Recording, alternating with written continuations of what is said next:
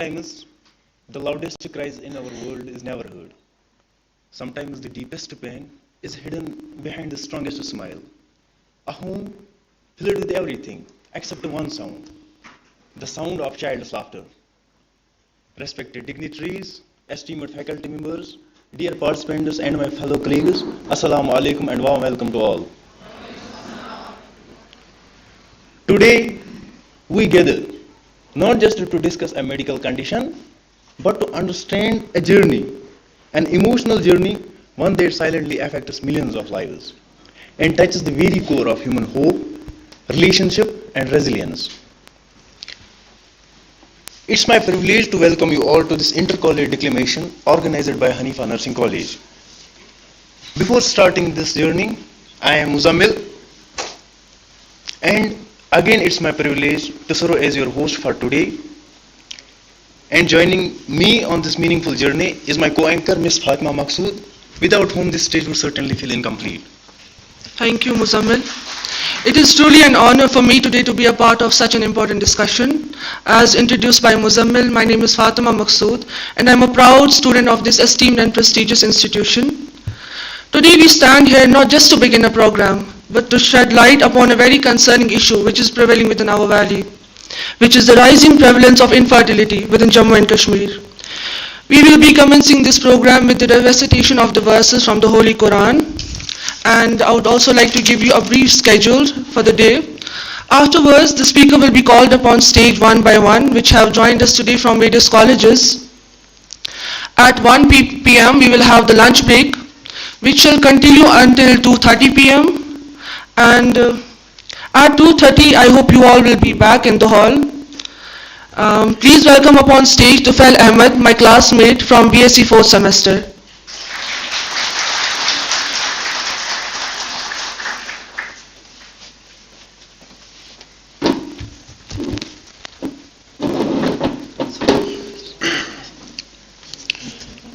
أعوذ بالله من الشيطان الرجيم بسم الله الرحمن الرحيم الرحمن علم القرآن خلق الإنسان علمه البيان الشمس والقمر بحسبان والنجم والشجر يسجدان والسماء رفعها ووضع الميزان الله تطغوا في الميزان وأقيموا الوزن بالقسط ولا تخسروا الميزان والأرض وضعها للأنام فيها فاكهة والنخل ذات الأكمام والحب ذو العصف والريحان فبأي آلاء ربكما تكذبان خلق الإنسان من صلصال كالفخار وخلق الجان من مارج من نار فبأي آلاء ربكما تكذبان رب المشرقين ورب المغربين فبأي آلاء ربكما تكذبان مرج البحرين يلتقيان بينهما برزخ لا يبغيان فبأي آلاء ربكما تكذبان يخرج منها اللؤلؤ والمرجان فبأي آلاء ربكما تكذبان وله الجوار المنشات في البحر كالأعلام فبأي آلاء ربكما تكذبان صدق الله العلي العظيم.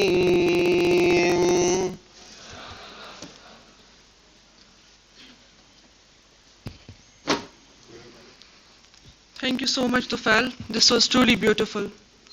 Now let us welcome faculty member Ms. Amaria for the welcome address.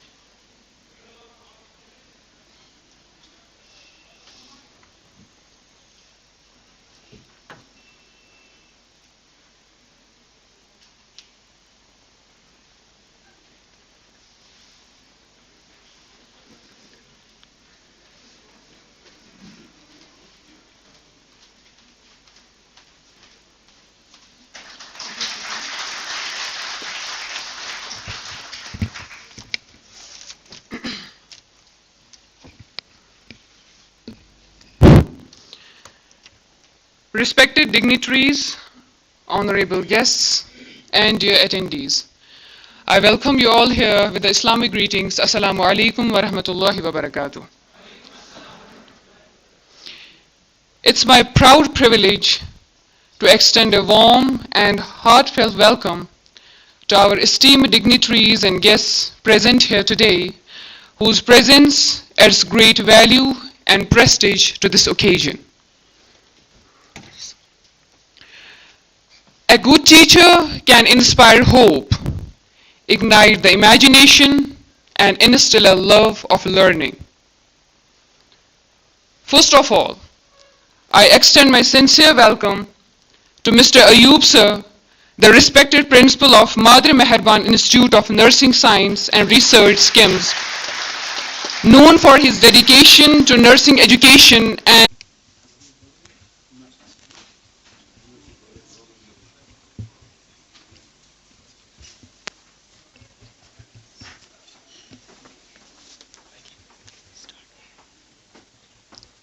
First one, 6 minutes, okay?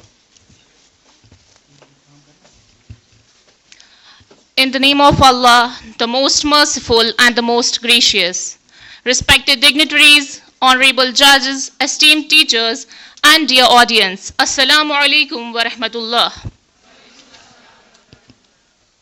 I am Sada Shabir from Government Nursing College, GMC Baramla, and today I stand in front of you to speak on the topic of declining birth rates in Kashmir, its causes, consequences, and way forward. In Surah Al-Kahf, Allah subhanahu wa ta'ala says, Al-Mala wal-Banuna zinatul hayatid dunya, that the wealth and the children are the adornment of the life of this world. Yet today, that very adornment is quietly diminishing. Kashmir, known for its strong family bonds and vibrant households, are witnessing a concerning and steady decline in birth rates. And this is not just a perception, it is supported by evidences. The latest National Family Health Survey for the year 2019 and 21 has revealed that in Jammu and Kashmir, there has been a sharp fall in total fertility rate. From having 2 children during their lifetime, the women in Jammu and Kashmir are having an average of 1.4 children in their childbearing life. In 1991, Jammu and Kashmir's total fertility rate was 3.6. and it fell to 2.3 in 2007 and later to 2 in 2016, and now it is at just 1.4, which is far below the replacement level of 2.1. And this is not just a statistic. It is a demographic shift in our society, our priorities, and our future. Now the question arises, why is this happening in Kashmir? The reasons are many, complex, and deeply interconnected. However, a few reasons stand out. First and foremost, economic pressure.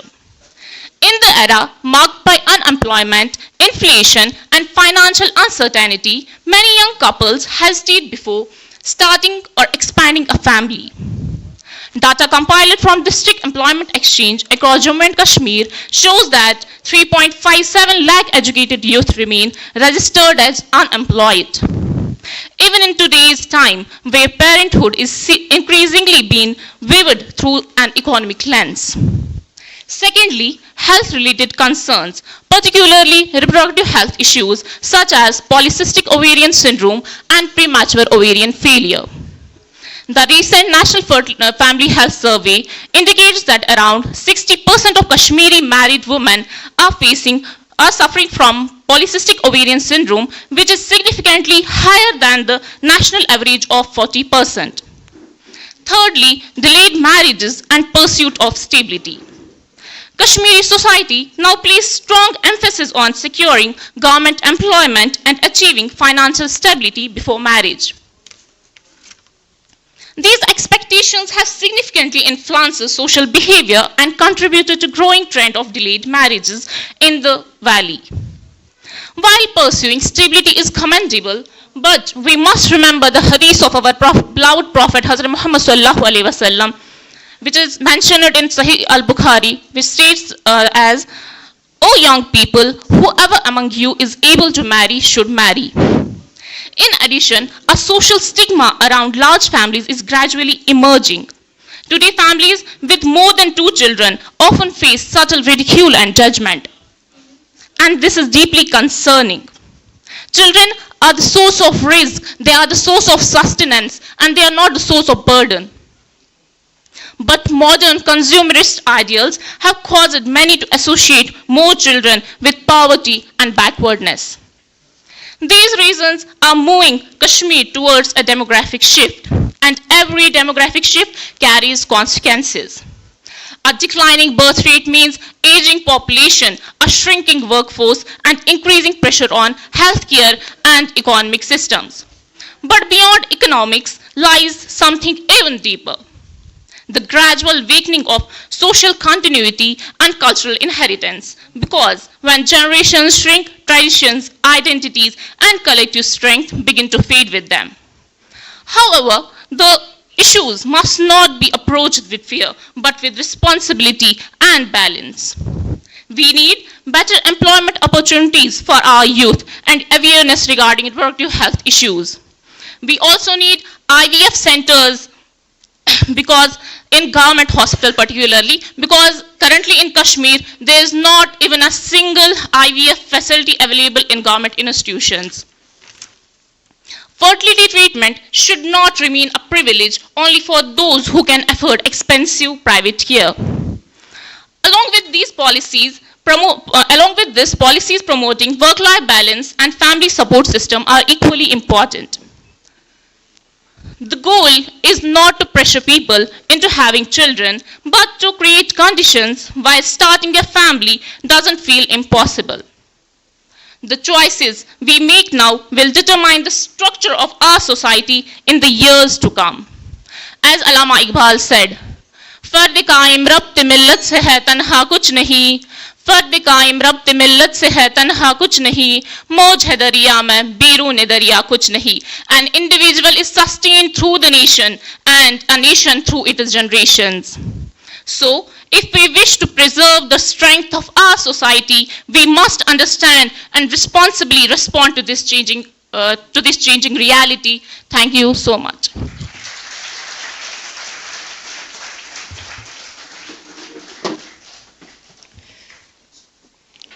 Thank you, Ms. Sadia, for shedding lights on today's important topic.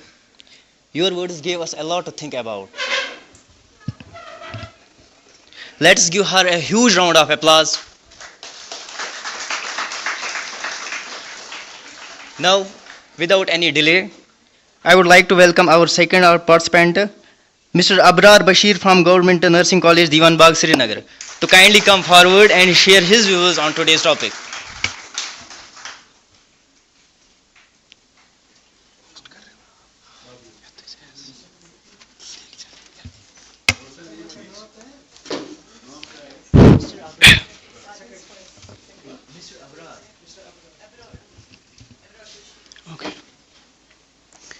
Respected dignitaries, dear friends, Assalamu alaikum wa rahmatullahi wa barakatuh.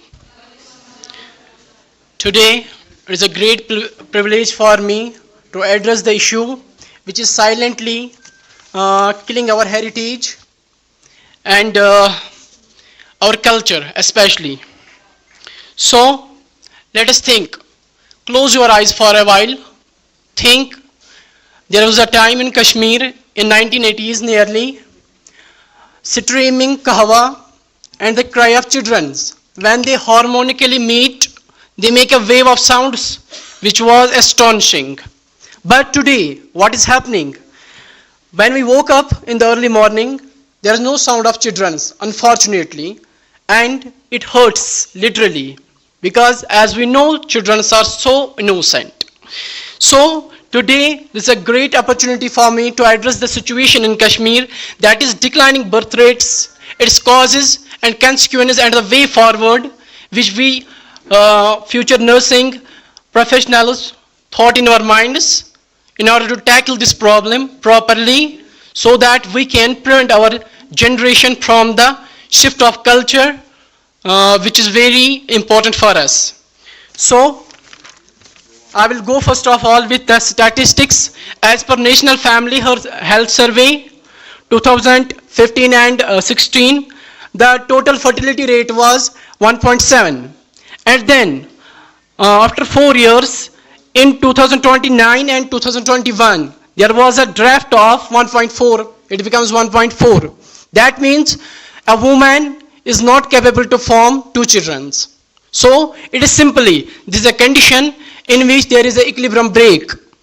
If there are 2 parents, wife and spouse, तो इनसे 2 बच्चे पैदा होने चाहिए, लेकिन एक ही हो रहा है, उससे भी कम भी हो रहे हैं अभी, या हो ही नहीं रहा है. That is why it is declining birth rate, and it also leads Kashmiri society towards the countries like Japan. That means we are growing more elder people than younger people. Now, what are the causes? The main causes which I feel that are delayed marriage. Delayed marriage happens due to career pressure, due to financial instabilities and checkmates. That is matching pairs. Everyone wants financially and economically stable spouse. Secondly, urbanization and the formation of nuclear islands. That is simply people prefer to move in the urban areas in order to form smaller families, nuclear families. That is the concept of nuclear island. Okay. Then rising cases of divorce. Everyone is threatened. If I got married, what will happen? It is practically in our societies. Second, now what is it is causes and consequences. क्या होगा इससे? Aging population will increase. Think a while. If this room is full people of elderly, then who will arrange this program? There is no people to arrange this program. Okay. Then there is shortage of labor. Obviously, जब काम करने के लिए कोई नहीं होगा तो labor का shortage होगा. Economic shortness होगी and progress of the country will get degrade day by day. Now, we have to think the solution and the way forward. There are a lot of solutions which are in my mind. I am going to represent here some of the key reasons which we develop in our mind to tackle this problem. First of all, we should encourage for the young marriage. Young marriage, we should accelerate this rate. How we do this? There should be any policy of government or any kind of incentives in our locality and society so that we can encourage the young population to go for marriage. And As per me, as we know, there is financial burden in Kashmir. There should be some educational policies which should develop a personalities like that from the class 7th to 10th. They should give any training program to the children so that they will become able to earn the money, and when they will become earn to money, they will go early for marriage.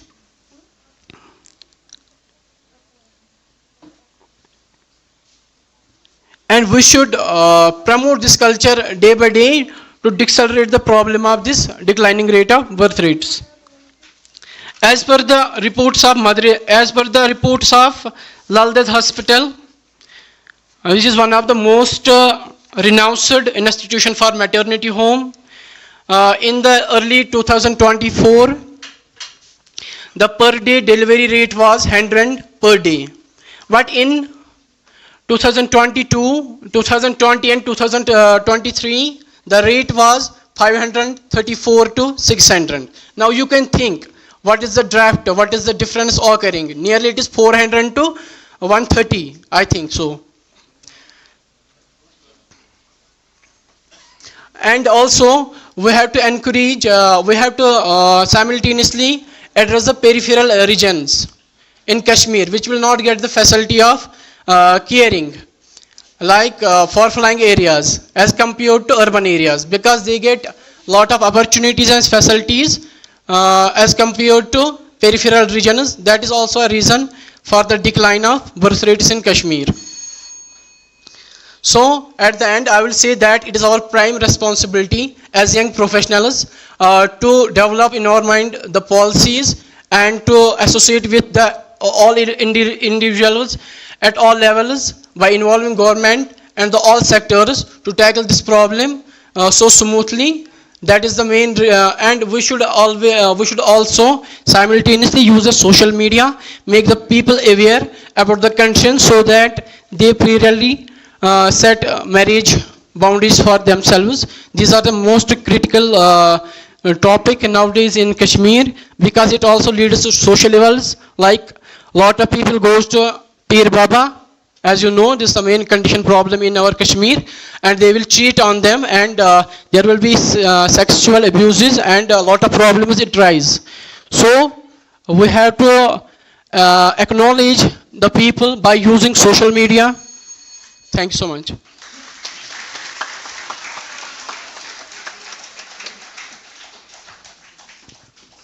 Thank you, Mr. Abrar.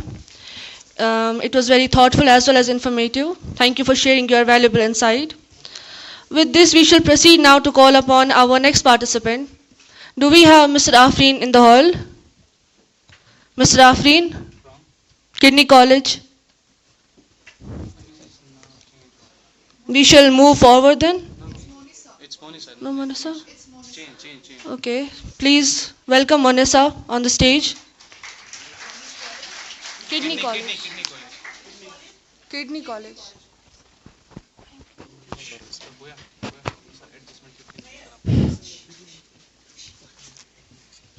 Miss Monisa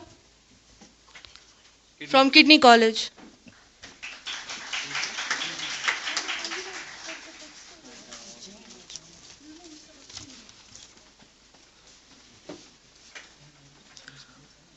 Respected dignitaries, esteemed faculty members, and my fellow participants, Assalamu alaikum wa rahmatullahi wa barakatuh. My name is Monisa Mukhtar, and I am from the Kidney College of Nursing. Imagine a valley as beautiful as Kashmir, but slowly growing quieter, not because of peace, but because fewer children are being born.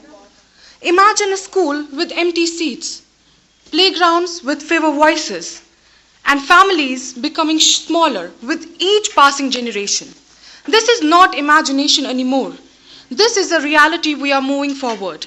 Today, I stand before you to talk about a crisis that is not visible in protest, not heard in slogans, yet it is quietly shaping the future of Kashmir.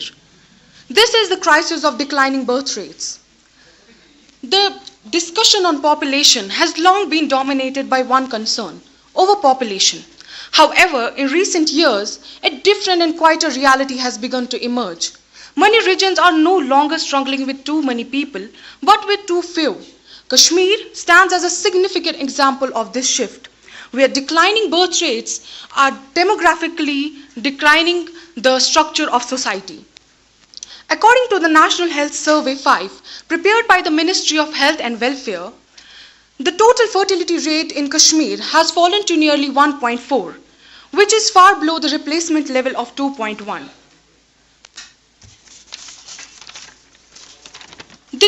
The decline in fertility rates in Kashmir has rapidly reduced from 2.4 in 2024 to 1.2 in 2021. The steepest drop in India, where urban areas in Kashmir exhibit even lower fertility rates of 1.2 compared to the rural areas of 1.5, indicating a pronounced urban influence on fertility rates. Understanding the causes. Now, to understand the cause, we must first understand its roots. Firstly, changing lifestyle. It is one of the primary causes, with increased cases of lifestyle-related disorders, including conditions like polycystic ovarian syndrome, that represents about 80% of the infertility cases related to ovulation.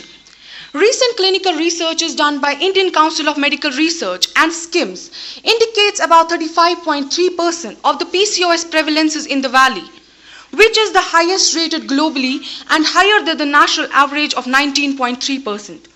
Second, education and empowerment. With the increased access to education and growing population in workforces, women are prioritizing careers and personal growth. While this reflects a positive social progress, but it also leads to delayed marriage. According to the recent studies done by Kashmir University, the percentage of unmarried population in Jammu and Kashmir stands at about 55%, which is notably higher than the national average of 49.5%. Thirdly, economic realities. With the high level of unemployment and financial instability is seen in the region. In such circumstances, family planning becomes less of a choice and more about survival. As of 2026, the data from the periodic labor force reveals that about the unemployment rate in Kashmir is around 6.1%, which is higher than the national average of 5.2%. Fourthly, urbanization. Urbanization has further accelerated this trend. The shift from joint families to nuclear household has reduced the traditional support structures. It also indicates that the urban areas in Kashmir has below the fertility rates than the rural areas, which highlights the impact of modern lifestyle on fertility rates. Examining the consequences. Now let us look at the other side of the picture. The consequences of this demographic shift are far-reaching and cannot be ignored. Firstly is an aging population. As birth rates decline, the increasing proportion of elderly people leads to the higher dependency ratio. It increases pressure on healthcare services, security and families. Secondly, shrinking workforces. The decline in young population reduces the productivity and slower economic growth. Thirdly, social and cultural changes. Joint families may disappear. Socially, smaller family sizes may also alter with traditional structure and cultural continuity. The way forward. Given these challenges, it becomes essential to explore a balanced and practical way forward. Firstly, evidence shows that financial and policy support matters. We must create an environment conducive to rising families. It includes affordable childcare, maternity and paternity benefits, and family-friendly work policies. Simultaneously, promoting economic opportunities within the region can curb out migration and ensure that young people see future in Jammu and Kashmir. Secondly, healthcare services. Investment in healthcare services are equally important, but more must be done to improve access to reproductive health services. Early education, timely planning can help address this issue effectively. Thirdly, highlighting the importance of family awareness. Awareness campaigns highlighting the long-term implication of population decline can also encourage on family planning. Furthermore, fostering a stable and secure socio-political environment is crucial. Lastly, we must focus on quality over quantity, as smallest population is not the problem, but it has to be healthy, educated, and productive. In conclusion, the solution does not lie in pressuring individuals to have more children, but to create an environment that makes family planning more feasible and secure. Kashmir today stands at crossroads. The decisions we make today will shape the future of its society, economy, and identity. It is therefore essential to approach this issue with awareness, responsibility, and thoughtful action. Thank you.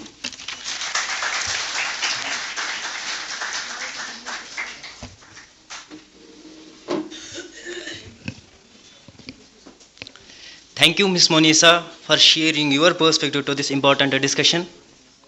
See, some concerns need to be addressed openly so that everyone becomes aware of them, and together we can work towards overcoming these issues. And now let's continue ahead with the next segment. For that, I would like to invite Ms. Dania, representing our own institution, Haneefa Nursing College. Please come forward and share her views on this topic.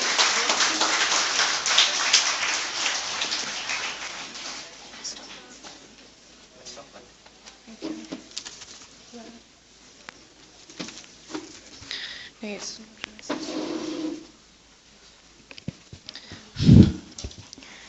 Worthy principal, honorable judges, and my dear fellow listeners, Assalamu alaikum to everyone present here.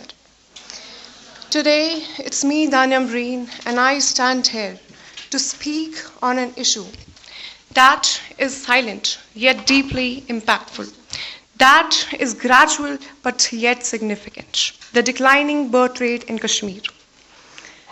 According to the National Family Health Survey and recent demographic research, Jammu and Kashmir's fertility rate has declined sharply from around 2.4 children per woman in 2005 to nearly 1.4 today, making it one of the lowest in India.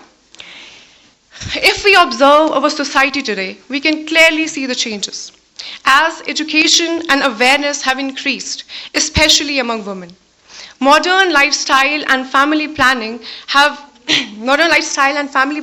methods have reduced the number of births. Rising cost of living makes it difficult to raise children. At first glance, some may think, isn't a lower birth rate a good thing? Like less population, less pressure, and more resources? Sounds ideal, right?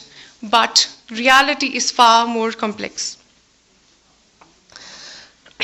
Kashmir, known for its beauty and resilience, is now facing a demographic shift. Families that once had 4 to 5 children now prefer 1 or 2, or sometimes none at all. The declining birth rate in Kashmir is not only a demographic issue, but also a cultural challenge. Declining birth rate in Kashmir is weakening the joint family system, reducing community bonding and slowly affecting the tradition, customs, language, and cultural values. A healthy society is one where there is a balance between the youth and age, growth and sustainability, ambition and responsibility. Ladies and gentlemen, if we talk about the consequences of declining birth rate in Kashmir, so number one, aging population. Fewer children means more elderly population in future. Shortage of workforce. A smaller young population can reduce the number of workers, doctors, teachers in future. Number third, economic slowdown. Less working population may affect productivity, business, and overall economic growth. Cultural impact. Traditions, language, customs, and cultural practices may weaken if younger generation decreases. Social isolation. Single children or childless families may experience emotional or social isolation over time. Ladies and gentlemen, this is not just about the number, it's about the future of Kashmir. Talking about the way forward, the solution is not to force people to have more children, but to create a society where people feel financially, socially, emotionally secure enough to build families. The solution does not lie in fear or pressure. The solution lies in support, awareness, and balanced policy making. Firstly, the government and society must focus on economic stability for young people. Employment opportunities, affordable housing, and financial security can encourage families to plan their future confidently. Secondly, work-life balance should be promoted because balancing career and parenthood has become a difficult task. Furthermore, educational institutions and media also have an important role. Instead of spreading fear or misinformation, they should encourage informed discussion based on evidence, research, and social understanding. Respected judges and dear friends, the future of Kashmir does not depend on landscapes, mountains, river, but it depends on its people, on its families, and its coming generations. The society progresses when it maintains the balance between the tradition and modernity, between the personal ambition and social responsibility, and between the economic growth and human values. We must remember that every child born is not just a number added to the population, but a future doctor, teacher, scientist who may contribute to the society in unimaginable ways. Before I conclude, I would like to say, strong society is not measured only by the size of its population, but by the strength of its values, the stability of its families, and every generation shapes the destiny of its society. The decisions we make today regarding education, economy, healthcare, and family life will determine the Kashmir of tomorrow. Thank you.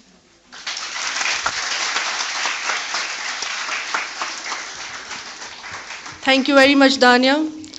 To be honest, it feels really good people from our own college coming up with such fresh perspectives and presenting in such unique ways. And she truly deserves more round of applause. And now, bringing another perspective up, today's discussion, we have Ms. Mahina Mehak from Ibn Sina College, who will be joining us now. Please welcome her upon.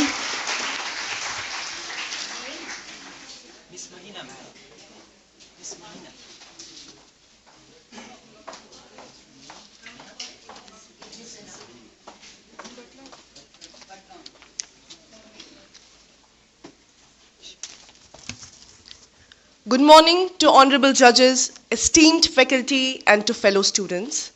I am Mahina Mehak, a student of BSc Nursing 4th semester, here representing Ibn Sina College of Nursing and Health Sciences, Ompura, Badgam. I would like to extend my sincere gratitude to the authority and administration of Haneefa College of Nursing, Sopore, for inviting us and giving us the opportunity to participate in this declamation competition. And beforehand, I beg your pardon, please bear with my cranky voice because it can affect my speech because I have a throat infection. Today, I stand before you to address a silent but profound crisis unfolding within our borders. I will be discussing the alarming decline in birth rates across the valley, its causes, consequences, and of course, our way forward. As nurses and healthcare professionals, in our clinical practice, we learn, we study and deal about the beginning of life. But our data suggests that those beginnings in Kashmir are becoming increasingly rare. Since it's not a speech but a declamation, I will be centering my speech around the powerful insights of Dr. Sabahat Rasool, who is currently serving as a leading fertility specialist at LD Hospital, Srinagar. Dr. Sabahat Rasool famously stated in a detailed interview with Kashmir Observer, stating that the fertility clock is ticking, not just for women. I repeat myself, the fertility clock is ticking, not just for women, but Kashmir as whole. We are becoming slowly a society that is old before it's ready. Just to realize the gravity of this situation, we must know and acknowledge that this isn't just a trend. it's a demographic shift. I would like to read out to you all some ratios and data from NFHS 5, which reads for latest National Family Health Survey. The total fertility rate. The replacement level required to keep the population stable is 2.1 as per NFHS 5 2019 to 2021. But Jammu and Kashmir's TFR, which means total fertility rate, has plummeted, which means it has decreased to just 1.4. This is one of the lowest in India, far below the national average of 2. To talk about its velocity, in 2005, the TFR was 2.4. So dropping from 2.4 to 1.4 in just 15 years is one of the steepest declines recorded in country India.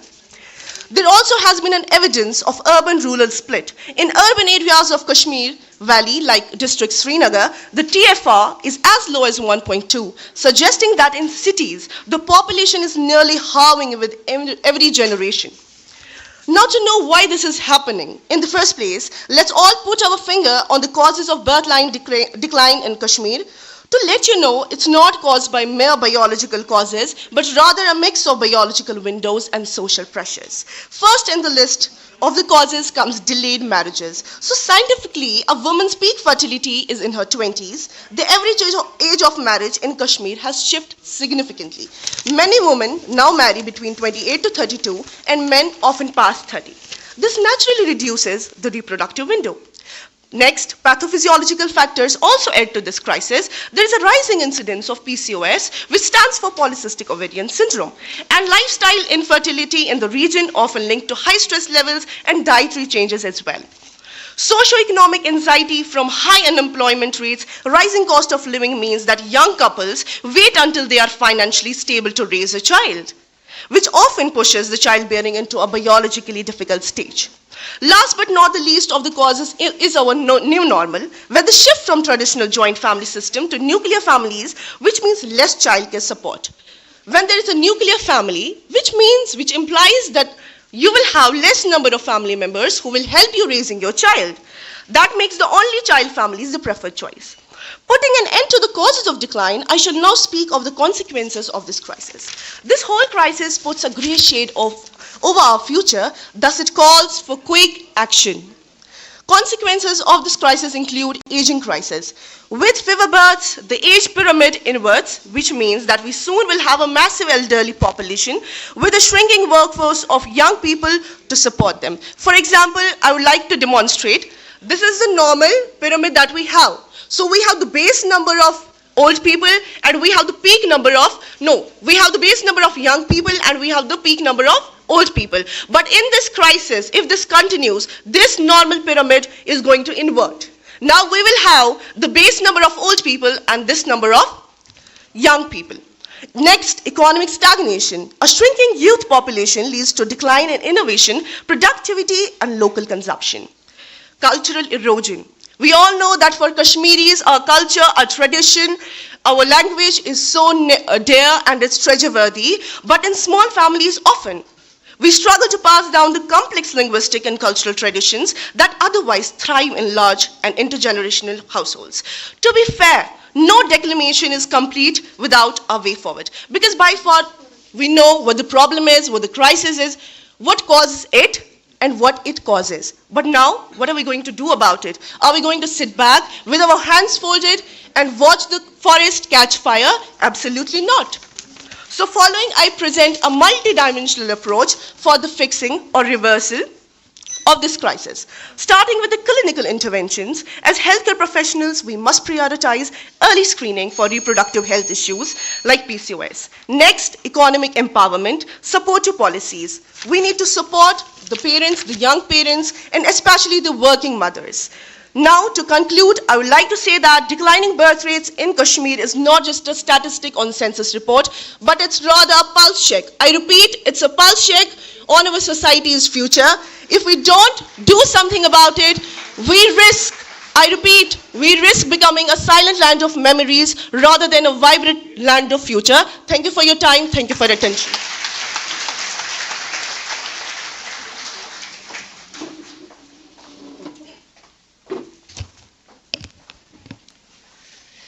Thank you, Ms. Mahina Mehak. That was beautifully explained and wonderful to hear. Well, I think time is running fast. So without taking any further pause, let's quickly move on to our next participant, Miss Anisa Salam from Ramzana College.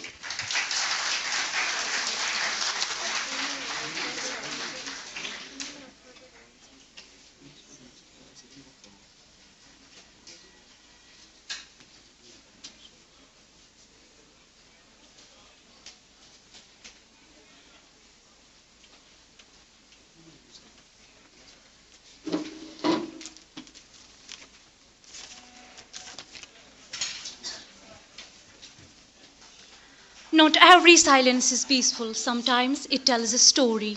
In Kashmir today, there is a silence growing inside our homes. A silence where fewer children are being born. Assalamu alaikum and a very warm good morning to everyone present here. I'm not just as a speaker today. I stand here as a nursing student, an observer, and as someone who sees change not just in books but in real lives. My name is Anisa Salam and I represent Ramzan College of Nursing, an institution that does not just teach us how to take care of our patients, but teaches us how to understand people, families, and the changing pattern in the life itself. And one such change is what I am here to talk about today. That is the decline in birth rate in Kashmir. I repeat, the decline in birth rate in Kashmir. Birth rate simply means the number of children being born in a population. When we talk about the decline in birth rate, we are not just talking about the number decreasing. हम एक ऐसी तब्दीली की बात कर रहे हैं जो धीरे धीरे हमारी सोसाइटी को अफेक्ट कर रहे हैं. In Kashmir today, this number is not just decreasing, it's changing the structure of our society. If we compare generations, our grandparents lived in homes full of children. Our parents grew up with many siblings. And today in Kashmir, many homes are choosing to have just one child and sometimes none. And if we look at the last few surveys, the decline becomes very clear. In Jammu and Kashmir, this survey was conducted under the Family Health Survey by the International Institute for Population Sciences, Mumbai, in collaboration with the Ministry of Health and Family Welfare, Government of India. In 2015 and 2016, the birth rate in Jammu and Kashmir was around 2.0 children per woman. But in the latest survey of 2023 and 2025, it further declined to around 1.4, while the normal replacement level is 2.1. Among the Kashmir districts, Ganderbal has the lowest birth rate at 1.1. I repeat, 1.1. While Pulwama and Srinagar stand at 1.3. This clearly shows that Kashmir is going through an important demographic change. और ये सिर्फ एक number की गिरावट नहीं, बल्कि आने वाली कल की एक खामोश दस्तक है. People today are not just avoiding children, they are planning them. Women today are educated, aware, ambitious, and financially independent. They are contributing to society and making informed choices about family life. But at the same time, modern lifestyle pressure, delayed marriage, career goals, and social influences are leading many couples to postpone parenthood that impacts birth rate. True success is not measured only by professional achievements, but also by the strength of the families we build, the values we nurture, and the generations we raise. So the question is not how to increase this birth rate blindly, but how to manage the situation wisely and maintain balance.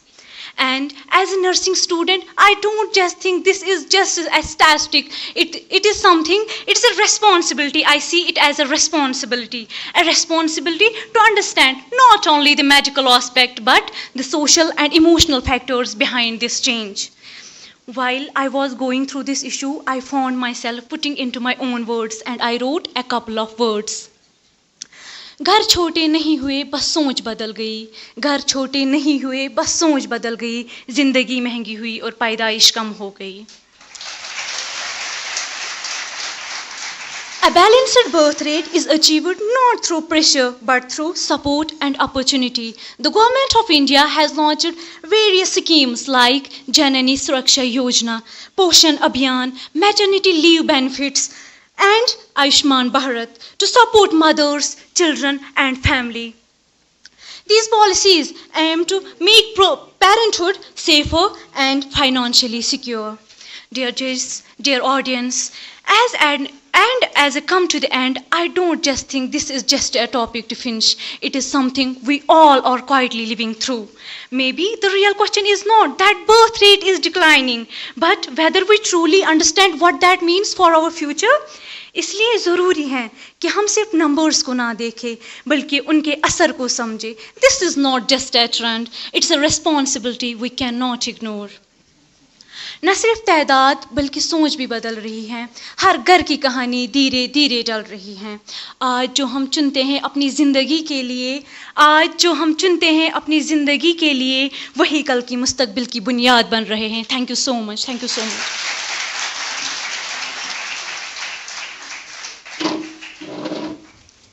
Thank you very much, Ms. Anisa Salam. You gave us a lot to think about. Now, let's welcome upon stage Ms. Sumaya Bashir from SET College.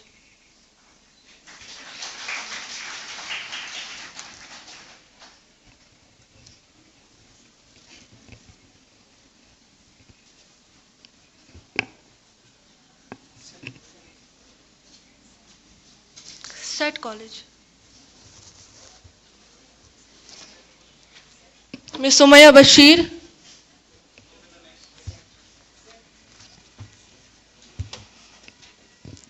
Ms. Faika from Pioneer College.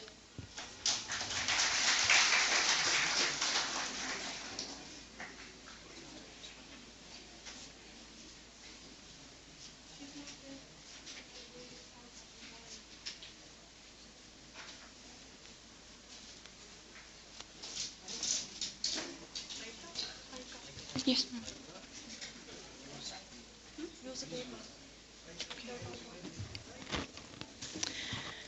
The wisdom presiding over this stage, our chief guests, our judges and dignitaries, the visionaries from our neighboring institutions who have mentored us to this moment, and the gracious anchors of this campus, the leadership and the faculty of Haneefa Nursing College, who have turned their home into our shared arena today. To you and to my fellow trailblazers in the audience, we aren't just gathering here to speak, but to ignite the collective energy of our future. Assalamu alaikum and a very good morning to all. I am Faika Khalik, representing the Pioneer Nursing and Paramedical College, BSc Nursing, 4th Sem.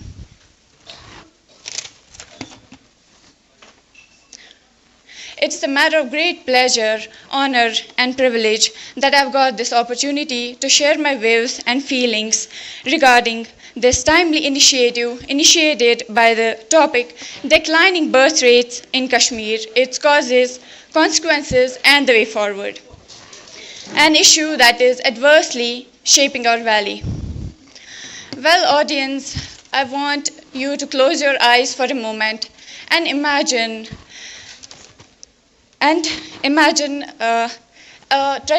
stepping into a traditional Kashmiri home with the scent of cedarwood and drying spices.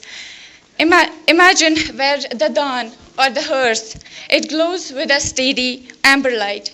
The air is thick with the savory steam of the noon chai and the rhythmic hum of a dozen voices echoing off the timber walls. You can almost feel the vibration of the grandchildren racing through the corridors, their laughters trailing behind them like a breeze, while the chaotic warmth of a large family fills every corner. Kashmir, the land known for big families, for the laughter of cousins filling the angan, is slowly getting quieter. Why is the cradle of Kashmir getting empty? Is it a choice or a compulsion? Let's see what's causing this fall, what it will cost us, and how do we move forward with dignity. Let me ask you all a question. How many of you have siblings or cousins at home that are pretty well into their 30s but are still waiting for the right time to get married or start a family? How many of you have siblings or cousins at your home who are pretty well into their 30s but are still waiting for the right time to get married or start a family? Yeah, I'm pretty sure a lot, uncountable, right? So Let me first explain an important term, that is the total fertility rate or the TFR. It refers to the number of children a woman is expected to have during her lifetime. For a population to remain stable, the required replacement level is about 2.1 children per woman. However, in J&K, fertility has fallen below this level. According to the National Family Health Survey 2019 to 21, the current TFR is around 1.4 compared to 1.6 in NFHS 2015 to 16. Even more striking is in 1890, the TFR was about 4.5, indicating high fertility. In 1991, it dropped to 3.0. By 2005, it declined further to 2.4. In 2015, and it reached 1.6, and now it is just 1.4. Islam places the highest station of honor on our parents, but as our birth rates dropped to 1.4, we face a crisis of care. If there are no children, who will fulfill the command of وَبِالْوَالِدَيْنِ إِحْسَانًا? Be excellent to your parents. As future nurses, we will see a generation of elderly Kashmiris with no one to whisper a prayer by their bedside. This is not just a statistical crisis. It is a crisis of our social and religious values. Let us now understand the crude birth rate, which refers to the number of live births per 1,000 people in a year. In 2001, the CBR, or the crude birth rate, was about 14.4. It declined further to around 12.9. Well, audience, let's ponder over the reasons behind this decline. The reasons are pretty much universal. We have prioritized professional settlement or personal fulfillment. We have built an economic world where one paycheck cannot support a home. A social world where the biological clock is constantly at war with the carrier clock. Why is the paradise on earth seeing fewer children? It isn't just a global trend. I repeat, it isn't just a global trend. It is a local crisis driven by three things.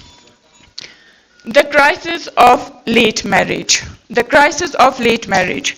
Economic instability and the hunt for permanent government jobs have pushed the average age of marriage to the late 30s.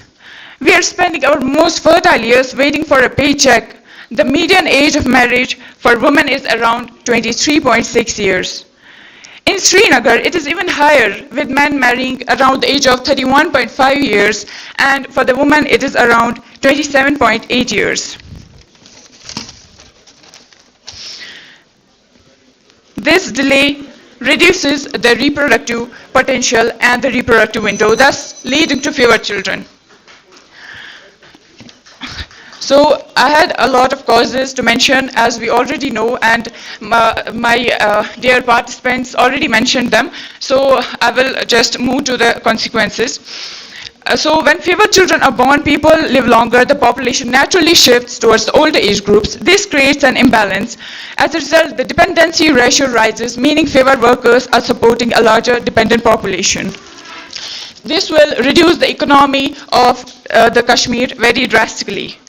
So the way forward, our role as nurses is we must shatter the myth that a shrinking population equals progress, and we must ensure to organize campaigns, community level campaigns, to increase the physical activity and abandon processed foods, returning to our region specific nutrient-rich traditional diets to combat rising metabolic disorders. Another important thing is the polycystic ovarian syndrome.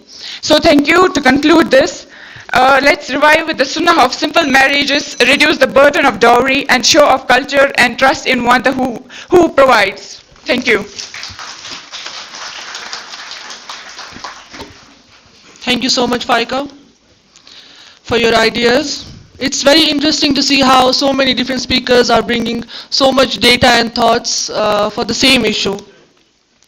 And continuing this exchange of information, I would love to call upon stage Ms. Falcon Zia from Royal College.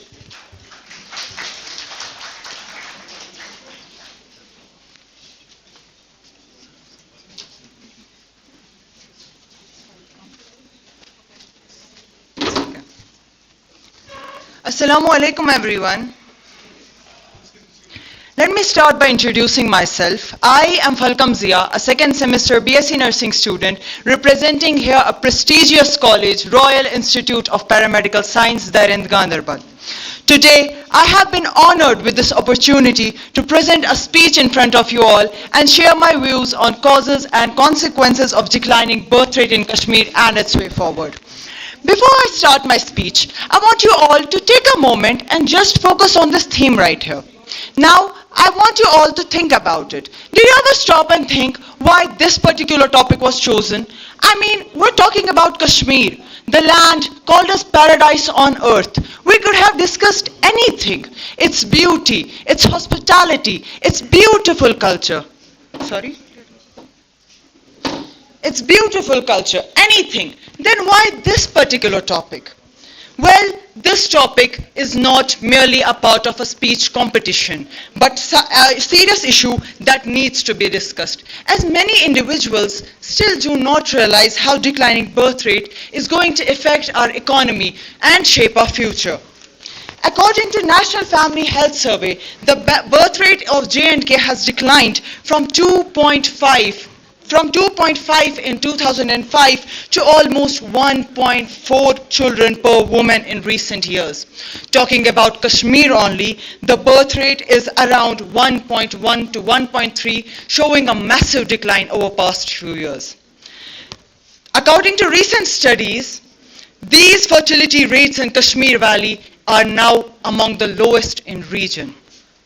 So why exactly is this happening? One of the main reasons is increase in women suffering from health issues like PCOS, anemia, obesity, and stress. According to many articles, around 1 in every 5 women are suffering from PCOS, and that is directly affecting the reproductive health of this generation.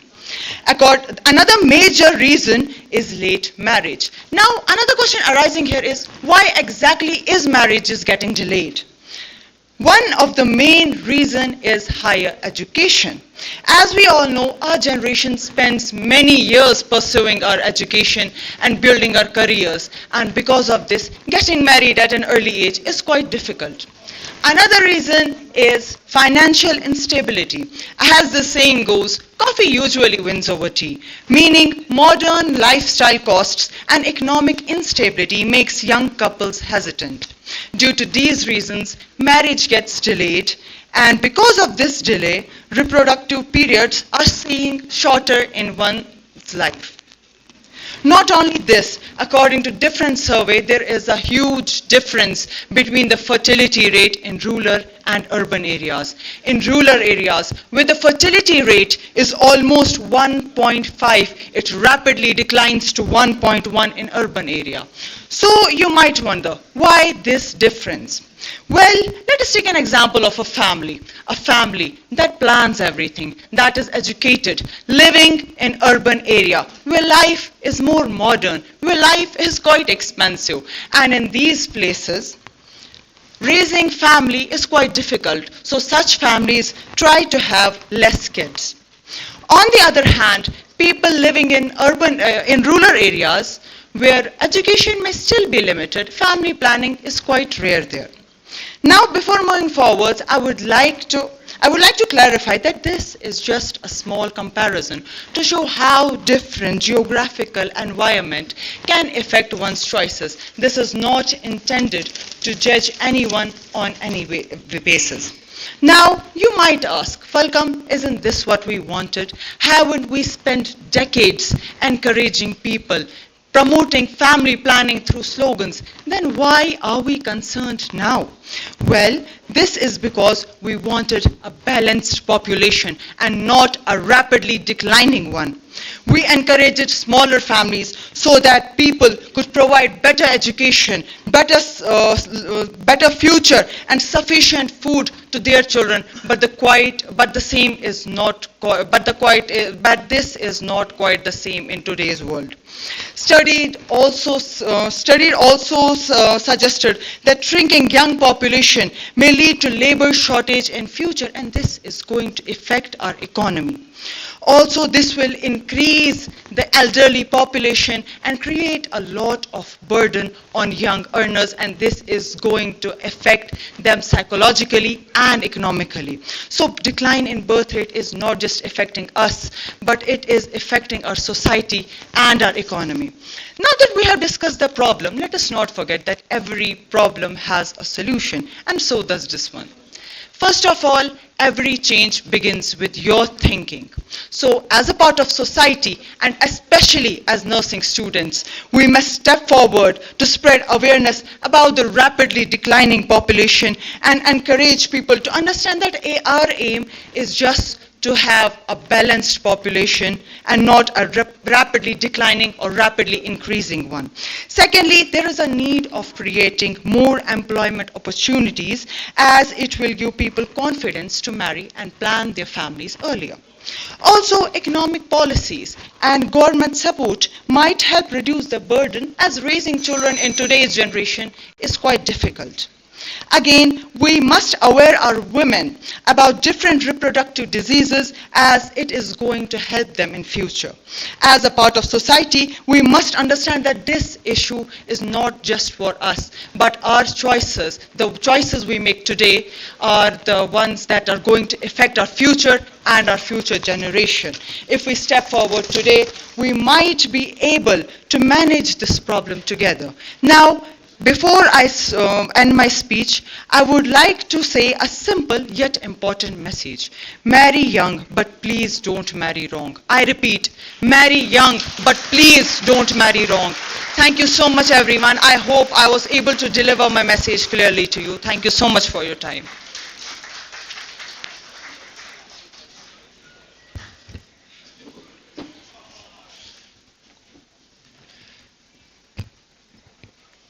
Thank you. Some really important and appreciable points were discussed by Falcom Zia. So, with another page of this chapter, I would like to invite Ms. Muskan Bashir from Sikkim to the stage to share her thoughts with us.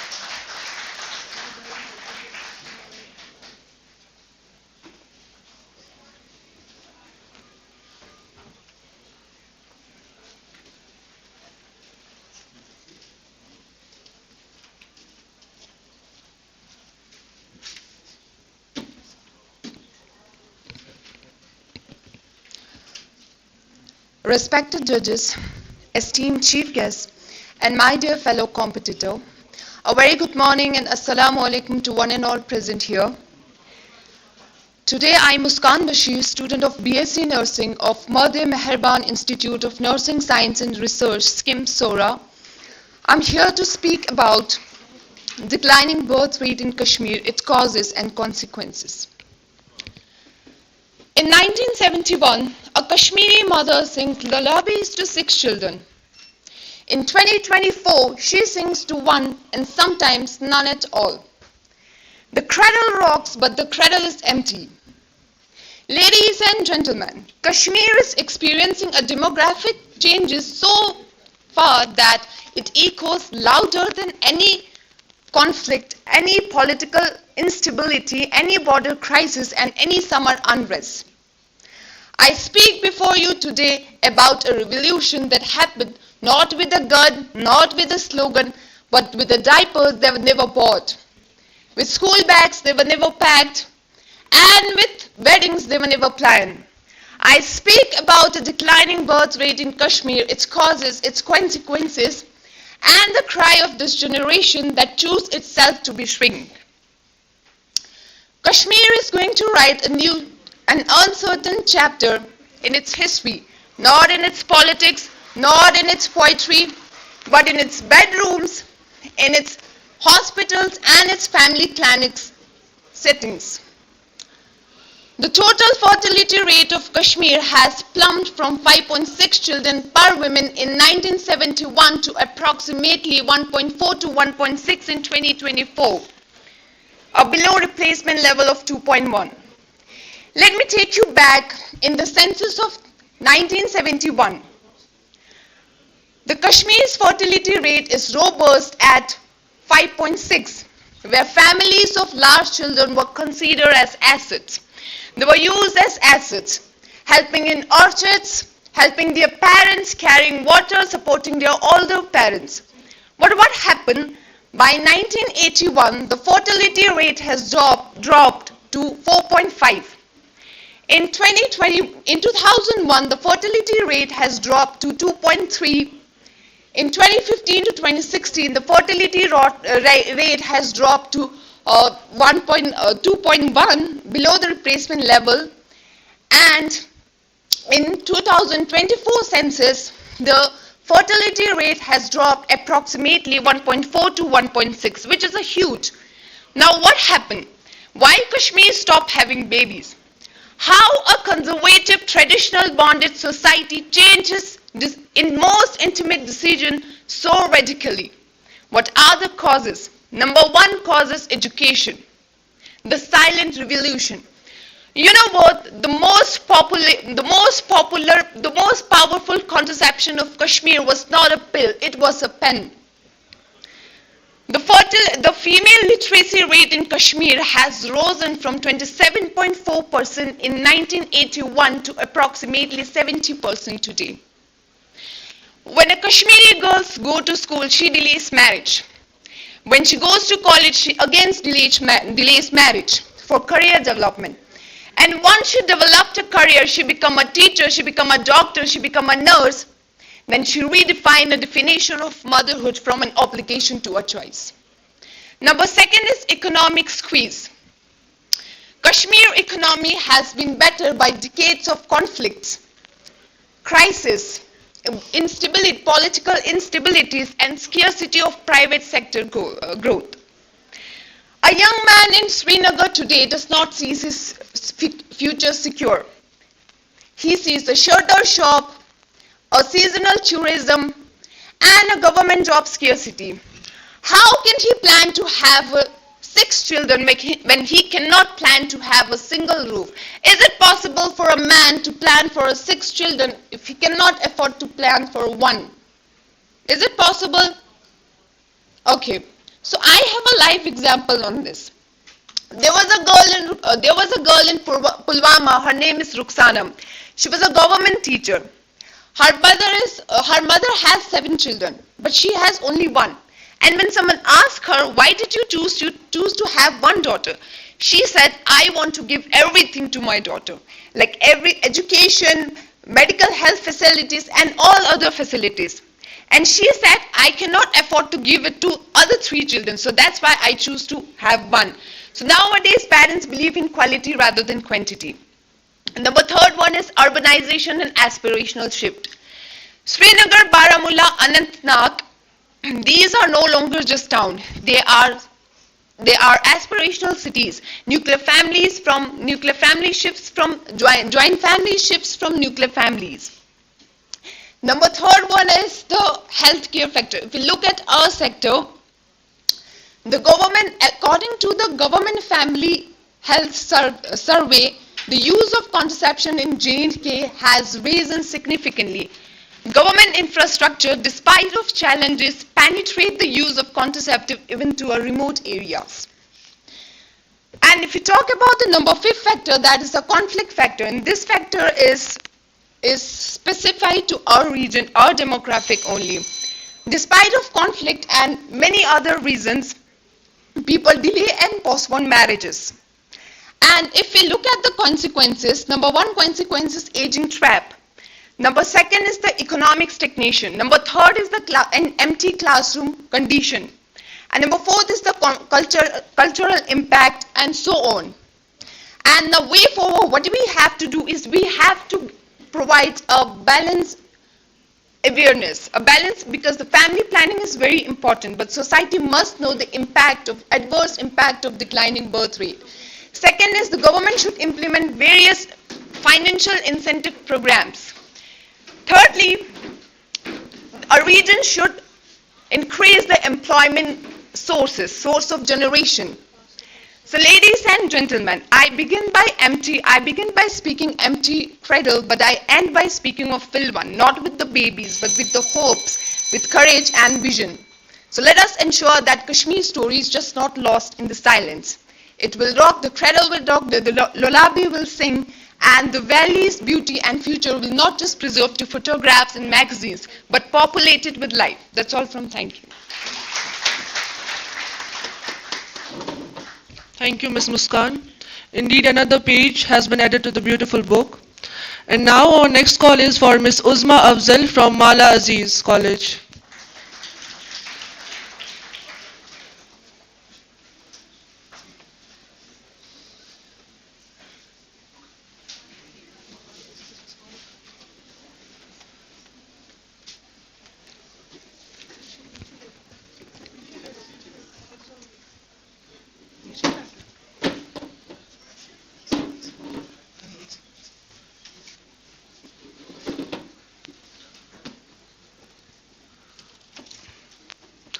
Alhamdulillah, Alhamdulillah, waqafa wa salamun ala ibadillazina istafa amma ba'd.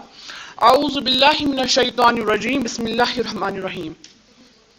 The greatest asset of any nation is not its resources or land, but its people and the generations yet to be born. Good morning, respected judges, esteemed faculty members, fellow participants, and my dear listeners. I welcome all of you with Islamic greetings. Assalamu alaikum wa rahmatullahi wa barakatuh. Myself, Uzma Afzal, a proud student of Mala Aziz Paramedical Institute, Bandipur, a land of Alim, Adab, and Aab. Standing on this stage among such amazing participants filled my heart with both pride and gratitude. Today, I'm not only here as a student, but as a voice carrying thoughts that truly matters. Today, I stand before you to speak on a topic that is not just a statistics, but a silent transformation shaping our future. Declining birth rates in Jammu and Kashmir causes consequences and the way forward.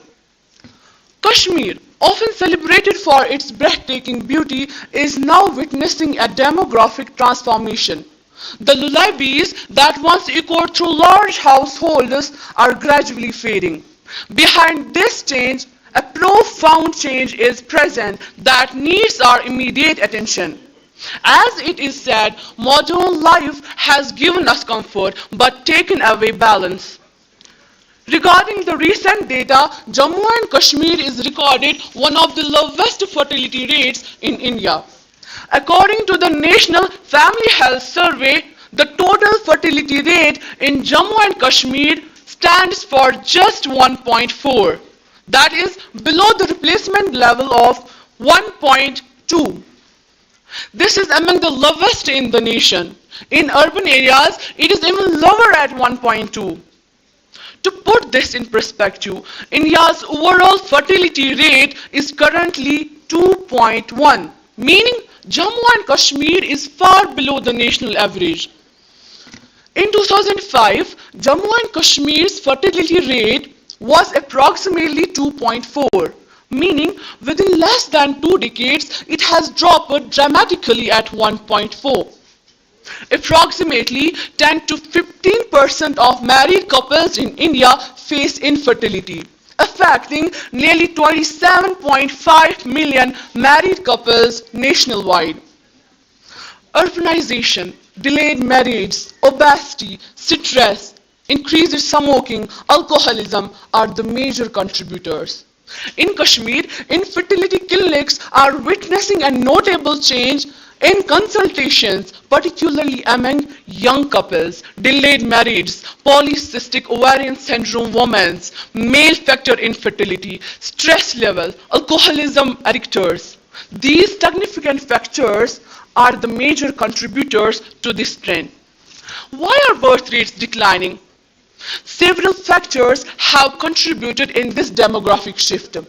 Increased level of advocacy among women, greater career aspirations among women, increased use of family planning methods, greater career, increased growing financial problems and cost of living, sedentary lifestyle. These are the factors leading to infertility rates. As someone rightly said, progress has changed the way we live, but sometimes it also changed what we leave behind. A persistently low birth rate can have far-reaching implications. Number one would be aging population. With fewer children being born, the proportion of elder rises, meaning increasing dependency burden. Number two would be working force. What does that mean? A small population means fewer workers, potentially decreasing economic growth. Number third would be social isolation. Traditional joint family structure may reduce, leading to loneliness and reduced social support. Number fourth will be pressure on healthcare. Geriatric care demands will rise substantially in the coming decades. Number fifth is demographic imbalance. Long-term population decline may alter the economic and social dynamics. Declining birth rate should not be seen only as a crisis, but as a call for balanced action. We must promote reproductive health awareness, improve access to infertility diagnosis and treatment, support young couples through social and financial policies, encourage a healthy work-life balance, strengthen maternal and child health care services, and most importantly, we must create a society where parenthood is respected, supported, and never seen as a burden.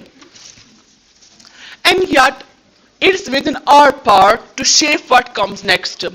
As healthcare providers, we are not just caregivers, we are the guardians of life, the advocates of awareness, and most important, we are the voices of future.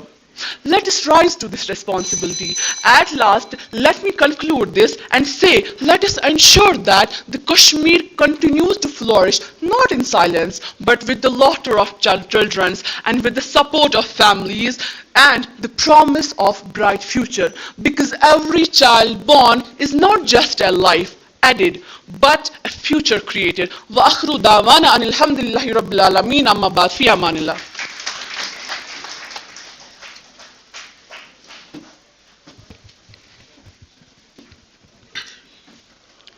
Thank you, Ms. Uzma. And honestly, hearing the name of Mala Aziz also reminds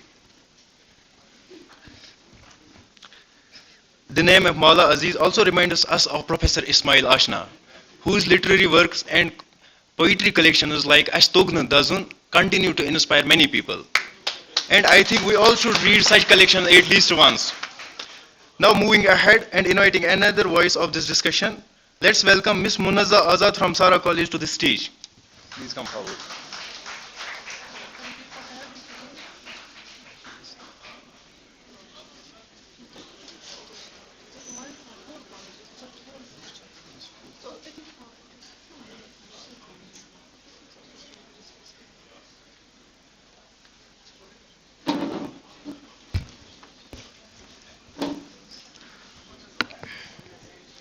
Respected chairpersons, honorable teachers and dear students, Assalamu alaikum. I am Nazza Azad, student of Sarai Institute of Medical Sciences, Bandipora. Today I speak not of mountains, not of lakes, but of something far more fragile. The future of our home is Kashmir, is growing quiet, not from peace but from absence. Our birth rate is falling, and with it, the heartbeat of the valley slows. Let's understand the silence. Declining fertility in Kashmir causes consequences and the way forward. Declining fertility in Kashmir has reached a critical stage, with social changes like late marriages, rising divorce rates, and bachelorhood contributing significantly to the problem.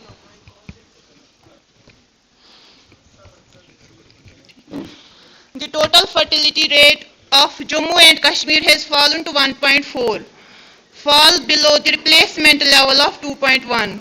This marks the steepest decline in India, dropping with urban areas recording even low rate 1.2. The total fertility rate in Jammu and Kashmir is 2.4 in 2005 to 1.4 in 2021. Such figures indicate that the population is no longer replenishing itself. Rising concerns about demographic sustainability. The total fertility rate refers to the average number of children in a woman is expected in her reproductive age. As seen in Kashmir, indicative of underlying socio-economic and health challenges. Now we see the causes of the decreasing birth rates in Jammu and Kashmir. Firstly, the unemployment. High level of unemployment, particularly among the youth, have emerged as a significant factor in declining birth rate. Limited job opportunities compel many young people to delay marriages and even childbirth, resulting in fewer children in the population. Secondly, the increased contraceptive use. The prevalence of contraceptive use among married women in Kashmir has risen significantly. While this is a positive development for family planning and women's health, it has also led to smaller family size, contributing to the overall decline in birth. Thirdly, the delayed marriages. The changing socio-economic environment has led to increasing trend of delayed marriages. Among women in Kashmir, late marriages result in fewer children, as a woman have a shorter reproductive window. Fourthly, the health issues.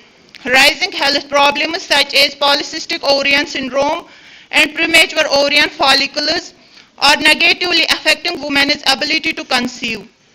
Additionally, the increasing reliance on C-sections pose challenges to the woman's reproductive health. Over 47% deliveries in Jammu and Kashmir are C-section, compared to the national average of 22%. These medical conditions and interventions have contributed to decline in the birth rate in Jammu and Kashmir. Now the consequences are profound. Shrinking youth population threatens labor supply. Aging demographics increase dependency ratios. Cultural continuity and identity faces erosion as family size declines. Economic growth may stagnate due to reduced workforce participation. Now the ways forward, which includes because declamation without hope is just a lamentation, and Kashmir deserves more than lament. Promoting employment opportunities, providing stable job opportunities for young people can encourage early marriages and increase the childbirth in Jammu and Kashmir. Improving health care, addressing health issues like polycystic ovarian syndrome, infertility and high rate of C-sections can help improve fertility outcomes. Supplying young families, education and awareness, Kashmir-specific needs shift narratives from small family norm to balanced family health, emphasizing demographic sustainability. Difference from national strategies, India's campaigns still promote small families. Kashmir must counteract this message to avoid demographic collapse. Nation is not measured by its borders, but by its cradles. The chinar tree shed its leaves each autumn, but it trusts spring will return. It trusts the roots are deep. Kashmir's strength was never just its scenery, it was its people, their songs, their struggles, and their stubborn hope. If we wish to preserve that, we must do more than remember the past. We must invest in the future, one family at a time. The decline is real, but destiny is not written, it is chosen, and we choose a Kashmir that lives. Thank you.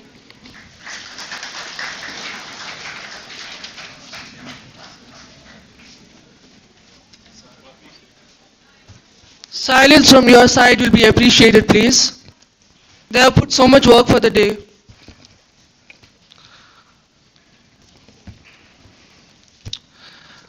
Competition is getting very tough and we have a lot of talent here today.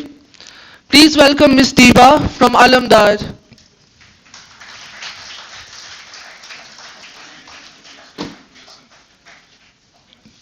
Please keep your ears, okay? Don't make noises.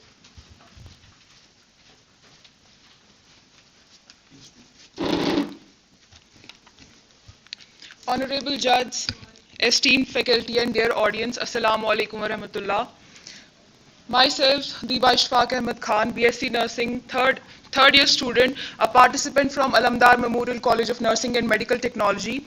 Today, I stand here to speak with honesty and courage regarding the declining birth rates in Kashmir, their real causes, their serious consequences, and most importantly, the practical way forward.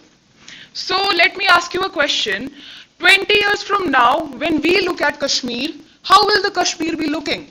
Will we be looking at the valley, which is still filled with the energy and laughter of a young generation, or will we be looking at the valley having old age communities, having a culture which is struggling to find its voice?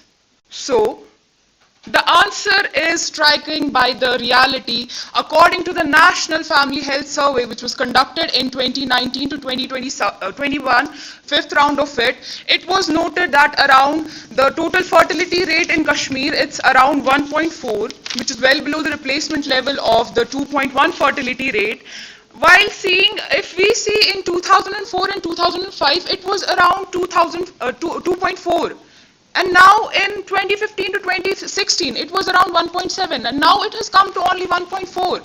So this is the really fastest decline we are seeing in India. Kashmir is not behaving like a developing region, rather its demographic pattern is showing more of an advanced urban societies like we have Delhi, we have West Bengal, we have Gujarat. So as a nursing student, I feel like this issue really feels close to me. Through our studies in the classroom, we have on reproductive health, we have on community health, we see that these issues are felt on a deeper personal level. The way we are educating our girls, the rising health challenge, the economic pressure that builds the pressure on our youth and shapes their dreams. So what's really driving this rapid decline birth rate in Kashmir? It's not like that people in Kashmir don't want to get married anymore.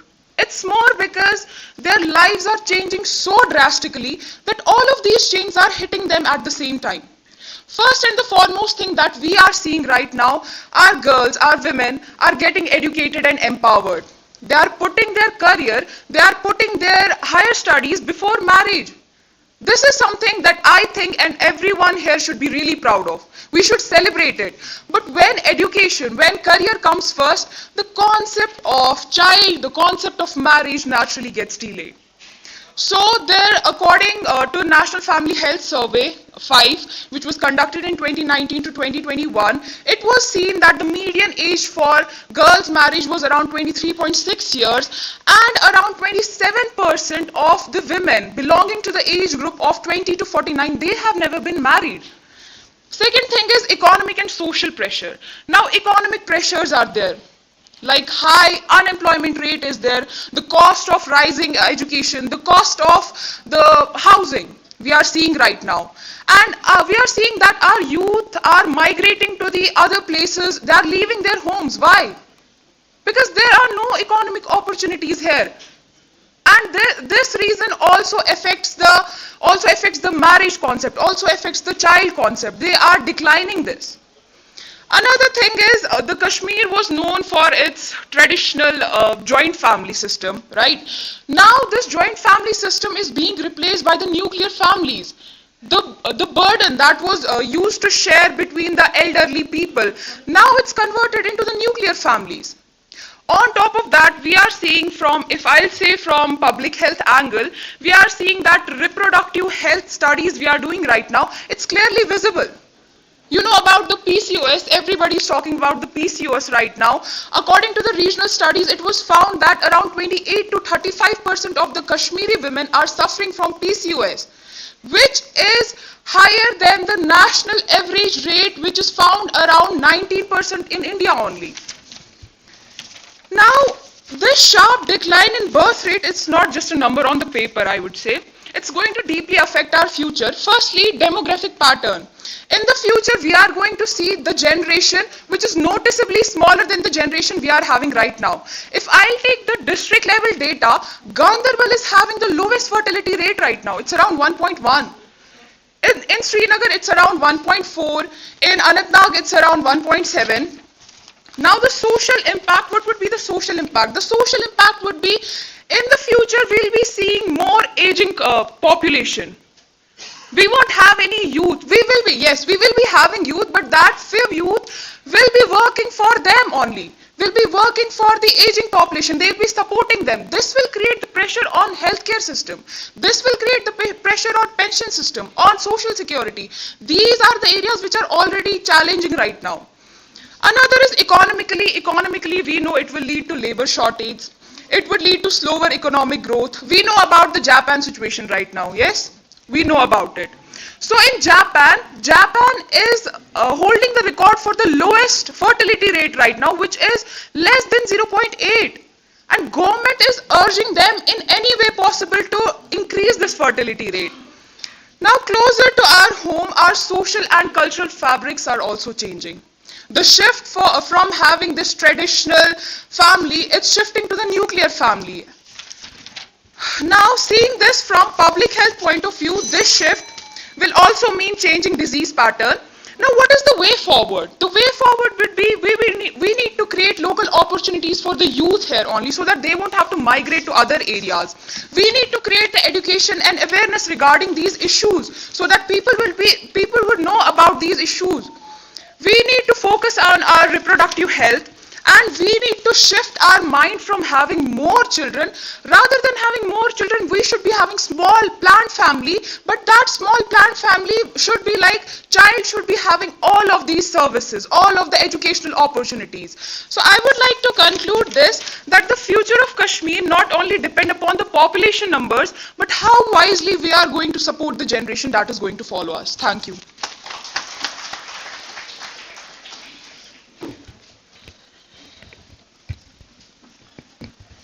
Thank you, Ms. Diva, for presenting another thoughtful idea. So keeping time in mind, let's now move ahead with our next participant, Ms. Tabassum from SBGM Institute of Paramedicals.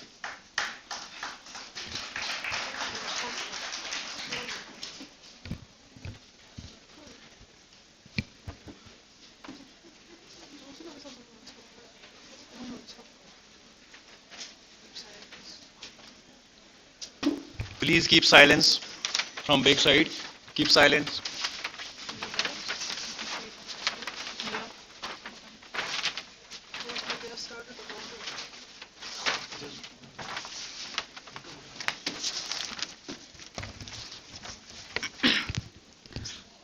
तू बचा बचा के न रख इसे तेरा आईना है वो आईना तू बचा बचा के न रख इसे तेरा आईना है वो आईना कि शिकस्त हो तो अजीज तर है निगाह आईना साज में. Esteemed Chairperson of Haneefa College of Nursing, respected Principal Ma'am, Professor Dr. Mahmooda Regu, honorable dignitaries, respected educators, and everyone present here, Assalamu alaikum wa rahmatullahi wa barakatuhu. I am Tabassum Jan, and I am currently pursuing BSc in Nursing at Saeed Bahuddin Ganj Bakhsh Memorial Institution of Nursing and Allied Healthcare Science, located in our main town, Shopian. Our institution is well known for its excellent academic standards, dedicated faculty, and vibrant campus culture. ज़मीन से आसमान की तरफ परवाज़ करती हूँ कि ज़मीन से आसमान की तरफ परवाज़ करती हूँ अल्लाह का नाम लेके मैं इस तकरीर का आगाज़ करती हूँ. Today, I want to talk about significant demographic shift that is quickly reshaping the landscape of India as well as Kashmir, the declining birth rate. This is not just a statistical trend, it is a phenomenon with profound implications on our society, economy, and future. Let's delve into what is driving this change and what it means all for us. Imagine we are in 2050 and you have went to the government bank to get your pension, but you have to wait in the line for hours because there is a huge shortage of young staff. और imagine कीजिए बच्चों के schools अब shopping malls में बदल दिए गए हैं क्योंकि स्टूडेंट्स ही नहीं है. This is not any science fiction. I am telling the future of Kashmir.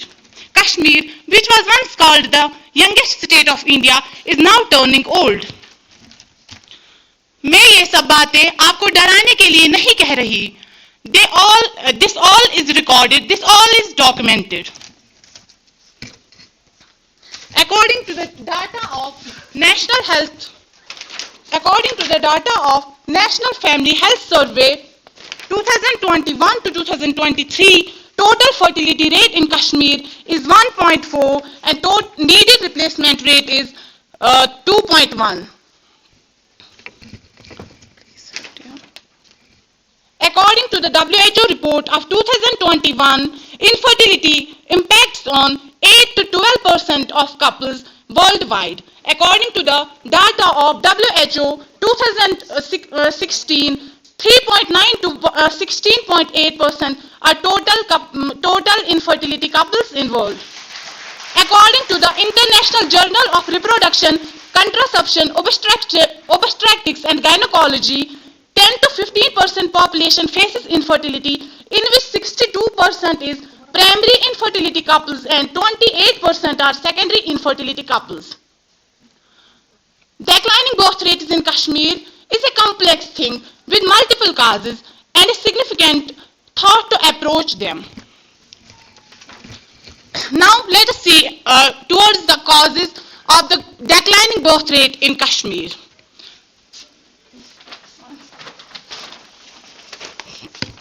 Declining birth rates in Kashmir have the common cited causes are, according to the sources article from Koshalya Kashmir, female education. Due to the female education, infertility rates has grown worldwide as well as in Kashmir. According to the International Journal of Reproduction, Contraception, Obstetrics and Gynecology, lifestyle shifts have also negative effect on the infertility. Females में 57% reason पाया गया है infertility का और males में 22.4. In females, uterus, problems like uterus, ovaries, fallopian tubes, and in males, problems like psychological stresses and smoking disorders. Smoking is the contributing factor for the reducing testosterone levels that has direct effect on the sperm count, motility, and viability of sperms. इन सभी वजहों से ही कश्मीर उसी रास्ते पे चलता जा रहा है जिन पे पहले ही जापान, कोरिया, चाइना चल चुका है और आज पछता रहे हैं. Now let's imagine the Kashmir where there will be fewer children and more elderly. जहां काम करने के लिए हाथ तो कम होंगे लेकिन खाने के लिए मुंह बहुत ही ज्यादा. If there will be fewer youth in the state, the number of workers will be less, there will be fewer labor and the number of taxpayers will be less, and which will directly affect and slow economy. Next is aging population. It will also have the negative effect on the healthcare, hospitals, medicines, as well as in the care for elderly, and they will become burden on environment and the society. By 2050, old age dependency ratio will could exceed 25%. और इस सब का सबसे ज्यादा जिम्मेवार किसको ठहराया समझाता है? एक औरत को. एक औरत इस सूरत हाल का सबसे पहला नुकसान उठाती है. ये मैं नहीं कह रही, according to the doctor Nighat इकबार, जो कि institution of mental health and neuro science में पीजी स्टूडेंट है, उन्होंने कहा है depression, anxiety, stress in females में ज्यादा पाया गया है. लास्ट पे 2 लाइंस अपने कश्मीर के लिए. अंदर सफेद संगर देवार संगे मरमर, अंदर सफेद संगर देवार संगे मरमर, मजबाग सब्जो गौहर गुलशन वतन सोने. And we should never forget our main role, that is our nursing responsibilities. As time is short, I will mention them in next segment, that is discussion. Thanks, have a nice day.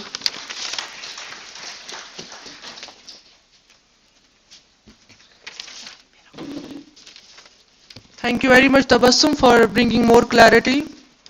Next up, we have Umar Maqbool from Bibi Halima College.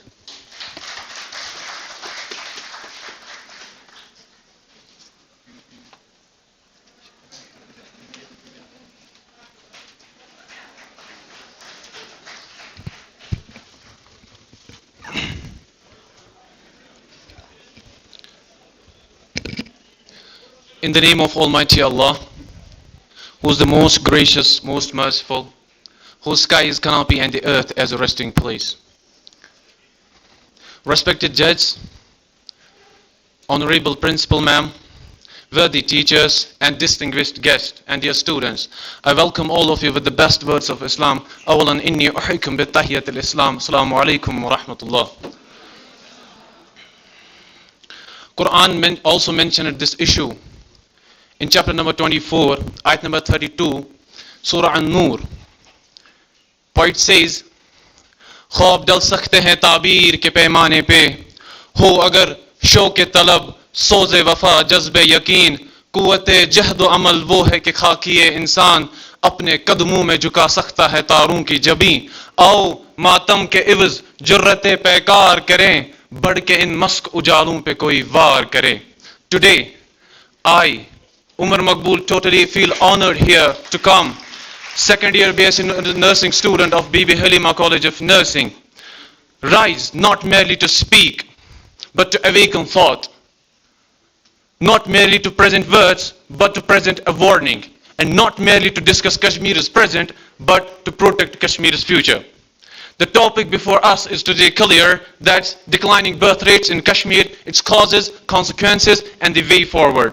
Respected audience, Kashmir, the land of breathtaking mountains, crystal waters, and golden dinars, and brave hearts, a land where every valley echoes history, its history, where every river carries culture, and where every home carries hope. But today, I want to grab your attention, but today, amidst the beauty of our valley, a silent change is unfolding, which has no sirens, which has no headlines, which has no noise, but yet powerful enough to shape generations. That change is declining birth rate. Everybody here, every speaker here mentioned that this has dropped to 1.4 children per woman. But respected audience, esteemed judges, this didn't happen overnight. The census shows us that in 1990, a Kashmiri woman had 3.6 children on an average. In 2005, it became 2.4, and then today it is just 1.4. This is one of the fastest fertility declines in India, from abundance to absence in just one generation. Second, NFSH, National Family Health Study. It shows us that crude birth rate in J&K was first 20.9. It has dropped to 13.1 births per thousand population. In just 2 decades, Kashmir's birth rate has almost halved. This is not the decline, this is the collapse. Now, the question is why? The first, economic realities. Life has become expensive, education costs more, health costs more. Parents today ask not how many children can we have, but how many can we raise with dignity. Second, education and empowerment of women. This is progress, and every person, every individual acknowledges it. Women today dream bigger, study further, and lead stronger. And society must support them, do not resist them. But here is again NFSH study of 2029 of J&K. It reported women with low education has TFR 1.97, but women with 12 plus years of education has TFR 1.27. This brings us to the third cause, that is late marriages and changing priorities. We, young people, delay marriages because we first seek stability in a world which is full of uncertainty. The Kashmir press says that median age of marriage for women is 23.6 years, but it also stated that 20% of women of this remain unmarried. When marriages are declined, when marriages are delayed, the births are denied. Now some may ask that why to worry? Small families are good enough for us, but smaller families, but when birth rates fall for too long, the challenges begin. What are the challenges we are facing after that? The consequences. Let me tell you the graphical representation of age and population. We see the aging population booming up we see more grandparents, fewer grandchildren. We see more dependents, fewer earners. We see more needs and fewer hands to serve them. Imagine, audience, judge, everybody, imagine here, schools closing because few children there to go. And imagine, villages go completely silent. Imagine, traditions fading, completely fading because no generation remained to serve them. Now, what is the important part? What is the way forward? The first thing, we have to dismantle the concepts of luxury, the concepts of states, and the concepts of competition. We have to support young families. We have to create hope and jobs so that youth willing to marry and build families, protect women's, very important, very important, very important, protect women's dreams. A woman should never be forced to choose between career and motherhood. Build systems where both the things are possible. शायर कहता है दरो दीवार वही है मगर नब्ज अब थमी सी लगती है गलियों में नन्हे कदमों की कमी सी लगती है नई नस्ल ने रास्ता बदल लिया हो जैसे मुस्तकबिल की पेशानी पे एक शिकन सी लगती है for when birth rates decline the future whispers but the wise nations listen but the wise nations listen but the wise nations listen أقول قولي هذا واستغفر الله لي ولكم السلام عليكم في أمان الله.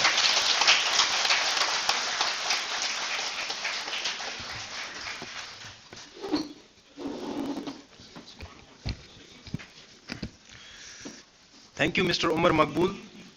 I think connecting Quranic verses with the topic, making it more educational as well as engaging. So now I would like to call Ms. Soliha from Kashmir Institute of Medical Science, Lawaipura.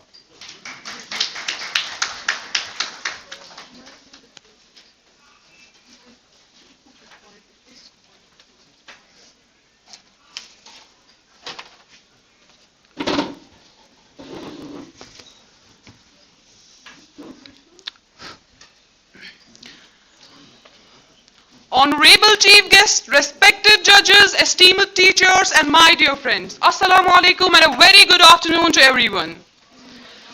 Myself, Soliha Manzoor, a BSc nursing student, and I proudly represent the Kashmir Institute of Medical Science and Technology. I feel truly honored and grateful to be here today at this wonderful event hosted at Haneefa College. I would like to sincerely thank all the organizers for giving me this wonderful opportunity.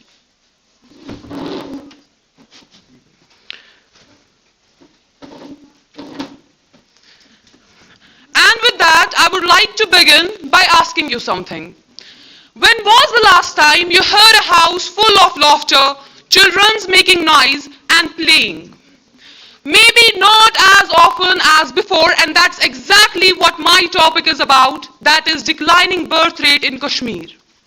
ये एक statistical problem नहीं है, बल्कि ये एक warning, silent warning है जो धीरे धीरे हमारे कश्मीर में बढ़ती जा रही है. Kashmir, a place known for its beauty and vibrance, is quietly going through a change, not loud, not sudden, but slow and deeply real. The number of children being born is gradually decreasing, and if we do not pause and reflect on it today, we might feel its impact tomorrow. Recent data shows that Kashmir's fertility rate has dropped to 1.4, which is far below the replacement level of 2.1. And this is not just a number, it reflects how deeply our society is changing. So the question is, why is this happening? Well, if we look closely, one of the biggest changes we see today is delayed marriages. Studies show that when marriage age increases, fertility automatically declines because the reproductive window becomes shorter. Another important factor is economic pressure and unemployment. World Bank studies show that financial insecurity directly reduces birth rates as couples delay starting families due to instability. In countries like Italy and Spain, low income and job stress have led to some of the lowest fertility rates in Europe. And along with this, our lifestyle has also changed. Urban living, higher expenses, and modern priorities have shifted people towards smaller families.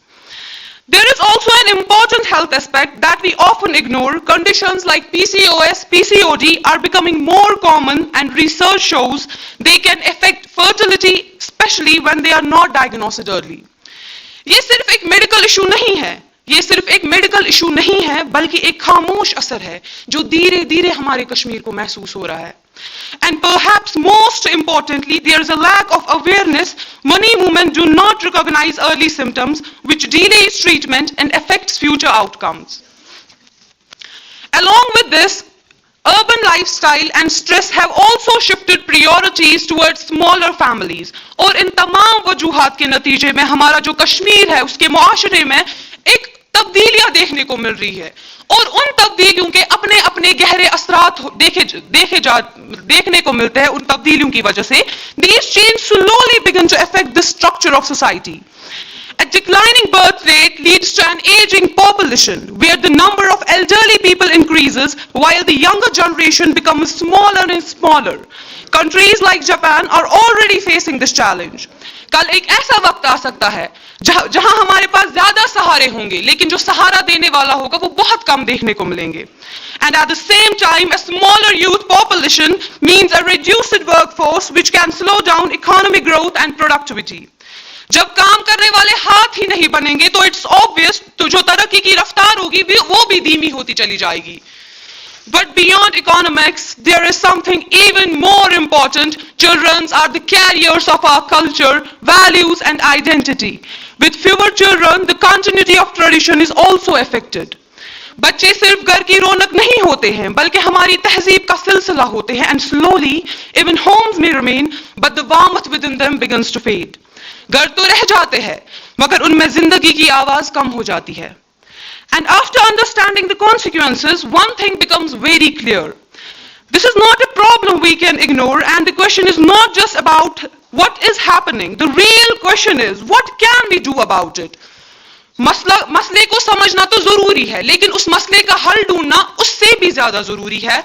To begin with, we must focus on creating a better employment opportunities so that young people feel financially secure enough to start families. And at the same time, there is a strong need to improve awareness about women's health conditions like PCOS and PCOD are often ignored or misunderstood. Many women do not recognize early symptoms which delays diagnosis. This is why we need community awareness program, health education in schools and college, and open conversation without any stigma. क्योंकि जब इल्म होगा तब ही बेहतरी होगी. And most importantly, we need to create a society where people do not feel forced to choose between career and family, but are able to balance both. Before I conclude, I would like to share a few lines. बच्चों से ही तो है घर की रौनक तमाम, बच्चों से ही तो है घर की रौनक तमाम, यही है मुस्तकबिल, यही है हमारा नाम. गुलशन में कलियों के बिना बहार नहीं आती, गुलशन में कलियों के बिना बहार नहीं आती, बच्चों के बिना आंगन में रौनक नहीं आती. गुलो गुलजार थी वादी जहां खुशियां बरसती थी, गुलो गुलजार थी वादी जहां खुशियां बरसती थी, मगर अब खामोश है आंखें रौनक को तरसती है. सन्नाटे खा रहे हैं अब मेरे गुलशन की मिट्टी को, सन्नाटे खा रहे हैं अब मेरे गुलशन की मिट्टी को, कि अब आंगन में बच्चों की कोई दस्तक नहीं होती. As I conclude, this is not just about numbers, it's about the future we are silently shaping. Let us come together to build a better future where families are strong, healthy and full of life. Thank you. Allah Hafiz.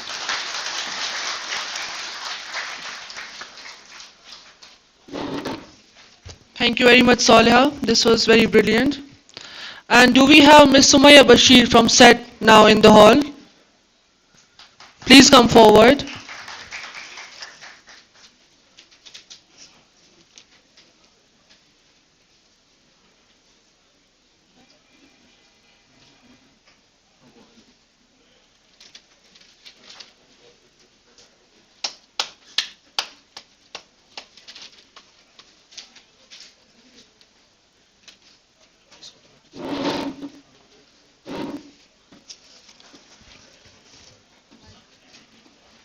A land once echoing with the laughter of the children is now falling silent.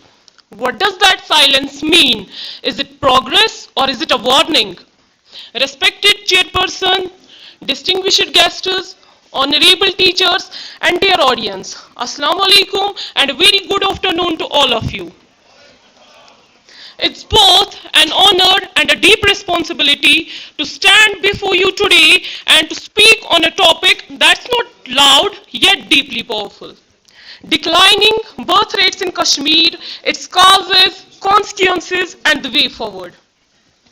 This is not just a statistic, it's a silent transformation shaping our society. When we think of Kashmir, we think of its beauty, its culture, and the life. But today, beneath this beauty lies a silent shift. A shift that's not visible in landscapes, but in demographics. Birth rate in Kashmir is steadily declining. And while at a first glance, this may seem a sign of development, the deeper question is at what cost? Because this is not just about the numbers. This is about the future of families, societies, and generations yet to come. Let me begin with a powerful observation by Amritya Sev. Development is the best contraceptive. This statement captures the essence of what we are witnessing in Kashmir, declining birth rates. Firstly, let's understand what birth rate is. Birth rate, often measured through total fertility rate, represents the average number of children a woman is expected to have in her lifetime. For a population to remain stable, the replacement level is approximately 2.1 children per woman. The total fertility rate in Kashmir has become a pressing concern following the findings of National Family Health Survey, which reported a total fertility rate of 1.4, well below the replacement level of 2.1. A fertility rate below this threshold represents that the nation's population is not replenishing itself. This marks one of the steepest fertile decline. A recent research published by Saeed Amin Tabish in January 2026, according to the research, the fertility rate is falling from 2.4 in 2005 to 1.4 in 2001. But the question remains, यहाँ पे एक सवाल खड़ा होता है, ये जो decline है, क्या ये प्रोग्रेस है या ये किसी आने वाली चैलेंज की दस्तक है? As World Bank research suggests, fertility rate tends to fall as women gain access to education and employment. In Kashmir, increasing literacy, especially among women, and urbanization have led to smaller planned families. Let's not ignore the saying of Kofi Annan, when women are empowered, societies prosper. So yes, part of this decline is a marker of empowerment and modernization. Now moving towards the causes, the first cause is late marriage and changing social norms. जो socio-economic environment में changes आई है, उसकी वजह से क्या हुआ है?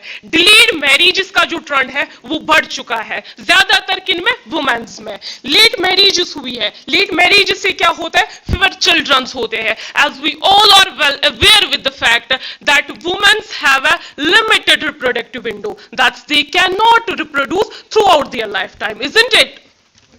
इसके अलावा क्या होता है? Voluntary bachelorhood, changing aspirations are there, जो कि ज़्यादा common बन चुकी है, especially among the youth. Socio-economic pressure है, इसमें क्या है? Economic uncertainty is there, unemployment is there, rising living costs are there, जिसकी वजह से क्या होता है? Discourage हुई है larger families, क्योंकि बहुत सारे couples ऐसे हैं जो prefer करते हैं shorter families को. क्यों prefer करते हैं? Financial constraints की वजह से, career priorities की वजह से. Another cause is education and urbanization. जो higher education levels है, especially in the women's, they led them to the delayed childbearing, delayed smaller family size preferences. If we talk about the urban areas in the Kashmir, urban areas में तो ज़्यादा ही fertility rate कम पाई जाती है, around 1.2.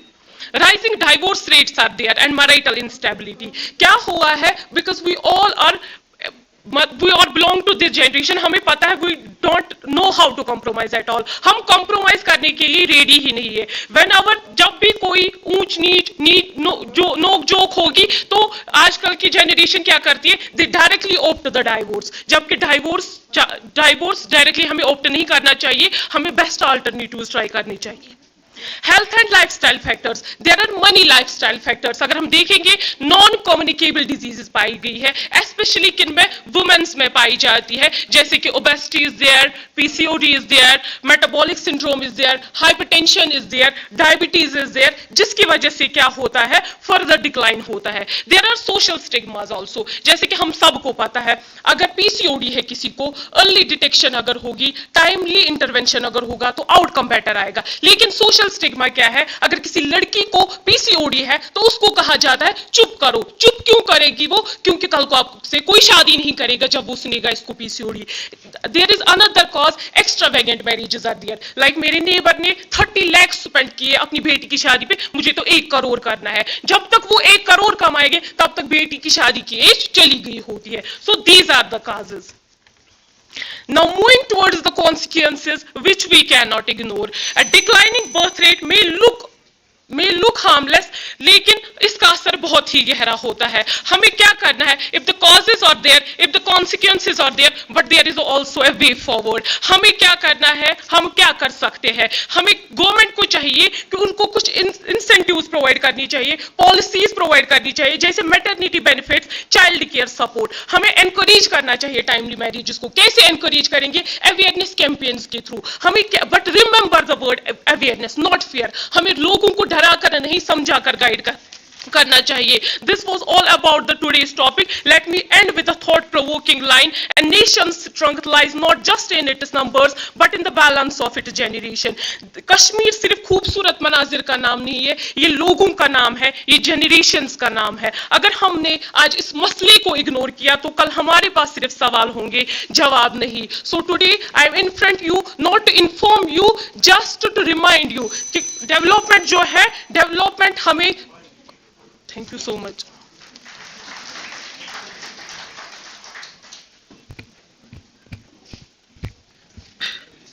Thank you so much, Ms. Sumaya. I guess now we have our last contestant for the day. For that, I would love to call upon stage Ms. Neha Nazir from Skylar College.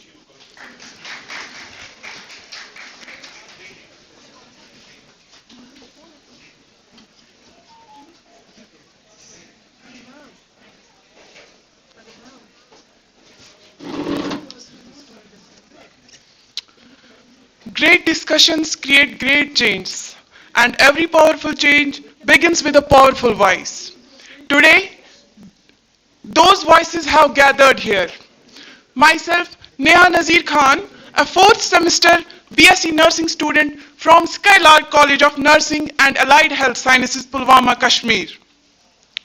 It's both an honor and a privilege to welcome you all to this engaging and thought-provoking topic, decline in birth rates in Kashmir. First of all, I extend my heartfelt welcome to the Honorable Principal of this reputed college, Haneefa Nursing College, Sopore. Honorable dignitaries, esteemed guests, respected teachers, participants, audience members, and more important, future nightingales of Kashmir. Your presence truly adds value and inspiration to this event.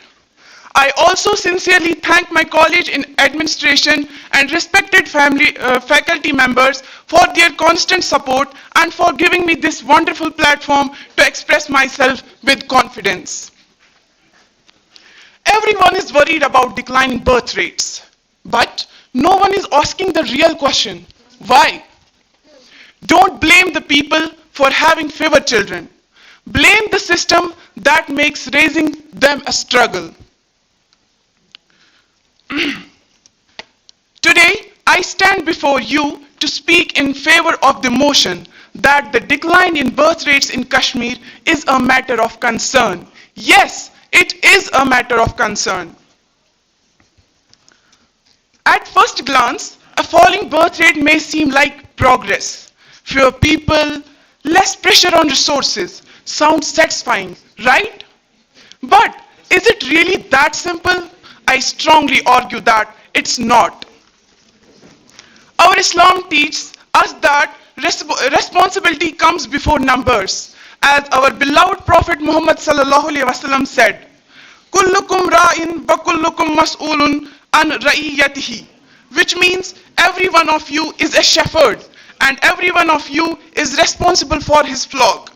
This hadith reminds us that every child is not just a responsibility of parents, but a responsibility of society as a whole. Agar bh kashir point wana, am hadithuk matlab chu, har akh insan chu akh nigran. To har insan chu tem zimdari hun jawab de. Yus temis hawal karnu chu amut. Over the past few years, Kashmir has witnessed a noticeable drop in its birth rate. Traditionally, families in the region were larger, often reflecting strong cultural and social values. However, times are changing, and so people's choices and priorities. The declining birth rates in Kashmir reflects deeper social and economic shifts. Yes, education has improved. Women are becoming independent and people are making conscious choices. But alongside these positive changes, we are silently stepping into a demographic crisis. Moses Samin, हर गिरती हुई आबादी के पीछे एक कहानी है, माशरी दबाव की, बदलते लाइफस्टाइल की, मुस्तकबिल के डर की. कश्मीर में गिरती आबादी हमें ये सोचने पर मजबूर करती है कि हमारी प्रायोरिटीज कितनी बदल चुकी है.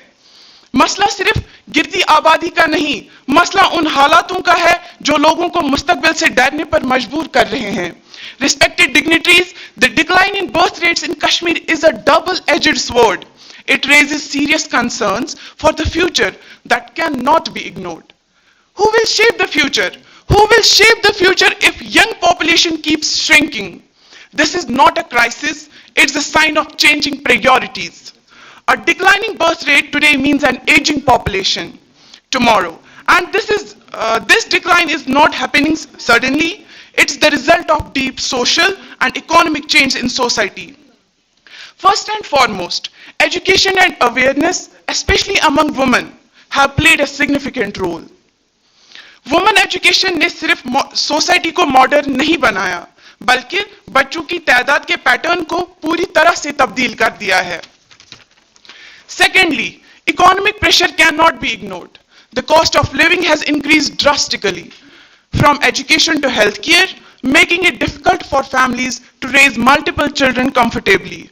आज के दौर में महंगाई और माशरी दबाव ने लोगों को मजबूर कर दिया है कि वो छोटी फैमिली को तरजीह दे.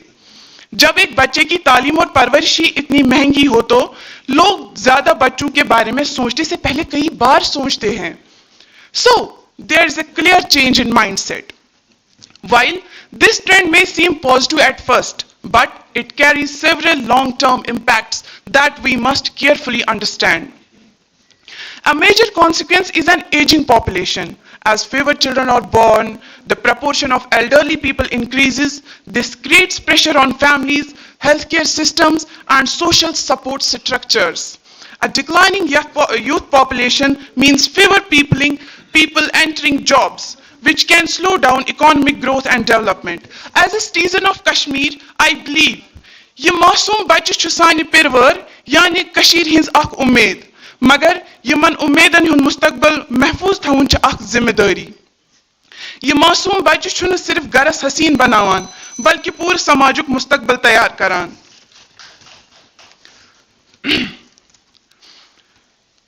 Allah subhanahu wa ta'ala says in Holy Quran, Al-malu wal-banun zinatul hayatid dunya. Wealth and children are the adornment of life of this world. This verse reminds us that children are not just numbers in society. They are a blessing, a responsibility, and a beauty of life itself. Before I conclude, let me leave you with one powerful thought. Every child born in this world carries not just a life, but the future of a society within them. Because the future of Kashmir will not be shaped by numbers alone. It will be shaped by the lives we nurture and dreams we protect. हर बच्चा एक रोशनी है, एक नई सुबह का नाम. उसकी मुस्कुराहट में छुपा होता है पूरे घर का सुकून और अरमान. नाजुक से उन ख्वाबों को मोहब्बत से संभालना, क्योंकि बच्चे सिर्फ बच्चे नहीं होते, वो अल्लाह की खूबसूरत रहमत का है नाम. Thanks, have a wonderful day.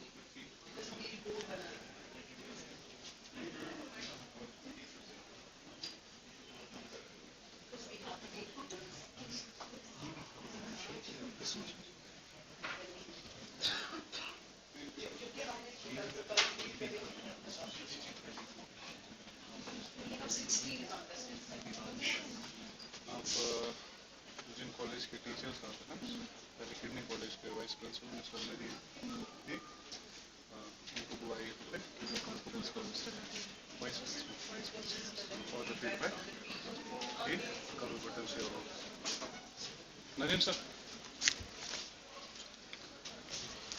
Mr. Nadim, Vice President College. Sit down quietly. So you will be just giving feedback. Who wants to give feedback about the film and about the Yes sir, sure sir, sure sir. Yes sir. Thank you very much, Neha Nazir.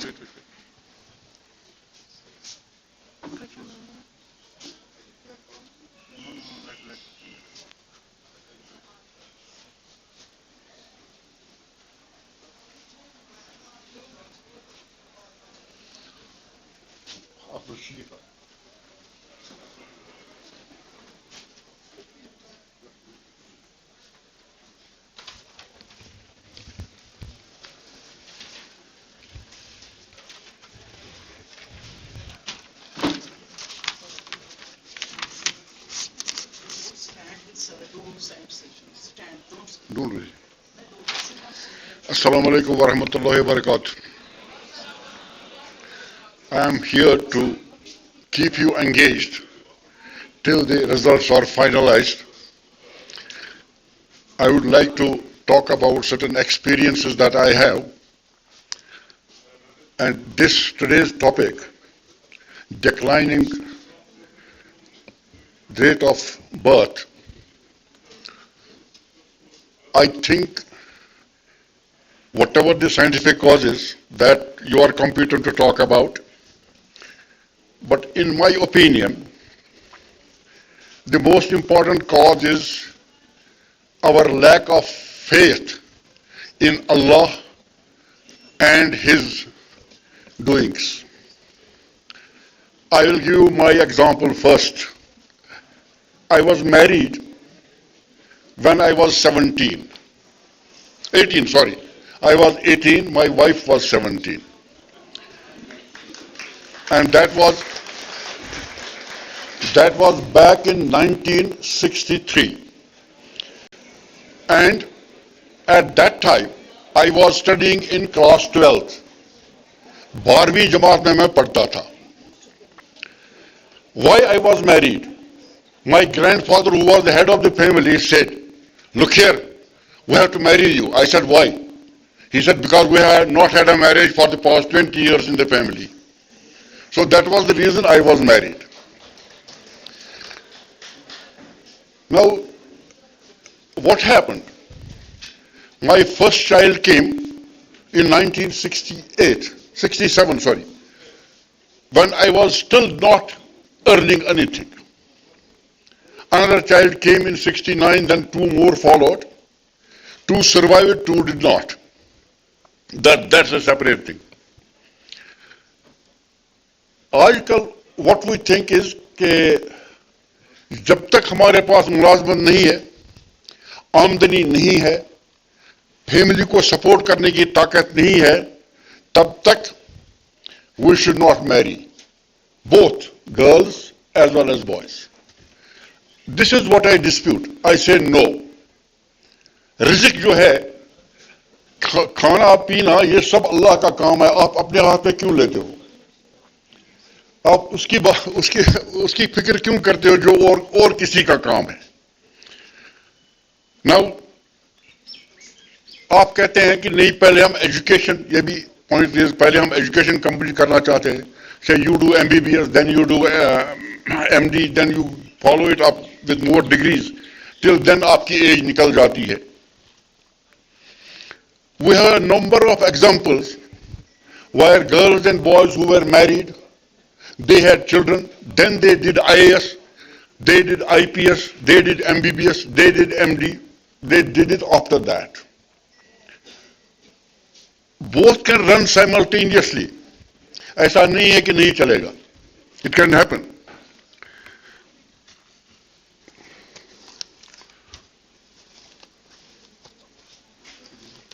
No.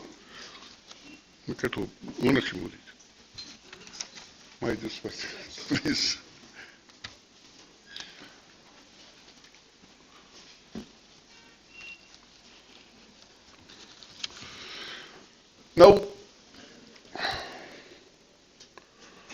ये तो रिज़्क़ की फिक्र हुई, रिज़्क़ की फिक्र आपका problem नहीं, वो अल्लाह का प्रॉब्लम है. Then another point is that in Quran Sharif, Allah says, "Wala tukhsirul mizan." अल्लाह ने जो बैलेंस कायम की है उसके साथ छेड़छाड़ मत करो. लेकिन हमें जो बताया गया है, हमारे मौलाना जो हमें बताते हैं कि मीज़ान रेफर्स टू दी तराजू, ट्रकर. तथ इस पे थोद अकिस पोस मज वजन बिकिस पोस मज चीज पे तोलान. सुन मौलवी से हमेशा आमुत यी वनान, लक्चार पे यी बोजान, डंड मसा मगरियो डंड दीजो जीर की यूतन हमें कम वजन बासी ज्यादा हेन वलिस. That's not all. This has a deeper meaning. जो बैलेंस अल्लाह ताला ने कायम की है in different areas, we should not play with that. जैसे आप मौसम को देखिए, जो अल्लाह ने बैलेंस कायम की है, when we try to interfere with that, तो ये जो मौसमी तब्दीलियां हैं अचानक हो जाती हैं, सैलाब आते हैं, मुसीबतें आती हैं, it is because of our interference with the natural balance. So इसका एक्चुअल मीनिंग यही है कि जो अल्लाह ने बैलेंस की है कायम, डोंट प्ले विद दैट. अल्लाह ने ये भी बैलेंस कायम की है that when you reach marriageable age, go ahead, marry. We interfere with that. We say we have considerations. Hey, portion. Hey, we shouldn't, but when kya karo. So we are interfering. The result is obvious. You are saying there is declining birth rate. अच्छी वारियाह चीज यम कुरान शरीफ में तकरीबन तथ मामलस में guidance है, मगर थोड़ा सा मिस इंटरप्रिटेशन गम्स, थोड़ा सा मिस अंडरस्टैंडिंग गम्स, यम कि सही चीज पे वातान कहीं. फॉर एग्जाम्पल अल्लाह ताला वनान सूरह अर्रहमानस मज कि इत पे नाव तो जहाज बनमित तम हसा समंदर सतहस पे पकान और योर. युत योर तथ माने की बेसिक माने तथ ये कि चट्टाने हैं जो सतह समंदर के बॉटम पे हैं, जो एक जगह से दूसरी जगह मूव करती रहती हैं. 1450 साल पहले हमारे रसूल सल्लल्लाहु अलैहि वसल्लम ने ये फरमाया, कुरान ने ये कहा कि इस तरह से हो रहा है. लेकिन we took it only about कि ये प्लेन्स के, ये शिप्स के बारे में है, शिप्स के बारे में नहीं है. और 1400 साल बाद साइंस ने डिस्कवर किया that there are hills at the bottom of the sea which are moving from one place. That was what Quran was referring to. That is why we say Quran किसी आदमी की लिखी हुई बात नहीं है, ये अल्लाह की तरफ से है. Then you also refer to joint family system कि जॉइंट फैमिली थी तो वो सपोर्ट होता, ये सपोर्ट होता, ऐसा नहीं है. जॉइंट फैमिली इज हराम इन इस्लाम. इस्लाम में इसकी इजाजत नहीं है. क्या जी, अगर बुशस जॉइंट मोन ब्रदर बह हेक पन्नस बई कागज से कत कर तस ब्रो कुन गि सह हेक मे ब्रो कुन यिथ कह. लिहाजा joint family system is not to be looked at. अस छान वत सपोर्ट छान, सपोर्ट मिल फैमिली हेक सपोर्ट कर, बोई हेक सपोर्ट कर, बेन हेक सपोर्ट कर, मगर जरूरी अक्सी फैमिली में रोजन सारी अक्सी चूल्हस में रोजन ये कह खदशात. So we do not look at that.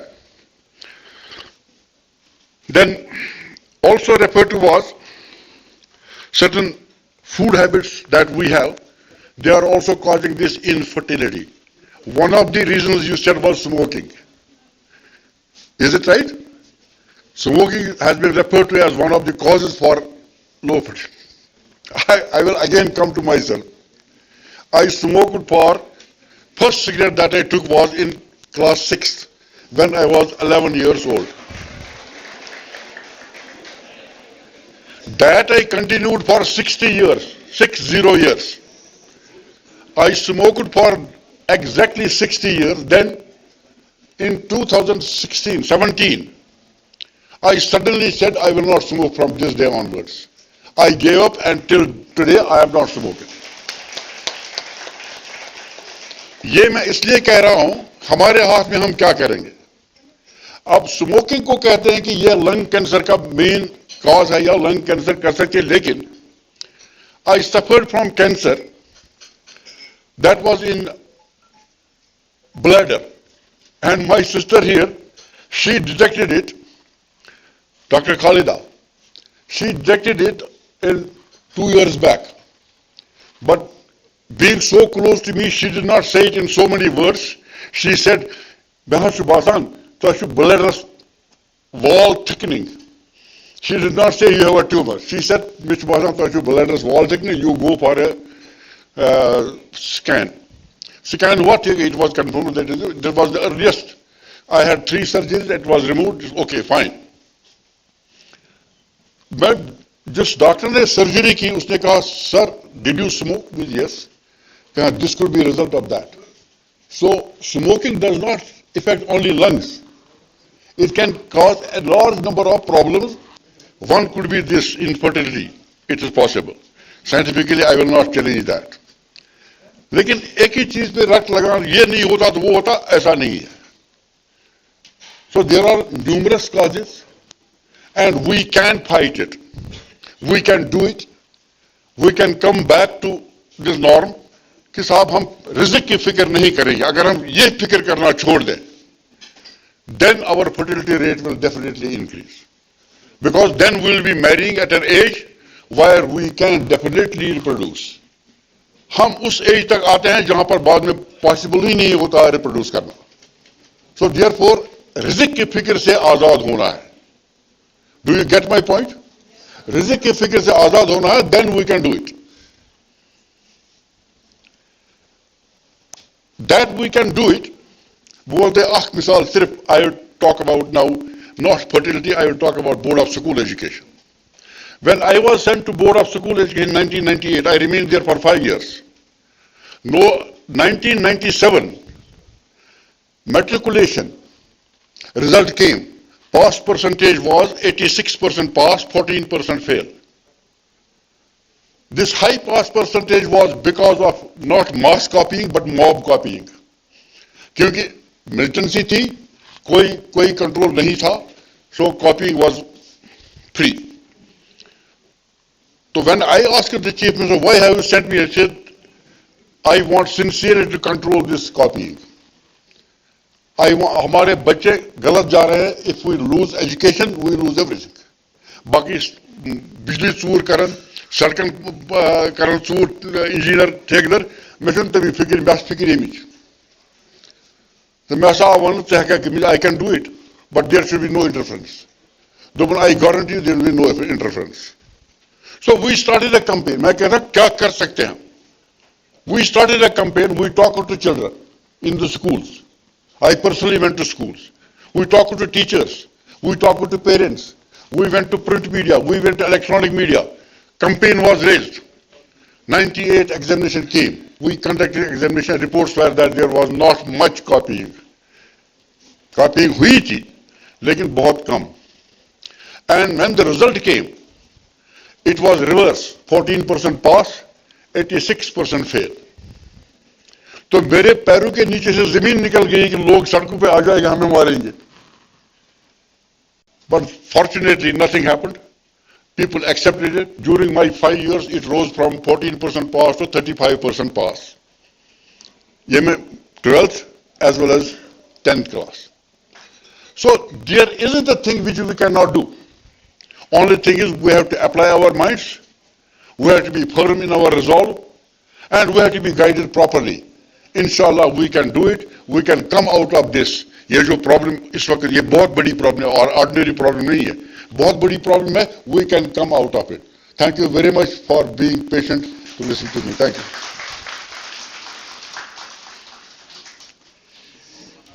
Thank you so much, sir. Your presence here makes our time more productive and increases our knowledge and changes added new pointers to our perspective. Thank you so much, sir, once again.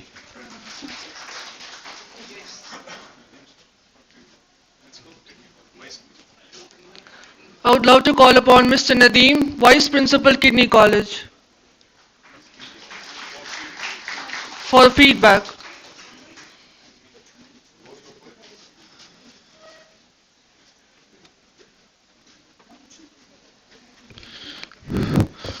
Assalamu alaikum everyone who's sitting over here. May I first of all address the principal madam, Mrs. Mahmouda Regum ma'am. Ma'am, my principal madam, Mrs. Bilkis Yasmin has sent her regards. She has got a lot of regards for you, and when I started to travel here, she called me, before you enter into the college, go and meet madam, give her my regards. So she would often tell me, my madam would do this, madam would do that. She always remembers you, during her tenure in my college. Well, about the program was quite informative and insightful, with the statistics bringing in a lot of clarity. I see a lot of students from different nursing colleges coming up here, sharing their ideas, and most importantly with the practical solutions, curbing this burning crisis that we have within the society, that is the declining birth rate. Our students, especially the nursing students, I am representing all the nursing colleges of the Kashmir, are highly talented and highly motivated. All they need is the platform to showcase their talent, and here we are today, all because of Haneefa Nursing College, and they have shared this place with us today, and they are the first college, I believe, among the private fraternity, to be conducting the programs of this stature. I believe, this is going to be the example for all other private nursing institutions. They should also come forward to give their spaces in the form of seminars, in the form of this workshops and all other educational programs, so that students will get a platform, to gain more education, to gain more awareness, information about a lot of things that we have within the society. Thank you, Haneefa College. Thank you very much. We are very, very delighted, and thank you for agreeing to preside us over this event. Thank you so much.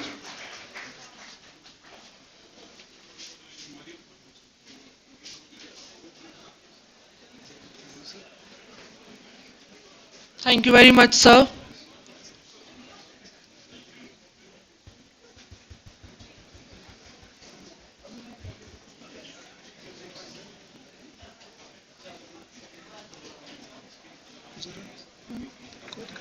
Mic थी ना, पीछे हवा, ठीक है, जो निकलेगा यहाँ से ये मुझे देना.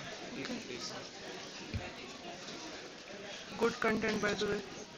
Good content, by the way. Thank you so much. अब जैसे ही खत्म करोगे ना, ये साउथ उठाना. Sure. Okay.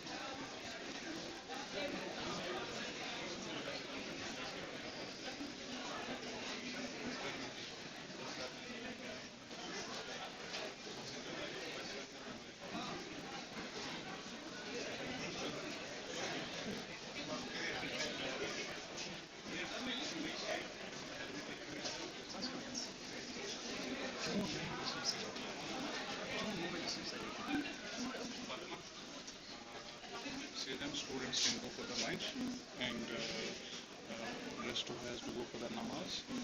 We will be gathering back like 2:15, sharp 2:10 and 2:15. Just hold this here. I will say this.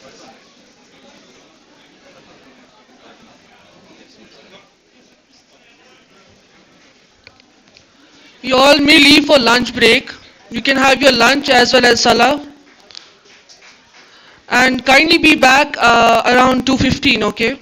You must be here at 2:15, as we will be singing the college anthem at the time, followed by the panel discussion as well as the valedictory function. Thank you so much.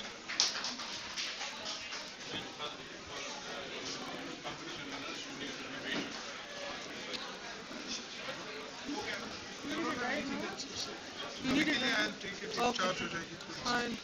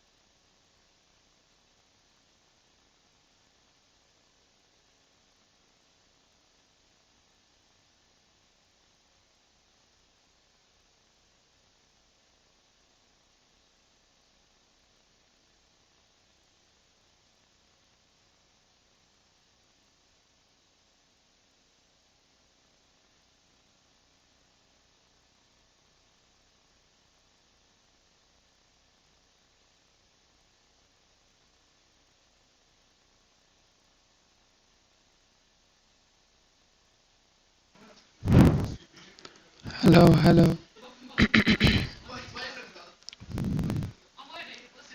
Hey, Mariam.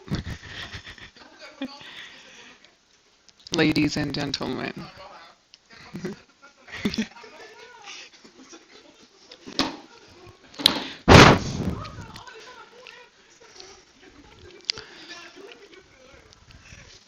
Hey, did the boy, boys get the boy Garo?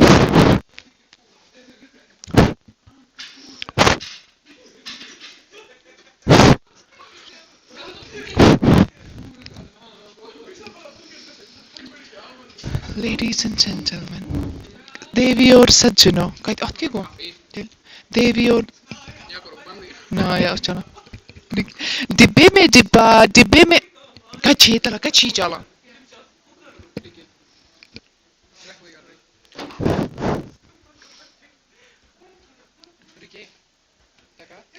डिब्बे में ना यो सुन चला. Speaker पर है mobile पर.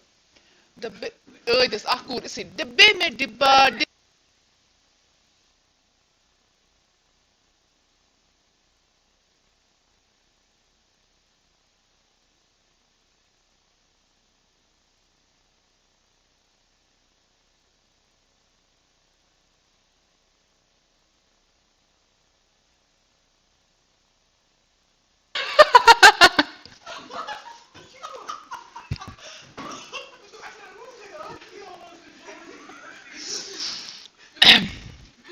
देवी और सज्जनों कृपया ध्यान दे. ना ये तो शुभ न सकी गोरिक से चमत्कार पे चमत्कार.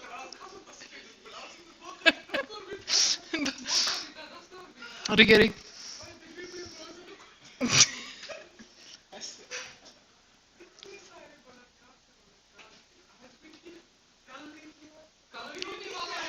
इतनी क्षमता आप में आई कहां से?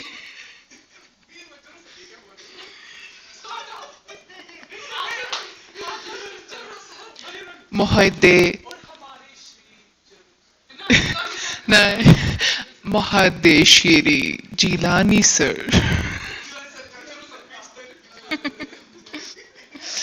और इसमें इनका भरपूर साथ देते हुए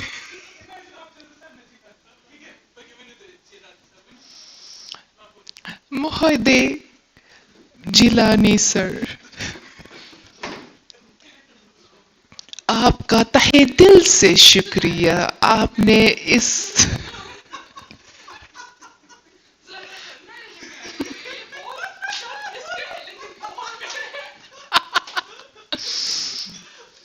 नमस्कार देवियों और सज्जनों, हमारी उड़ान में आपका हार्दिक स्वागत है. कृपया अपनी सीट बेल्ट बांध लें.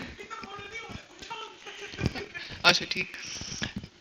नमस्कार देवियों और सज्जनों, हमारी उड़ान में आपका हार्दिक स्वागत है. कृपया अपनी सीट बेल्ट बांध ले, सीट सीधी कर ले और सभी इलेक्ट्रॉनिक उपकरणों का फ्लाइट मोड पर कर दे.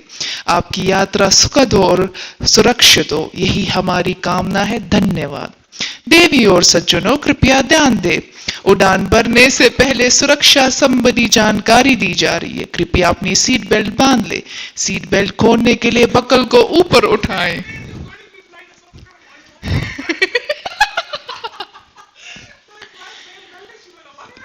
बोले देवी और सज्जनों, हम कुछ ही समय में उतरने वाले हैं. कृपया अपनी सीट बेल्ट बांध ले. तापमान बहुत ज्यादा है. सिक्योरिटी अंदर आते. यहाँ पे क्या दूर धुंधुरपान है.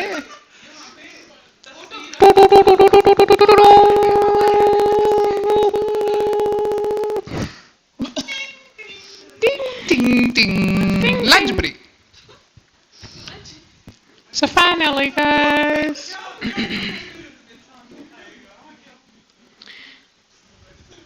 So much inspection. Ladies and gentlemen, welcome aboard our flight. Kindly fasten your seat belts, keep your seats upright, and switch all electronic devices to flight mode. We wish you a flight and safe journey. I have an announcement. So we have today a great personality on board. She, no, so, which is captain, pilot, so she's my wife, huh? So we have a very great personality over here. She's the one who I have longed a lot. She's my wife, Miss Uzma.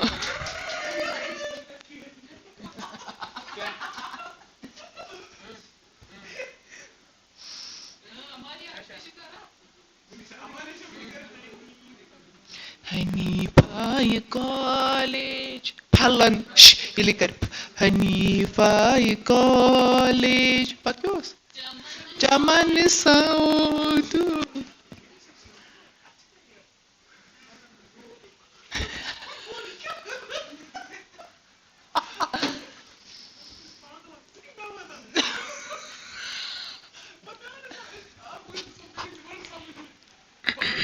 क्या पता है इसके उसका हमें nominees रखने थे पता है क्यों इन बिटवीन या वहाँ कोशर सॉन्ग आया तला जगह नॉमिनेशन थी मैंने शुरू अभी पार्टिसिपेंट्स नाम पता ही तो इसने स्क्रिप्ट समझ बने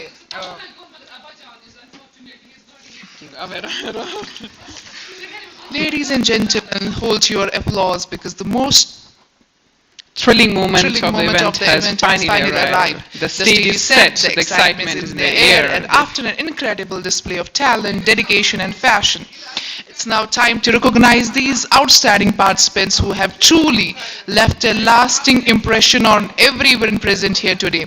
Our esteemed judges had a challenging task selecting the finest among such unequivocal performances, and now with immense pride we present the nominees for this prestigious title.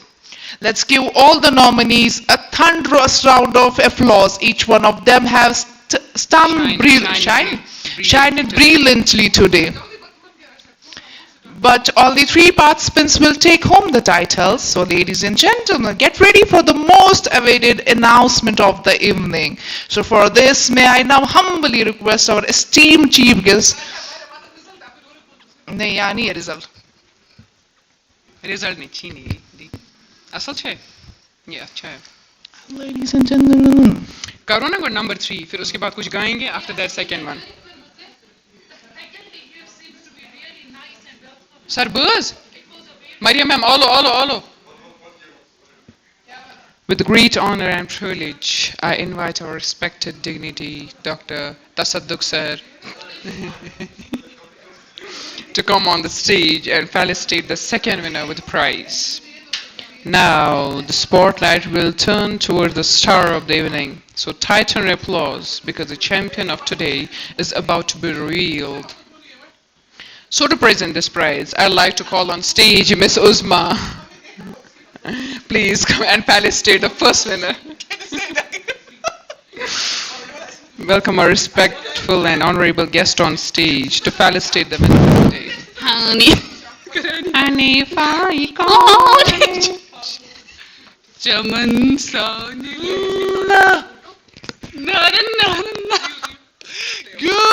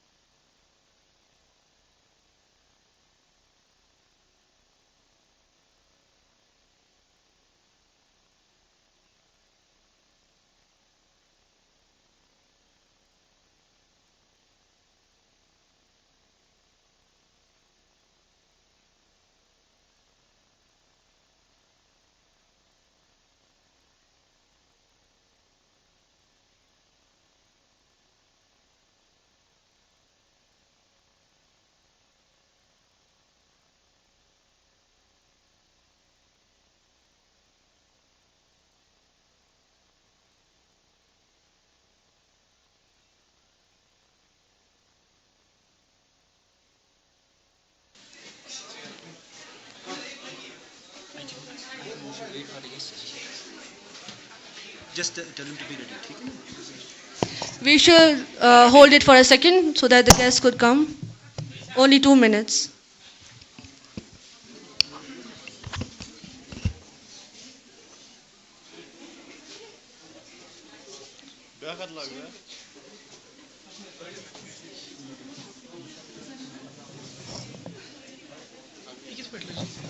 Yemek magnet. Ya da hizim magnet legit. Tuli thud. La hotiş.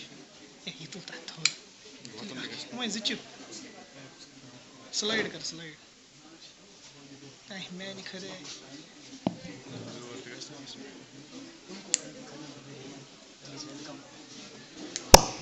याद के बिट mic है mic शकांश free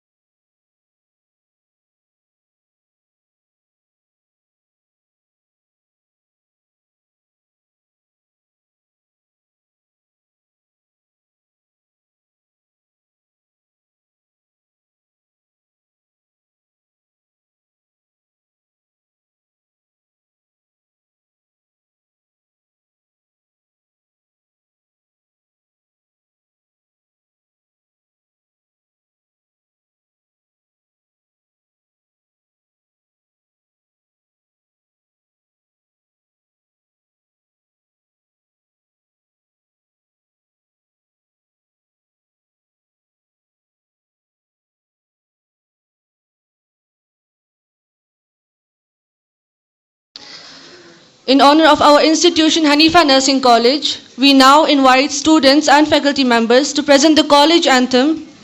May it remind us of our shared identity, pride, and purpose.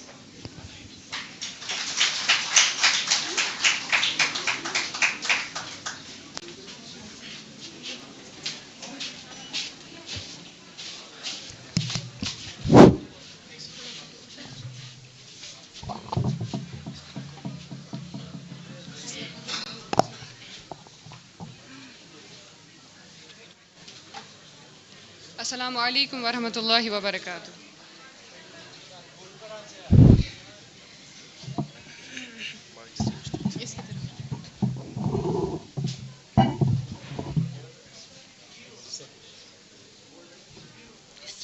Haneefa College, Chaman Sani Shokuk, Wajah Zindagi Hun, Watan Sani Zokuk. Haneefa College, Chaman Sani Shokuk, वजह जिंदगी हुन वतन सानी ज़ोक़ुक फलायत यकीन अमर की सुनो बर वफायत हयात छिटल ताज फलायत यकीन अमर की सुनोबर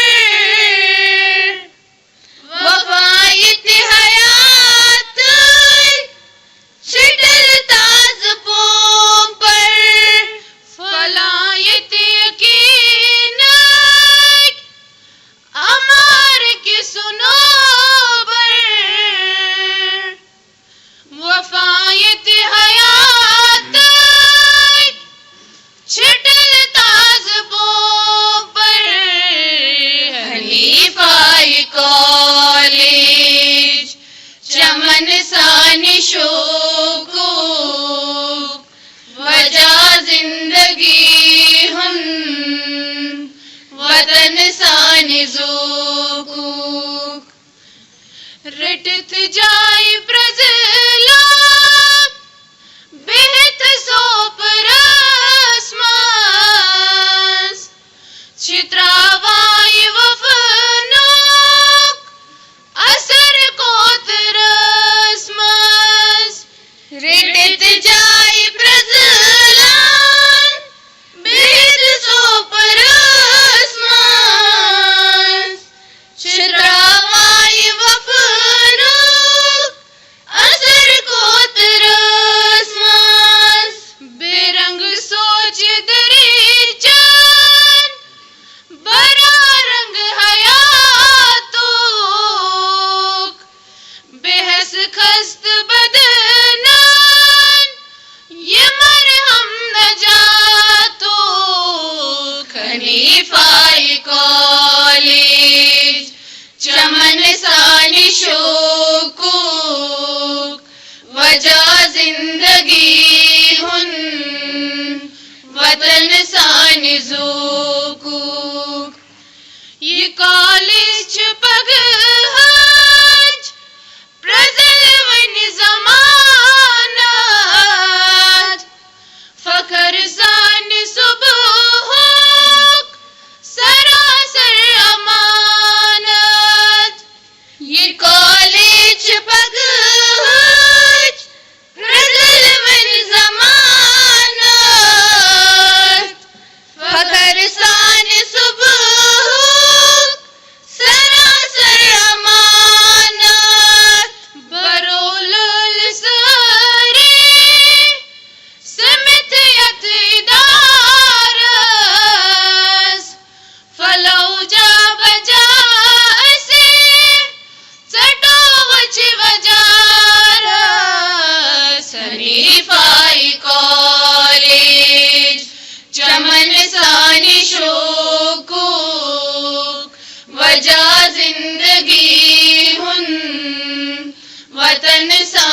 zokuk Haneefa college Chaman sani shokuk Wajah zindagi hun Watan sani zokuk.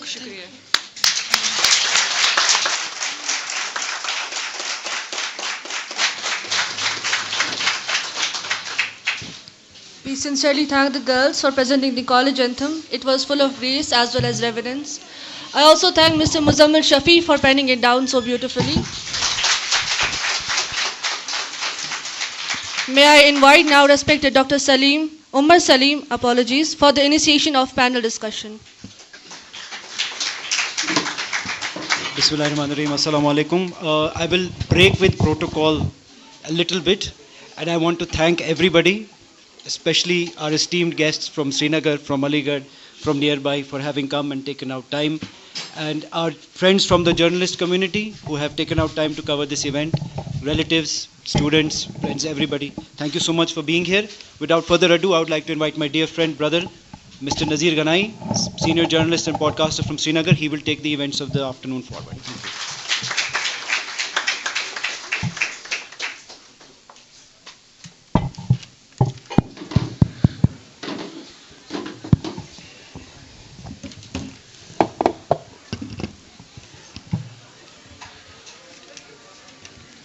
Thank you so much. Thank you so much, the entire administration. I think this is my first and official function in this beautiful place, Sopore. We as journalists have been coming. We have been coming to this place to cover elections, to cover rallies, to cover sometimes some untoward incidents. But things have changed, and I think when I entered this place, there was so much warmth. There was so much, interactivity happening around in the hospital, then in the nursing college. Everybody was, busy, doing things at their own level. So thank you so much, Dr. Umar, for creating that vibrant atmosphere here. Since you have broken the protocol, I will also break the protocol. This is a tribute to all of you from my side. And besides being a journalist, besides karna alav chaisi, mishu panas bazaid khud, मैं एक artist हूँ, तो मुझे लगता है कि that is the only thing I can, give tribute to this place, this beautiful institution, which is grooming and honing such beautiful minds here. एक बहुत हमारे कश्मीर के एक मायनाज शायर रहे हैं, अदीब रहे हैं, प्रोफेसर रहमान राही साहब. तो रहमान राही साहब का एक गाना है कश्मीरी में, वो लिखते हैं, फुल शफक शफक शाम कलवाल पिलो जाम बे आओ में इल्हाम कच्छ बना शार अनहार कसुनताम चतस्प्योम सुविरवार कसुनताम चतस्प्योम. तो आप सब की नज़र, आप सब बच्चों की नज़र ये और ख़ास तौर से young brilliant leaders like Umar, full Shafaq Shafaq शाम कलवाल पिलो जाम बेया मिलहाम कच्छ बना शार सुअन हार कसुनताम चतस्प्योम सुविरवार कसुनताम चतस्प्योम फुल शफक शफक शाम. बहुत बहुत शुक्रिया. Now, with regard to today's panel discussion, I think this subject is in itself very critical and this is very important. While coming to Sopore, I was discussing with some of my media colleagues, and few of them said, if we knew it before, this was meriting for a national story also. So such is the importance of this discussion and discourse, and being organized, this discourse being organized in Sopore in itself means, the level of things you are doing in this institution. So across the Kashmir Valley, a quite demographic shift is underway. Fertility rates are declining faster than expected, raising critical questions about public health, social change, and region's long-term future. In this sign, a progress, better education, healthcare, and family planning are a warning signal of emerging challenges like aging population, infertility trends, and socio-economic stress. Today, we bring you to the leading medical experts to unpack the science, the social realities, and the policy implications behind Kashmir's falling birth rates and what it means for the next generation. I think you all must be now waiting to hear the panelists, to hear some of the noted voices of this field to talk about this critical issue. I'm really honored to have some of the finest, some of the noted voices who will be speaking on this issue. And while I'll be inviting them, there's a small presentation that we all will go through. We all will try to understand what is this issue all about. I'm really honored to have with us the former principal and Government Medical College Srinagar, who is also the famous pediatrician and the former professor of Department of Pediatrics, Professor Kaisar Ahmad. I would like you to join us, sir, on the stage, on the panel. Big round of applause for Kaisar Saab. Kaisar Saab को सब, at least सब बच्चे तो जानते ही होंगे. बच्चों के parents ज़्यादा जानते होंगे. Professor Tamkeen Khan, Professor of Obstetrics and Gynecology, former Head Department of OBGYN, Jain Medical College, Aligarh Muslim University, Aligarh, and founding member of Stillbirth Society of India. Such an honor to have you with us, ma'am. Please join us here. We also are honored to have Professor Masuma Rizvi, a dear friend, a great doctor, and Professor and Head of Department of Obstetrics and Gynecology, Government Medical College, Srinagar. Professor Masuma ji, please join us on the panel. When Professor Masuma speaks on the issues, it definitely attracts a lot of traction on the social media. Then we have Professor Farhad Jabin. Farhad Jabin is a very prominent name in the industry. She is the former Head of Department of Professor and Obstetrics and Gynecology, Government Medical College, Srinagar. Ma'am, please join us on the panel. We also are honored to have with us Professor Nighat Firdos, former Head and Department of Professor in Obstetrics and Gynecology, Government Medical College, Srinagar. We are also honored to have with us Dr. Anjum Afshan, Deputy Director and Epidemiologist, Directorate of Health Services, Kashmir. Personally, I have worked with Professor Anjum when I was part of the Ministry of Health. So I know the caliber, the competence of Dr. Anjum.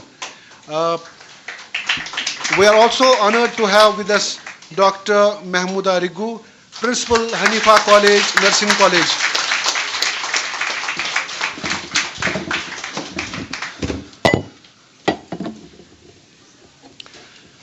आप सब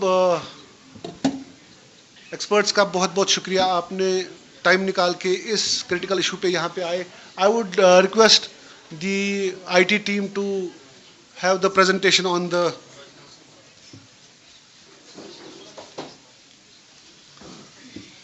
यहाँ पे कुछ बच्चे जो आए थे Hanifia college चमन सानी शोकुक, तो मुझे लगता है कि आप सब ने इसको एक सेंस ऑफ बिलोंगिंग दे ही दी है.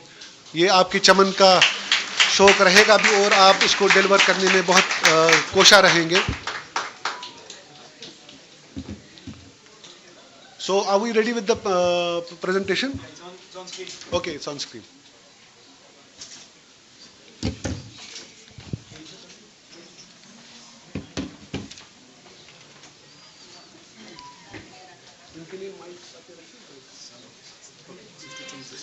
Okay. नहीं हो रहा.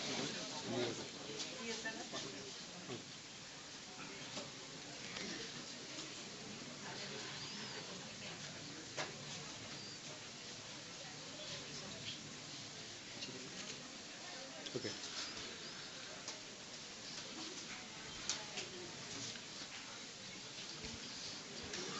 पैनलिस्ट के लिए ये भी है कि आपके सामने माइक्स भी है और जब भी आपको मौका दिया जाए बोलने का तो आप माइक्स का इस्तेमाल करें और ये पैनल डिस्कशन जो है impact of falling fertility rates in Kashmir and this is the first picture that tells us the story. This is an Italian village with no children. तो जिस जगह और जहाँ पे आप बच्चे ना देखें वहाँ पे आप रौनक ही नहीं देखेंगे. इस प्रोग्राम की रौनक भी आप बच्चों से है, आप एक्सपर्ट से ही है. तो आज का जो ये क्रिटिकल डिस्कोर्स और डिस्कशन है जो फॉलिंग बर्थ रेट्स है इस पे हम करने जा रहे हैं.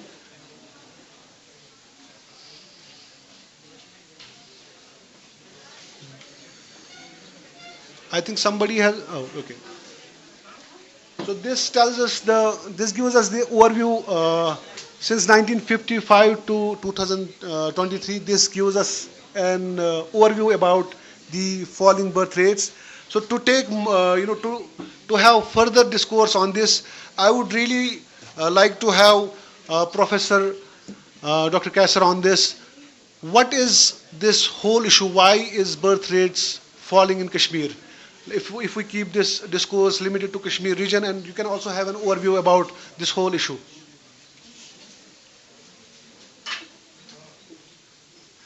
I think, thank you very much.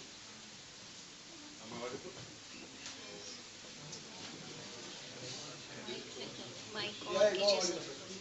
Oh, thank you. Thank you very much. Sir. And thank you for inviting us to this beautiful place.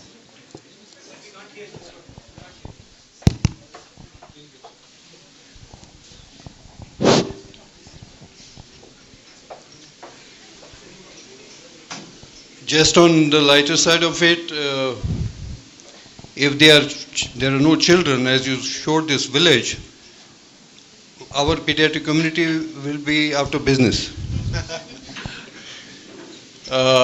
Coming to this alarming picture, as you see on this graph,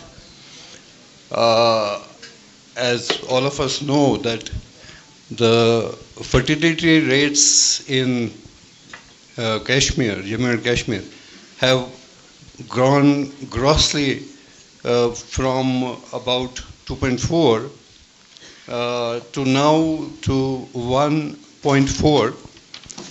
In the last NFHS data that was published in 2021-22, we have NFHS 6 also coming in May now. And our picture is grimmer because if we see at the national level, we are the lowest.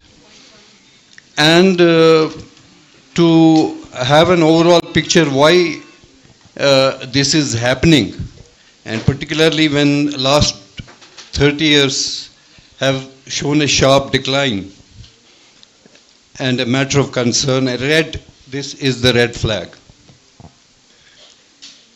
The reason particularly so far as JK is concerned is the stress which has been, which the population in question from 20 to 49 have been facing in the past 30 years. The stress regarding the economic conditions, the stress regarding the overall situation which has played a very negative role on the population, and that is how the hormones take a back seat. And again, because of the situation and economic factor which have grossly added to this low decline in the fertility rate. Second is the medical attention. Have we really focused on this issue over the last 30 years? And probably not. The lack of knowledge regarding reproductive health, a lack of knowledge of these services being available at the primary level have also played a role in the downward trend. And third is the economy, how the economy has affected our overall situation. This part of this JK is particularly very government job oriented. We have not seen any industrialization happening, and the government jobs are very scarce. And we are all, once we go to this marital, very low, this narrow marital window now which is occurring in JK, this is happening because of the economy which is being hit, and the younger generation do not find jobs. And the first priority of a job, of the marriage now is a person to have a job. So that is another thing which has hit overall this the situation, which is very, very grim. And I think this is a discussion and a thought for all of us to have the reasons and then a way forward and some solid these recommendations. Thank you, sir. आपको पता है मैंने doctor साहब को पहले क्यों लाया? Because this panel is full of women power. तो मैंने सोचा पहले डॉक्टर साहब को ही बुलाते हैं, तो बाद में I will hear from other panelists. But what is the overall impact of this fall of fertility? This impact is going to another 20 or 30 years if this goes on and on.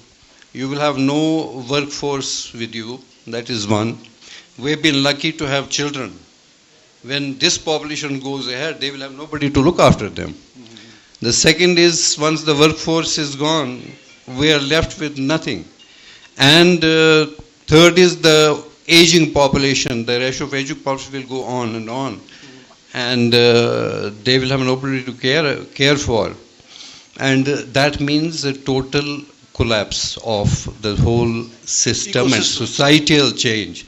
And that is another thing, the society as large, where the issues, again the economy is the main reason, the financial issues, that is the pivot around which all these things rotate. We will take it from here. Dr. Farhat, why do we want this rate to rise? Because as Dr. Saab said, there will be no, the old elderly will be left unattended. There will be a chaos in the whole ecosystem. So, आपको कहाँ लगता है कि where do we need to intervene and what do we need to do in this whole process? See, we have to first understand why this is happening. Why this is happening? It's multifactorial. One is, I first blame my society for this. The society is playing a major role, and you people have to play an important role in educating, including us. The reason is that what I have seen in all these years of my practice and in hospital and in college is that we see many females who have crossed that age of fertility. They have gone beyond 30 years. And when I see them at 35 coming with infertility and they tell me that, and their AMH is low, their egg count is low, I ask them, why did you get married so late? The answer is, I was not earning. I had to pursue my education. I had no dowry, because marriage is not a simple affair to get married and allow two people to live together. So it is full of all nuisance, which prevents a poor man, a female, to start her fertility at an age when it is at its peak. One. Then if they get married, they have to be economically independent. That is the demand now. And a female should be economically independent, but at the same time, that doesn't mean that her parents should first educate her, make her economically independent, and then get her married. That means she will cross 30 years. So the society has to play a role. When she gets married, the in-laws have to see to it that she continues her education and earns for the family.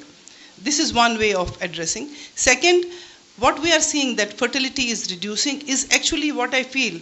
When you see the overall percentage, 10 to 15% all over, maybe still a little more here.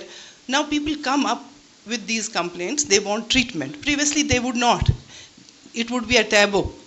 Any female who was not getting a child would be labeled as banj, and for her to come to a doctor was something which was not regarded respectful, and that is one thing. Now people are coming for treatment, is we have to detect it early, educate our people. Any person any female who has problems ought to be addressed at an age where she can be treated and counseled. That's important. And then the treatment part of it is important. They should have access, this treatment is very, very expensive. Everybody cannot afford. So whenever we educate a female to a level that we want that she'll earn for herself, on the other hand, she has to spend after marriage. One, she has that psychological upset, she is depressed, she has so many social problems to face, and she has a lot of money to invest to have a baby, which she has, all that money which she has earned to become economically independent does not give her that peace of mind, that happiness. I think that's one of the most important factors. The society has to change first. Then education has to go along with this. Both things should have to go together. We don't have to postpone one thing for the other. That's my point. Thank you so much. I think एक overall picture understand करने के लिए we have to also look into our own societal, pressures, pulls and pressures, and also जहाँ हम intervene करते हैं, जहाँ हमारे pulls and pressures रहते हैं as a community, as a father, as a mother, as the community as a whole, तो मुझे लगता है कि वहाँ पे बहुत सारे implications भी होते हैं. I had a chance to attend one of the meetings, one of the conferences by PCOS Society in Srinagar, where I met some of the noted gynecologists. We have seen IVF centers coming in a mushrooming way everywhere, in every nook and corner of this city. When it comes to going for IVFs or going for these kind of interventions, there's always first preference, that is woman. मर्द को उस consideration में लाया नहीं जाता है. तो doctor Masuma आपसे जानने की कोशिश करेंगे, how grave do you think this situation is in Kashmir? You can have the mic. Bismillahirrahmanirrahim. I at the outset want to thank Dr. Shahid Salim for having such a wonderful college at a place which is the apple of our eye, that is so poor. And on top of that, the anthem which was of your college, it has really touched my heart. Very emotional. My two teachers have given you an overview of what is the reason of this infertility in Kashmir. I would go a step beyond that. The seed was sown in 52 when we would be told, Hum do hamare do. So that was when we went against Quran and we started following the family, because it was meant for India, it was not meant for us. Because Quran does not preach us to have less children. It says, rizq Allah ke haath mein hai, leave that to Allah. But what we decided is that rizq hamare haath mein hai, hum बच्चे ज़्यादा होंगे तो कैसे पलेंगे? So that is something which we did first to come to this level. Number two, all of you know that what the past 35 years have been, and it has definitely taken a toll on the mental health. They've spoken about the age factor. Yes, definitely. Our population aging, the girls who have crossed the age of 30, and at the same time male fertility factors. So हम उस चीज़ को completely ignore करते हैं. Men are also, the fertility rates in the men also go down, and the reasons for infertility and this declining fertility is not only infertility. It is associated right from the beginning when what we have gone through. That is something what nowadays is being said, that the stress levels which the people have had, and you see young girls who are coming with AMH low. What is the reason? We say that लड़कियां 30 के ऊपर हो गई, उनकी fertility कम हो गई, acceptable. But young लड़कियां जो 20, 24, 25 की हैं, why is their fertility rates, why are their AMH levels low? So when we look into this context, we see that when you take a detailed history of these patients, you will see that there is suffering in their families. Suffering in one form or the other, which has definitely taken a toll on their mental health. And this balance, hypothalamo-pituitary ovarian axis balance, somewhere gets derailed, and the fertilities and their ability to conceive is decreases. That is one part. Now, when we are talking of IVF, your specific question to me was IVF centers. You see IVF centers right, left, but this is not the answer. IVF centers is a business. IVF, if a woman does not have an egg, she's not able to conceive, what are you giving her? You have to give a donor egg. So we need to look into that critically. Number two is that when you're looking at a woman, she is infertile. You don't look at the couple. There are so many couples where we have seen that marriage was never consummated, and the blame goes to the female. So that part is very important. I would like to say that Hazrat Sallallahu Alaihi Wasallam said the best person is a man who is good to his wife. He never said who is good to his father, to his mother, to his this. So my here addresses directly to the men who have created in this society an atmosphere where women are forced to, when we say the elderly age, when seeing the scenario around, you see that women are suffering. So what option do the girls have?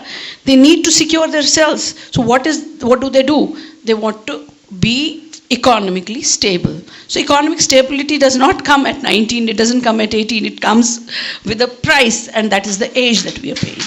So we need to change the scenario from infertility in a female to infertility in a couple, where couple education is important. If the scenarios are such that the family life in our society is such that every other female is having an issue, so no female wants to look at the youngsters. One part is that our infertility rate is high because of these problems, PCOD, late marriages, stress. There is another part where the girls say we don't want to go through this hell. We don't want to marry. And how do we tackle that? So it is the men who need to understand that the burden of the family is not on the shoulders of the woman, it is on the shoulders of the men. Even if a woman is economically stable, she's a multimillionaire, it is the responsibility of the man of the house to provide for her, to take care of the children, and to give her a safe protection. It's not only about money, it's about... So these are multi-pronged things which we need to look into. As far as the IVF centers are concerned, there should be some regulations, and the regulations, and there should be transparency. Because in another 20 years, when these children who are born of IVF, they are adults, they might be suing the doctors who have done their who were their treating doctors of their mothers or IVF centers if they do the genetic screening, because it has to be a purely transparent thing where you are telling your patients clearly that this is a donor egg, this is a donor sperm, and then are they going to accept it or not? That is another aspect which is very important, which you need to. Since this discourse in itself is it's a very interesting discourse, and इसके बहुत सारे गोशे भी हैं, आप सबको कुछ सवालात भी होंगे. We'll take you on board to have certain questions. I am just getting some reminders from this place. I'll take one small query. Maybe you give fixed time so that they finish and then we have open hall. Another, my question to Professor Masuma was, she mentioned donor egg. Is it halal? If it is not, then we should put a quote there, which is not halal, not allowed, not right. See, I'll give you a complete on this. Donor egg and donor sperm. There has been a lot of discussion in the two schools of thought, that is the Shia and the Sunni school of thought. According to the Sunni school of thought, it is an absolute haram to have a donor egg and a donor sperm. But as far as the Shia school of thought is concerned, since infertility and the treatment, ART, it is an emerging science, so there was a discourse in the Hausa that is it haram? So the fatwa that has come from late Ayatollah Ali Khamenei was that as such, IVF with a donor egg or donor sperm is not haram. But what is the big but? The but is that you have to, when you are using a donor egg, the lineage of the child will be, the mother will be the same जिसका egg है, अगर आप donors, because it is not an act of, it is not a sexual act by which N the baby is conceived. So by virtue of that it is not, but you cannot hide this fact from the child, and the rights of the property will be from whether the sperm was, whoever was the man who donated the sperm, and whoever was the woman who donated the egg, which is absolutely practically impossible. So it is as good as they have given an clarification as per the scientific this. Okay. So let us make it clear that if you go by that, nobody will do it is not halal. So, it is equivalent to being. So I think we have come to that conclusion. It's not halal. No, because so, people come, they say that आगा साहब ने बोला है, आगा साहब ने कहा है कि हाँ आप एग लेंगे मगर माँ वही रहेगी. कौन बोलेगा ये माँ है? बाप वही रहेगा. So it's not possible. It's practically not possible. Again, I think Dr. Umar, there are different aspects to this discourse. Maybe somebody has to. Excuse me, I will settle this issue.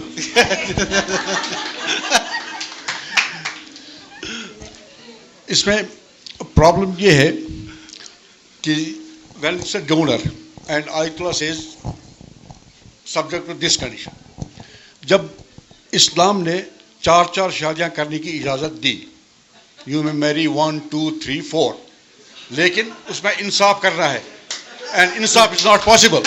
Therefore, there is no permission. Therefore, there is no permission. इस मसले में भी, since it is not clear, therefore there is no permission. So, so thank you so much for settling it for now. Let's have a look at the India fertility rates. The Sikkim is leading at number 1. Then we have Ladakh and Goa, Chandigarh, Lakshadweep, Jammu and Kashmir as at number 6. We have Andaman and Nicobar Islands, Delhi, West Bengal, Punjab and Maharashtra. So looking at this infertility rates, let's try to understand from Professor Tamkeen Khan, overall picture, आपके culture में, आपकी society में, how do you see this whole issue coming up and how do you deal with it on daily basis? Assalamu alaikum, and thank you so much for inviting me here and having me as part of such organs panelists. Can I start with some personal experience? Of course, yes. Sometimes, questions, they are more important than answers. And the moment Umar sent me this question, it came as quite a shock for me. Every morning in my personal, in the morning rounds, in the postnatal round, I delegate most of the clinical work to the junior consultant. My only job is counseling regarding decreasing the family size and family planning. So I had to go through a lot of data search to first of all understand what is happening in Kashmir. Because where the part of India where I come from, Uttar Pradesh, and especially Aligarh, that has the poorest statistics. And in whole of Uttar Pradesh, the 5 most districts with the worst statistics is Uttar Pradesh. Aligarh is one of them. And every day we see preventable morbidity and mortality because of having more children, no money, no access to healthcare, lack of awareness, all those things. So it's very routine for me to manage Gravida 4, Gravida 5, Gravida 9, Gravida 11. Whether it's Hindus or Muslims. So we have not faced this problem. Then I looked up at the other countries and within India, what were the causes. So one of them was particularly that I understand is that it's been a conflict zone for a long time. So when there's instability, both economic and personal, when there's so much displacement, every city in almost, I visit anywhere, somebody is wearing a beautiful Kashmiri suit. From where did you get it? I got it here, we have a shop here. And people are displaced, but that's why they're going there. So how can you have a family? And then the change maybe in the eating habits, the very high incidence of PCOS, particularly in this area, that could be one of them. And then of course, the environmental pollutants, they are working everywhere. So they may be working here as well. So these are some of the problems that I could find. But of course, most important is the conflict zone and the stress that people have to undergo and the displaced families. So yeah, the question was, so every day I have to counsel, and especially because being a Muslim and an obstetrician, I am not only worried about the quantity of the future generations, also the quality of the future generations. So I start my counseling, look here, Muslims सबसे गरीब होते हैं, सबसे ज़्यादा बेरोज़गारी है, सबसे ज़्यादा बीमारी है, and then I start with the family planning advice. So frankly speaking, I have not had that experience at all dealing with low fertility. Though we have so many, IVF centers in every city, every nook and corner, and that is because of the economic empowerment of the women, the studies, they are all marrying late. And the number of ovas in a woman's body is always fixed. And maximum is, the peak is around, like they have spent almost 90%, 70 to 90% of their ova by 30 years of age. So late marriages is one of them. So we need to, So this also shows us, does it have anything to do with the religion? As we will not get into the political discourse of Uttar Pradesh. We know how things work there and what is the condition of Muslims over there. Let's not get into the political discourse. But does it really have something to do with the religion? Initially, yes. But right now, I think all of them have been equally affected. Because of, I think it's also because of the male part as well. The toxins and the pollutants in the environment, and then the BMI has been increasing consistently, and the very high incidence of polycystic ovarian disease. So that could be one of the, and of course the women are getting educated and they're dealing marriages.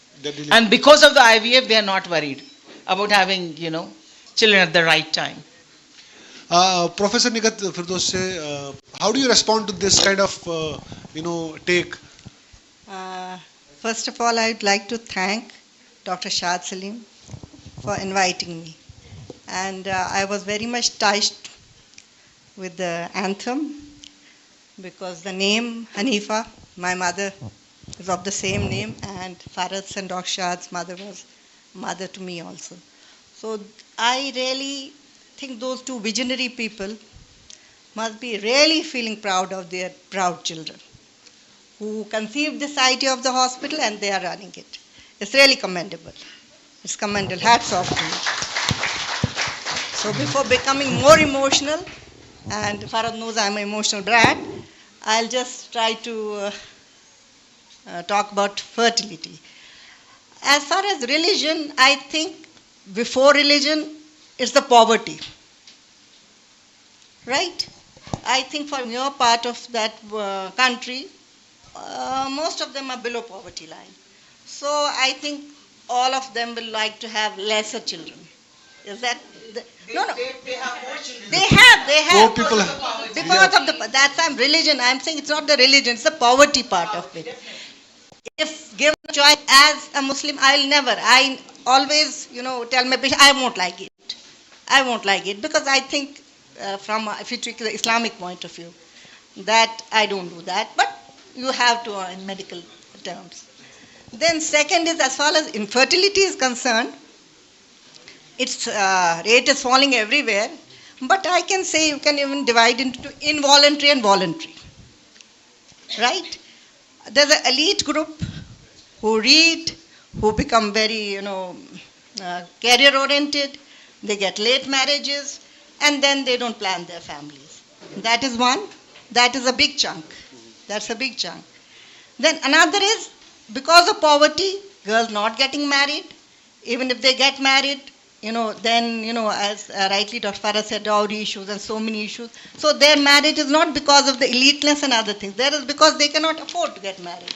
It looks very funny to say that one cannot afford to get married. Rather, on this forum, we should try to, get those girls who are, not getting married because of poverty. We should help them.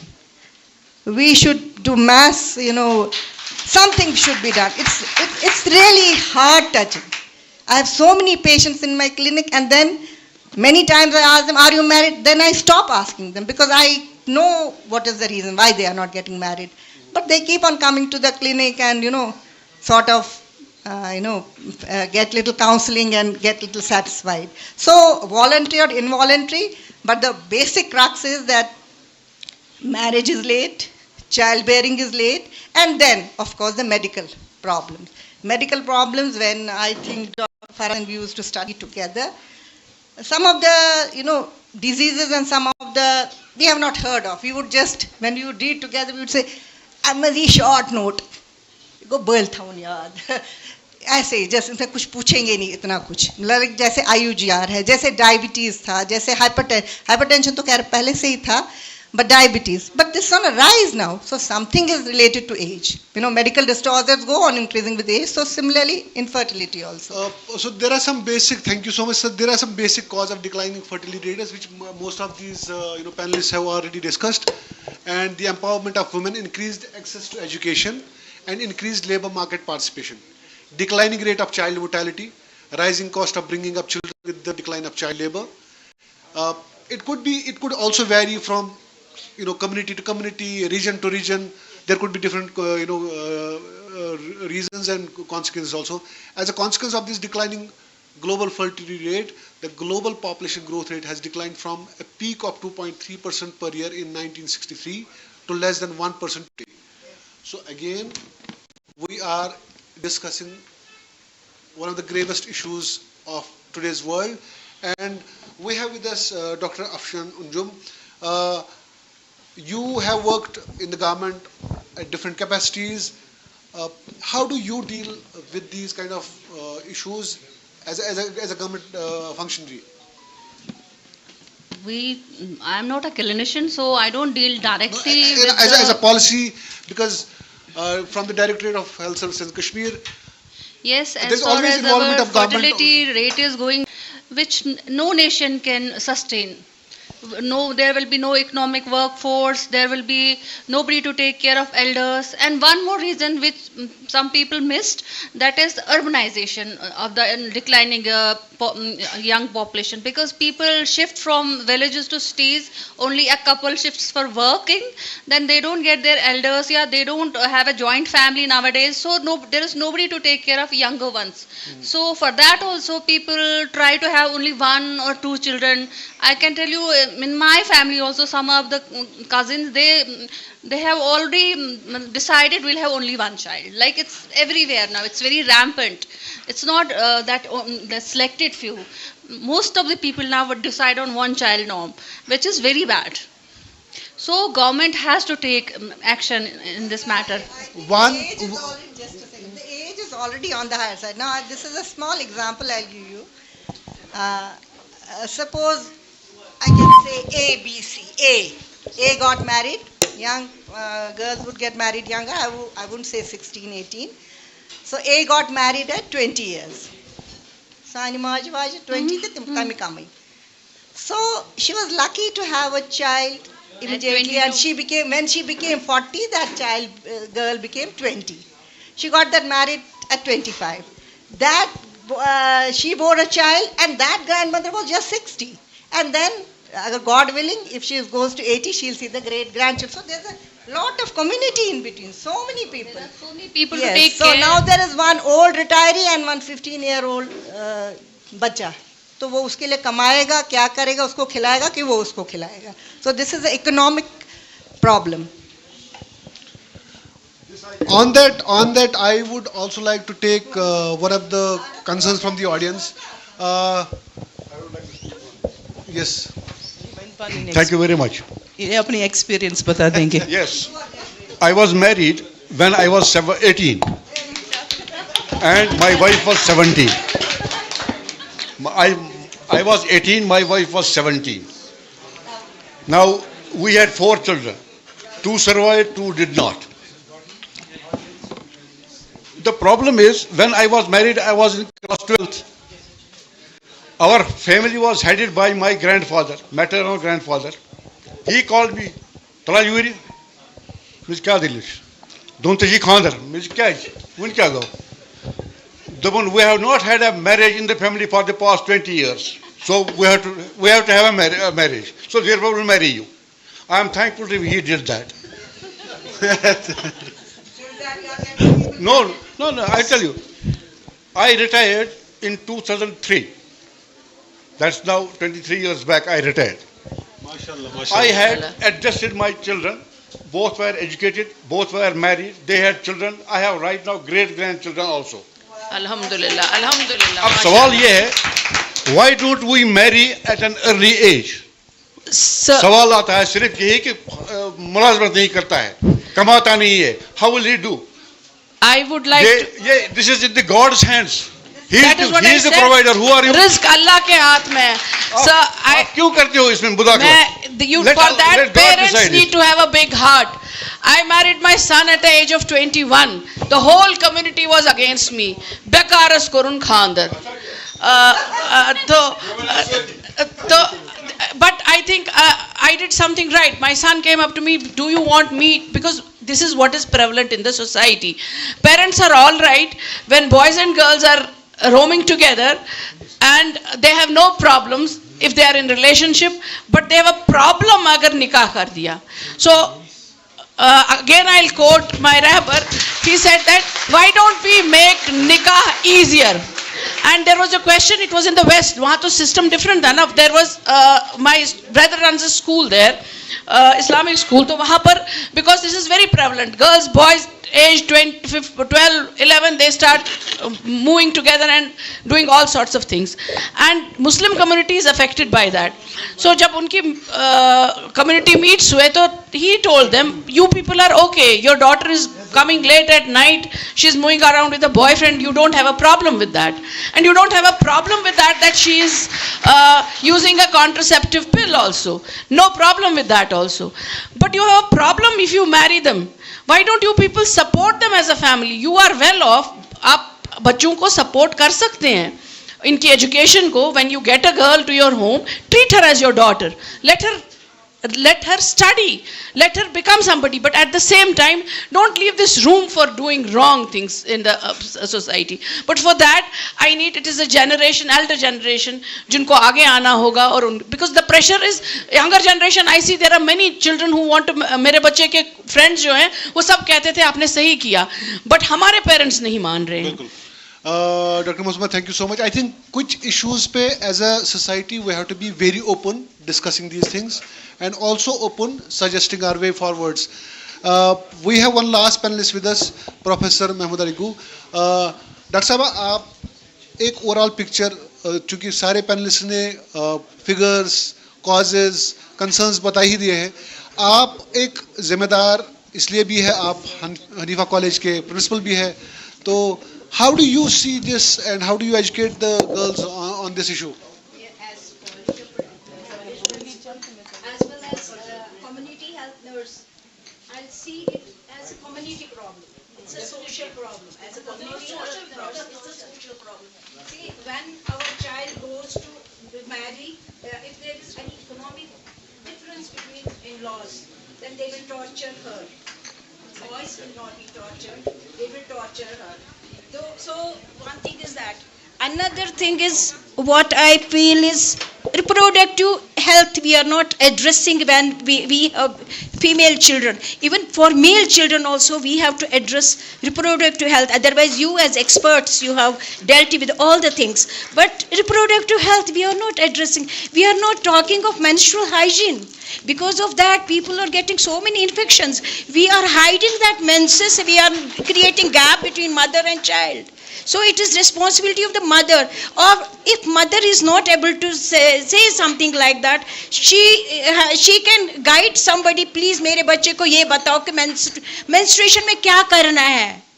Council करना है उसको menstruation में, because आजकल minority बहुत छोटी उम्र में आता है. इसे sometimes it is a 10 only, 9 only. So they are just children, they are not even in teens. So we have to address reproductive health, not only reproductive health of females, reproductive health of males also. We have to tell them what is good and what is bad, what are the factors contributing to reproductive organs. So So when we will just build them, when we will develop them like that, we will develop them healthy. Maybe we can help this. That what issues you said, it is all that is late marriage, etc. But the first thing is we have to address to reproductive health as this responsible gynecologists, as responsible deputy director health services. You people, you have to see there are so many yojanas, so many programs about reproductive health and children health. So we have to address, we have to plan, we have to see whether we have to have some feedback system so that we will see, yes, are our children healthy. So that is reproductive health. Second is our societal problem is we have seen we are making difference. It is not now in our, because sometimes if I will have two female babies, I will accept them better than males. But there are still, in rural areas, there is a difference between male and female. I have seen a lady telling, मेरे पास बच्चा नहीं है. फिर जब we were asking her about children and childbirth, she said, 5 बेटियां हैं ना, बच्चा नहीं है. So that is, we have to help children, we have to help females, to help females. That is our mother-in-law. First, our mother. She has not to make any difference between two children, male and female child. She has to rear. Even I have seen as a community health nurse, people not vaccinating their female children. I have seen that, I have witnessed that. I counseled them, she is the child who will be looking after you when you will be old. Your boys will just take you out of home. So still they were not convinced. So it is, we have to address the society of the child, female child, and as rightly Dr. Nighat and all gynecologists said, it is not issue of female who is married. Now we were talking of female children because previously they were getting married earlier. Now we are young women. Then we have to address the society also. उसके साथ सास आती है, माँ आती है, उनको भी बताना है कि they have to take nutritional care also. They have to, and we have to address these young ladies about not taking junk food, so because obesity and all everything is because of the food fads. So we have to see all the things as responsible community health people, social health people, besides being experts, because this is more simpler. What all you have read is very vast and in-depth, but this addressing this issue is easier. Talking in common language, talking in their language, convincing them, then motivating them, no difference between male and female. That's what I will add. Thank you so much. That's why, as reporters, when you go and talk to the stakeholders who are at the helm, it's what I have to wear, how I should dress up, how I should go, because that's how we have to. We are growing up, and as community, as society. A question was asked of a man: how do you live a happy life with your wife?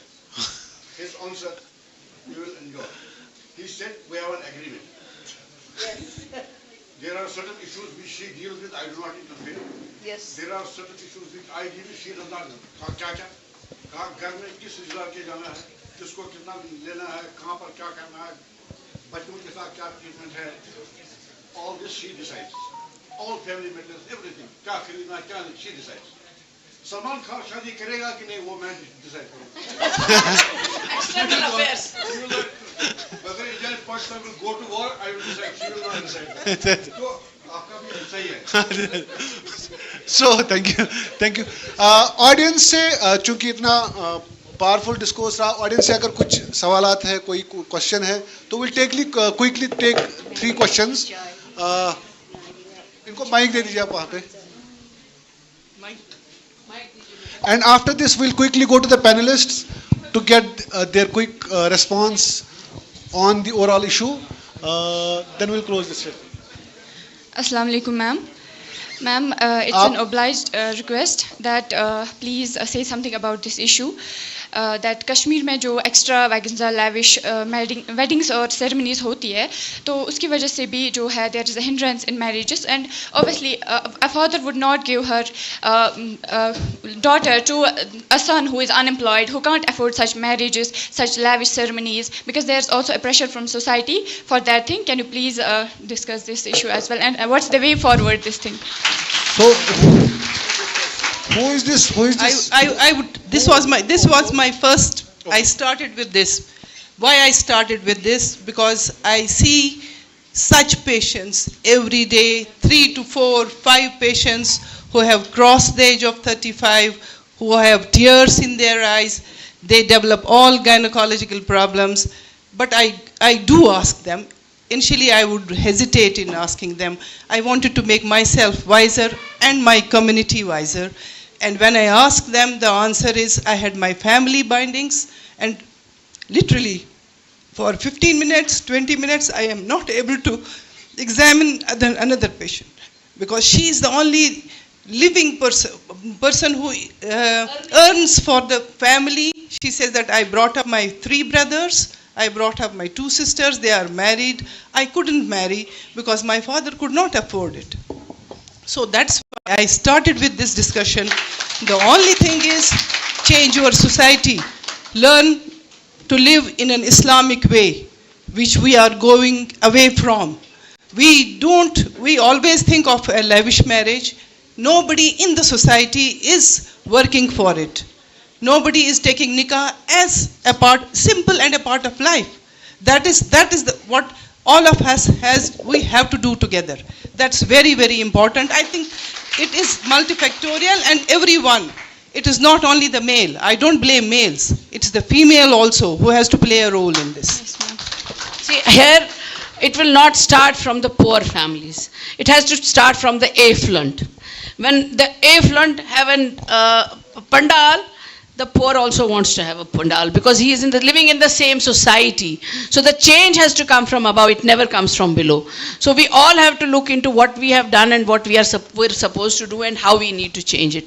अब तो trend बन गई है, चाहे वो कर सके या नहीं, उसको सिंगर भी लाना है, उसको मेहंदी वाली भी लानी है, उसको एंड उस कर्जे के तले तो लोग फिर उठते ही कभी नहीं है. That is another. One is कि पहले शादी होती नहीं है, फिर दूसरा अगर होती है तो वो एक फैमिली तो उस कर्जे के तले दब ही जाता है. अगर ब्रदर घर में है उसकी लाइफ तो बर्बाद हो गई क्योंकि उसके तो वो पैसे भरने ही पड़ते हैं. And there are so many cases in home where once they have got married because of this lavish marriage what has happened is that पीछे कर्जा इतना चढ़ा हुआ है, अब वो उतारने के लिए लड़की की जेवर ली जाती है तो हो गया डिस्प्यूट, तो फिर डिवोर्स रेट बढ़ गई, फिर फर्टिलिटी रेट कम हो गई. सो एज अ सोसाइटी हमको इस this there are 2 things. One is the turmoil and the mental health which has been affected, and the breadwinners who are either disappeared or in jail or have been killed in whatever way. That is another story. And the third part is the economic part that we are creating. That is one, the economic burdens that we are creating by having an unrealistic lifestyles that we have created. So that needs to be curbed. This is one thing which can be easily solved. So in addition with the pollutants, so because it is multifactorial, ये चीज़ें सब चीज़ें हैं, बीमारी भी है, PCOD भी है, PID भी है, लेट मैरिज भी है, और लेट मैरिजेस के रीजंस यही हैं. और सबसे बड़ी चीज़ है जब मर्द लोग दे कम फॉरवर्ड्स एंड दे से मुझे एक सिंपल निकाह चाहिए, मैं लड़की को उठा के मस्जिद से लाऊंगा चाहे उसके पेरेंट्स के पास कितना भी पैसा है. No, I will go for a simple marriage. I don't, even if they are very rich they can always do something good for the couple. ना एक आलीशान ट्रिप करा दीजिए ना, वर्ल्ड ट्रिप. ये ज़रूरी है कि उनको दिखावा करना है? ये ज़रूरी है? उनको एक रहने के लिए एक अच्छी जगह दीजिए ना, so that they have a home and they can live peacefully. But why this lavish marriages where you burn out at least nothing 1 crore rupees in this nonsense? So that is something which needs to change. We'll take one more question. Responsibility is for female. Responsibility of females only, because we as sister-in-laws, we as mother-in-laws, we are creating problems. We are showing. No, we should not. We should not. As regards infertility, there should be no. Just give me 1 minute. There should be no blame game. जैसे mother in law MC हज किया था, MC हज किया था. Then the girl sometimes says बस just ठीक MC issues. So यहाँ मैं आपको मैंने सुना है, I'm not very I'm religious but I don't know much of hadith and this thing. I'm woman kashir put ak sahabi was timon usne bache. For many years that lady them says kosa hai chi haant ya tes kashir put chwana emi shun bache tse kya chun bya kar. Like it was a long story. In the end, such that's Allah Ta'ala's nish. Right? She dies. So that man is asked by the other people, that Sahabi, hey, why the guy ambassador to usne bache, so kya is karak bya khandar. He said, em shumenis taht bas pardu kormut, yus ba azman, because he was not potent. He didn't have he would not have a progeny. जैसे मैंने कहा कि इस मसले के बहुत सारे गोशे हैं. I interviewed one of the doctors recently, just last week, and I was astonished while she was narrating the story. She's a surgical oncologist, तो cancers को deal करती है. तो उन्होंने बताया कि मेरे पास 25-26 साल की एक लड़की आती है, तो ब्रेस्ट कैंसर स्क्रीनिंग के लिए. तो सब कुछ ट्रीटमेंट वगैरह होता है, तो फाइनली उनको बोला जाता है कि इनको ट्रीटमेंट पे इमीडिएटली हमें भेजना है. और उसके बाद उसकी माँ उसको कहती है नाज कीमो वगैरह है कसम वुनकन कर के क्या इसके मिस बनी पगह खानदर क्या बेज मिस बच कहें. So this is how we see this. और डॉक्टर साहिबा कहती है कि मैं तो तमिस चे खानदर मिस अम मूजूब कर अकिस लाश मज पल बच्चे अख सुन वोल बच्चे सह इम्पार्टेंट कि यह जान इम्पार्टेंट. सो हम as a society, as mother, as father, I think as women first we have to be very compassionate towards women. हमने इसी तवै कोर से माए से ज़्यादा लगाओ. तो मुझे लगता है कि immediately will quickly doctor professor Tamkeen, thank you so much for reflecting something which I think normally Kashmiris they have grown silent on certain issues. We can't be very loud on political stuff and all. But thank you so much for reflecting that, and that is one of the main reasons. There is one more question that we'll take. Assalamu alaikum ma'am. I am Falkam Zia from Royal Institute of Paramedical Science. तो हमने सब कुछ discuss कर दिया, हमने family के related discuss किया, society के रिलेटेड किया. तो सबसे पहला ख्याल जो किसी लड़की को आता है अगर उसको कोई रिप्रोडक्टिव हेल्थ अपने अंदर दिखती है वो है consulting a doctor. So I have a friend, she was suffering from PCOS and she consulted a doctor. So हमारा पहला ये ख्याल होता है कि doctor is going to help us, but instead of helping her the doctor started to जज her. तो आप इन डॉक्टर्स के बारे में क्या कहते हैं कि जो हेल्प करने के बजाय प्रॉब्लम को या फिर ज़्यादा स्ट्रेसफुल माहौल में डालते हैं, एंड इस वजह से लड़कियां जो है वो गायनेकोलॉजिस्ट को जाना नहीं मान रही हैं. Very well said. I want Professor Kaisar to respond to this first, and then maybe because you are not a gynecologist, you will see it from a different perspective. Yeah, that's a very good question. Very valid question. Yes. The medical education has undergone a sea change now, and the change came in last decade or so, where we talk about competency-based education, where early on a doctor is taught about how to communicate, how to counsel. This is a part of the competency-based education, and this is how a person can be compassionate. And when you're talking about one person, one sparrow does not make a summer. There may be a single, everybody is not it. That should answer your question. The second is, I think there was an excellent discussion. We need to look at the interventions now. Multimodality interventions by which we can address this problem. This is not a single issue which has to be addressed. It has to be addressed at various levels. The first thing is the societal change which every one of us talked about. This societal change has to come from within. This societal change can come from the young population that is sitting here. They can make informed decisions. And they are the people who can ask for spending and cutting the spending on their marriages, and that can set the ball rolling. That is one. The societal change has to be there. And when they can make their own decisions, they can make this decision as well. And they can influence their parents. Now we see children who are dominating their parents, who are guiding their parents. One. Second is now this change, we're talking about the marriage age group, but we have to think of the early on. Those children who will now be after 20 years, this change, they will see the change and it will be drastic. So that is how we have to intervene at an early level. Early level is to make our houses, as homes, not as houses. One is to rear children. If we have to rear children, rear them as compassionate human beings with empathy. That is lacking now. We have children and their parents who are guiding them to become masterminds of crossing 11th, then 12th, and going to professions and other things. But they lack the empathy. That is one thing that a good human being from the start. These interventions have to be the home-based interventions. That is one. Societal change as a whole is to involve all the stakeholders. Stakeholders would be one of the prime is the media. That is second is the people from within. Third is the educationists, the lawyers, as a whole, and the community, religious community leaders. Information, education, and communication. IEC has to be strengthened. Nowadays, if we have to look at the social media, let us bring it into the social media. What are our deficiencies?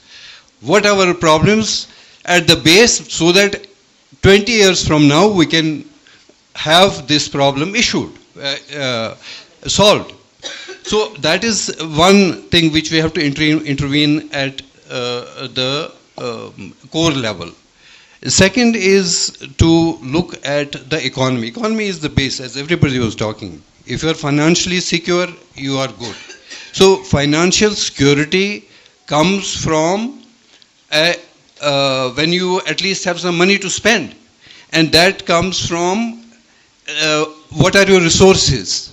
Those resources have to be tapped so that persons don't pursue only the government jobs. This time, again, the marital affairs, it is government. You have to be a government employee to get married. So that issue has to be industrialization. What are our areas where we can grow, where we can have better jobs for our progeny, our young generation. So that is to make them economically stronger, so then they have no time to think of marriage. So if we address that core issue, that is the other issue. Third is regarding our food. Our food chain has become totally toxic. Our children who are now going to the age of puberty, we are seeing diseases, we are seeing things which we have never seen. And this is what we have to address. Again, social media can help. That is the ultra-processed foods that we are taking. It has made a disastrous change in our whole physical and mental thing. Third is counseling. We have to build up counselors. There was a study in the Niemans recently about the post-traumatic stress disorders, and this was one of the main reasons for the low fertility that was talked about. Our infertility rate here is about 10 to 15%, which is alarming, which is at a lower figure. So IVF and other things would come later on. Then there is education, the proper type of education, as Madam was talking about, the reproductive health. Reproductive health is education about reproductive health. We always just cover it up. We have to be open about, talk to our children about it. It has to be a part of the curriculum. That is education. Third is again the health. Regarding the health, this part of this state, JK, it has a health issue. Now you can see that it's 1.4. We can make IVF more affordable. Affordability of IVF, we have many of the schemes, the government schemes that are coming up. These government schemes can cover these IVF programs, and they can be started from the primary health center. Reproductive health also at the primary health center. So this is the societal change which we can bring to have this issue addressed. Another thing that I would request is that if we have we have already set the ball rolling, I will really congratulate the organizers that they have put this issue, and this issue needs to be discussed, and something solid needs to come out from this discussion so that we can put these points towards the society. I thank you so much, sir, for this holistic picture. I would request you to give this answer to this question from a gynecological point of view. Okay. Regarding infertility. The question was when she goes to the doctor. Acha, when she said that. See, again, you cannot put everybody in the same. You cannot judge. That first thing that we are taught and the Hippocratic Oath is that you have to be non-judgmental. Even if a patient who comes to you has committed an adultery and you are treating her, you have to give a treatment without judging this. So PCOS is, as such, I will say that it is not something which needs to be judged. But yes, at the same time, counseling needs to be done. If a young girl comes with PCOS, we have to counsel the mother who is with her as well as that what diet she should take. If children nowadays take it that it is judgmental, that also has to be, you have to have both things have to be seen. Because a young girl of the age of 10, 15, if she comes with 80 kgs of weight, you don't tell her it's okay. You tell her, okay, you have done something wrong, now we have to work on it. And again, I'll say that these disorders, this PCOS, this doesn't start late. It starts very early. It starts in the womb. So young generation, women who are getting, whose bread and butter is junk, please abandon it. One is that it doesn't only lead to infertility. It is going to affect the children which tomorrow you are going to bear. They will also be, because it has a genetic basis too. And the genetic, it starts in the womb. And this genetic transition takes place with the environmental toxins also. And that the mutations and the deletions in the genes which are responsible, they occur because of these environmental pollutants. One is this bisphenol, which is in all packaged foods. Please stop taking that. Number two is that what we have, the fast food culture. The kitchens have vanished from the homes, and it is coming into our J&K also. That needs to be, we need to make kitchen time a pleasurable time, where the couple together, if both people are working, the easy way out for the woman is ki apar se mangao. That needs to stop, and that is how we are going to protect our future generations. We'll get Professor Tamkeen into this. She has an extensive experience in the medical education system also. How do you see this? Okay, can I just say that doctor-patient relationship is a two-way process. It's not just one way. So the quality of care that you get is the quality of care that you ask for. You should be aware of your rights. You have to be aware about, and you have to advocate for yourself, or somebody has to do it for you. And you have to demand respectful care. So you have to call out that doctor if the doctor is not up to the mark. It is part, like doctor said, part of our, Hippocratic oath that we are going to treat you without judging and without any bias, irrespective of caste, creed, religion, sex, or even sexual orientation. So you have to be aware of your rights. Thank you. Can we take two more questions? One more thing I wanted to add to that. I think he gave a very comprehensive answer about how to solve that problem. Another is also having policy to support women when they are pregnant, when they are having a family. The maternity leave, I remember, there was no maternity leave when I was a resident. And then we had 4 months maternity leave, now we have 6 months maternity leave. And now the government also has, child care. 2 years child care leave. So one of the most, friendliest nations that way. Still For not that supporting friendly, families. madam. We need to go beyond that. Workplaces need to have crutches for children. Yes. Workplaces need to have nurseries. One thing for sure, I think the message should go louder from this stage to the government agencies, and especially besides, besides being, besides go to the besides- private sector also. Besides starting this Nasha Mukt Bharat, the government agencies, government departments should also work on this. Second, it should also reflect in our Friday sermons. The Maulvis, the Maulanas, From the clerks, mosques, yes. they should talk about it. Why are we, and in this hall, if we have 50, 60, 100, 200 children, let's all use hashtag why the infertility rate is declining in Kashmir. Let's seek answers. Let's try to have answer on these, and let's try to introspect on this. Maybe you all must be using social media. Let's buzz it around and let's put people into this who can talk about it. Dr. Kassi, you wanted to answer something.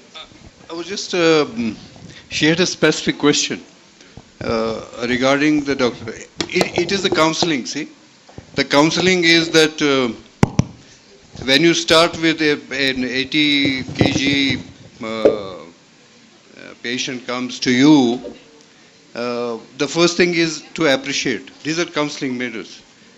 It is good that you have come to seek medical attention. That is the first thing. Second thing is, if you negate, when you negate a thing, that means your rate is more, don't eat fast food. Nobody is going to listen to you. So you have to, there are counseling techniques where you use various ways of counseling which help in mitigating the problem, because if you say don't eat fast food, they are not going to listen to it, and that's a negative impact. So these things are counseling which the competency based and counseling techniques have been introduced in medical education now. Even in nursing also it has been introduced. Maybe you can see better communication in the years to come. Thank you. We'll take two more questions now from the audience. One after this question. Maybe if you want to respond to this, please do it. Ma'am मेरा question आपसे, आपने अभी बात की early marriage. Ma'am in case कोई patient आता है, वो 13 इयर्स हो, 12 इयर्स हो, किसी वजह से due to hormonal imbalance periods हो गए हैं उसके, अब उसको PCOS या PCOD खास करके जो इस टाइम पे एंडोमेट्रोसिस है, मैम उसको तो हम नहीं बोल सकते ना अर्ली मैरिज, क्योंकि वो 12 ईयर है, 13 ईयर है. उस टाइम पे जो एक हमारा कंसल्टेंट होता है, जो हमने कंसल्ट किया होता है डॉक्टर, वो सीधे बोलते हैं कि मैरिज, इसका एक ही क्वेश्चन वो है मैरिज. मैं मेरी खुद की फ्रेंड है, वो भी डॉक्टर्स के पास गई है, 4 डॉक्टर्स के पास. Early marriage does not mean childhood marriage. Early marriage means at the right time. अगर इस टाइम पे मुझे बोलेंगे, उससे मेंटल स्ट्रेस हम लोगों का इतना इंक्रीज होता है, रिप्रोडक्टिव हेल्थ तो खराब हुई So होती whosoever है. is doing it is not right. One. Second thing is early marriage does not mean childhood marriage. It means marriage at a right time. And right time does not mean 13 and 12-year-old. See, that's... Girl or the boy are of marriageable age in terms of Islam. No. We have to see that. No. This is. No, we have to say. See, let us be practical in Not life. just science, it is also about the societal norms. We have to look into all the matters. Marrying a 12-year girl is not right. I will not advocate. If a patient comes to me at 12 years with endometriosis or with PCOD, I will advise her how to control herself, how to take medication so that this disease does not progress. But don't delay your marriage. One. Ma'am, no, we are talking about infertility. We are talking about lower rates of this. I am taking one more question, and then I'm going to wrap up this session, because definitely it's going to be very interesting. Professor Tamkin, if you want to respond to this, Koini or any one of you, before we take one more question and then we close this session. Ma'am, as we You wanna already respond? have discussed about causes, consequences of infertility rate as higher education, post-phone childbearing age, the point is how we can overcome this. There are some measures, some strategies we can help the youth financially. As we said कि youth हमारे पास आती है, वो बोलती है हम marriage करना चाहते हैं, but there are family burden. Are there some strategies, financial policies made by the government? So I want you to analyze them so that you will get to know. Thank you, ma'am. I want to reply to you, beta. Yes, ma'am. Because you are the younger generation, you are our future. So what I believe in, if you want to change something, you have to start from your own self. So you can be our champions. As we are talking about dowry, we are talking about lavish marriage, late marriage. You can be our champions, and you can start disowning all these things, and you can practice all good practices what we are talking about. So we don't have to advise you about it. You know it, what is wrong and what is right. If all of you do abolish the lavish marriage, dowry, and the question is of, ma'am, my point is, I'll address your question. So our education system needs to change. Yes, our education system is route learning. It is not vocational training. So what Islam teaches is that when you're educating a child, for first 7 years you don't have to tell them anything. जो यहाँ उल्टा है, यहाँ 2 साल के बच्चे को क्रैच में डाल दो. After 7 to 14 you discipline them. And at the disciplining क्या है? Disciplining है छोटी छोटी चीजें जो काम करके हैं, जो help है. इससे क्या डेवलप हो जाता है? उनके इंटेलेक्ट में डेवलप होता है कि मुझे ये करना है. यहाँ तो 20 साल के बच्चे को भी बोलते हैं उसको बिस्तर में चाय दे दो तो इसका इम्तिहान है. फिर जब वो 25 साल में पीएचडी करता है, पीएचडी के बाद उसको नौकरी मिलती नहीं है तो मेंटल स्ट्रेस हो जाता है. सो जब आप इस तरह की एजुकेशन देंगे, when they know that they have to do and they have to earn, and how do you make them earn is जो स्मॉल चीजें होती हैं, you give them incentives. You do this work, you help me in vacuuming this, I will give you 20 rupees, I give you 30 rupees. That gives them the knowledge of earning and then spending also. Then you teach them how do you divide this money. One part is for you, one is for charity, and one is for sharing. This is the Islamic school of thought, and that is how it inculcates in them the train that I have to do something better. And small vocational trainings जो बच्चे apart from studying जो है छोटी छोटी चीजें, लड़कियां crochet कर सकती हैं, थोड़ा सा आरी काम कर सकती हैं, ये चीजें जो है ये हेल्प करती हैं, ये लाइवलीहुड इश्यूज. मैं एक ही चीज बोलना चाहती हूँ बेटा, Thank you, आप ma'am. जो कह रहे हो कि पढ़ाई और घर और बच्चे साथ साथ हो, we 3 are examples. Sitting here we have done our MD gynae. रात को बच्चों को छोड़ना, दिन को बच्चों को, और 1000 रुपए 1500 तनख्वाह तो चलता. अल्लाह ताला जो उस कांतल किसके मिस्त्री जिक दीवा. We have with us Principal Sikim's Nursing College. You wanted to add something? Actually, I want to add something. We have talked so much, but we are not actually coming on the ground base for that. So we have to develop. It is not impossible, but it can be possible only when we are involving the society, and we are in the large way, and also we have to change the mind of the people. That is the basic thing. So I think, sir, for that only this program has been conceptualized. This has been ideated, and I am telling you, I work very closely with the health sector, and I know the who is who of health ministry, health sector. I don't think these programs really come up. There's always lip service, and I must congratulate you, Dr. Umar, for this. And Shad Saab, this has to be a movement now. I mean, this has the process has started. You have some of the young and brightest minds here who have asked some of the core questions. I think it's a good beginning. So excuse me, there is one thing we refuse to learn. हमारी society में problem ये है, if you give them a lead, nobody follows you. I'll give you an example. My 4 grandsons had to be married, right? Grandchildren. तो हमने ये फैसला किया, मैंने कहा I will handle everything on this side. बाकी तुम क्या करोगे वो तुम्हारा काम है. मेरा ये है कि हम बारात लेके नहीं जाएंगे.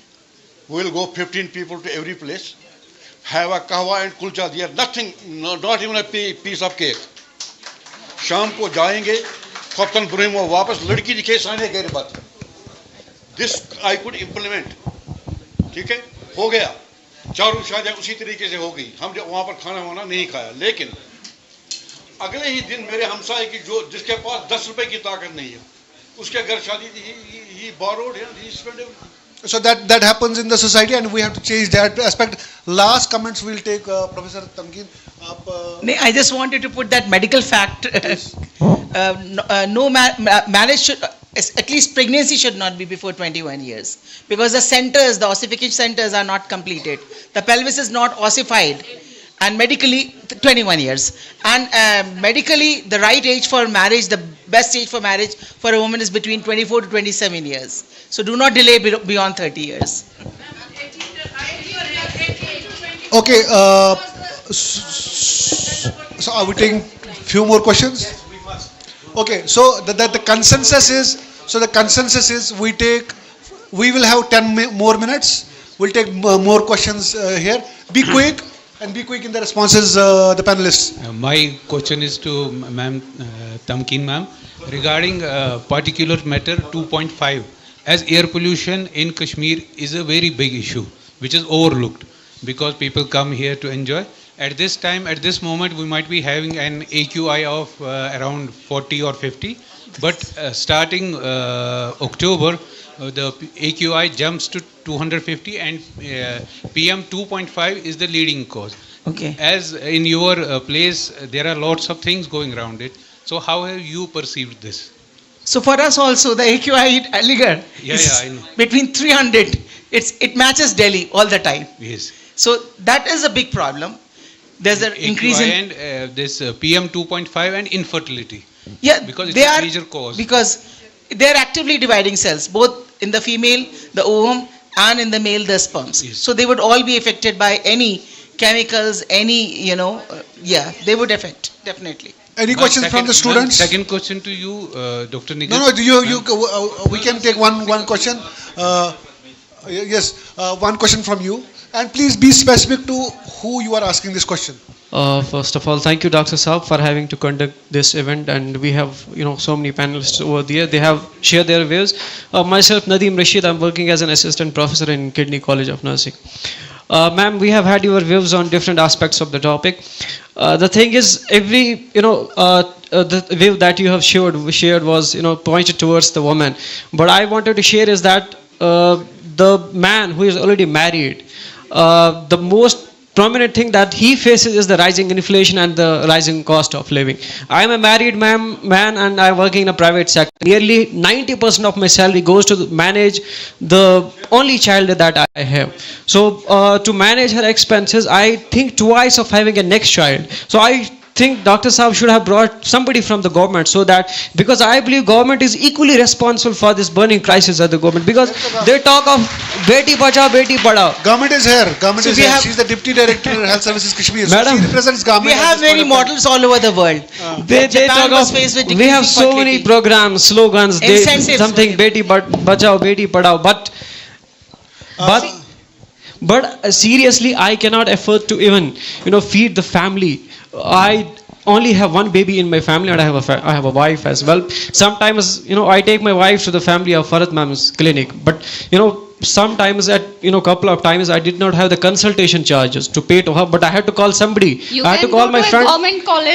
You have to stand in queue. In government colleges you have to stand in queue. In government hospitals. Farat Ma'am takes consultation. Yes, of course. No, it's her right. She has to take it. There is a bigger question that how do we improve the economy of our region? See, that is something which is very. Asking government for everything is not the right thing, and this is not the solution. The point I am stressing is that, ma'am, for medicines also we have to pay taxes. For diapers also we have to pay huge lot of taxes. I was doing a program yesterday live on Doordarshan, and there was an artisan who had come to as an interview. The artisan who has, I think, studied till 5th grade, we use Pashmina. He is a Kani artisan, awarded by the President of India. He has attended Oxford University 5 times in his lifetime. He has delivered lectures there. So that was our community. That was That our is society. what we need to go back. So we need to go back to that Yes. place. We need to, sometimes go, do crafts. We need to That get is into what our I art said, and culture. vocational training of students in I right think- from the beginning. That is important. So We don't need to have degrees only and then live in poverty. So we need to We'll look back. We'll move to another question if there is another question. Or But I think he has raised a very valid point. All over the world, if you look at different examples of different nations and how they are dealing, they have given incentives. They have added incentives from the government, like Japan, for That having is- more children. Definitely. Japan has And supporting one women. of the lowest fertility Yeah, rates. so that is why and they're now doing they are it. having elderly population. That is why they are They are having- incentivizing yeah, okay. childbirth now.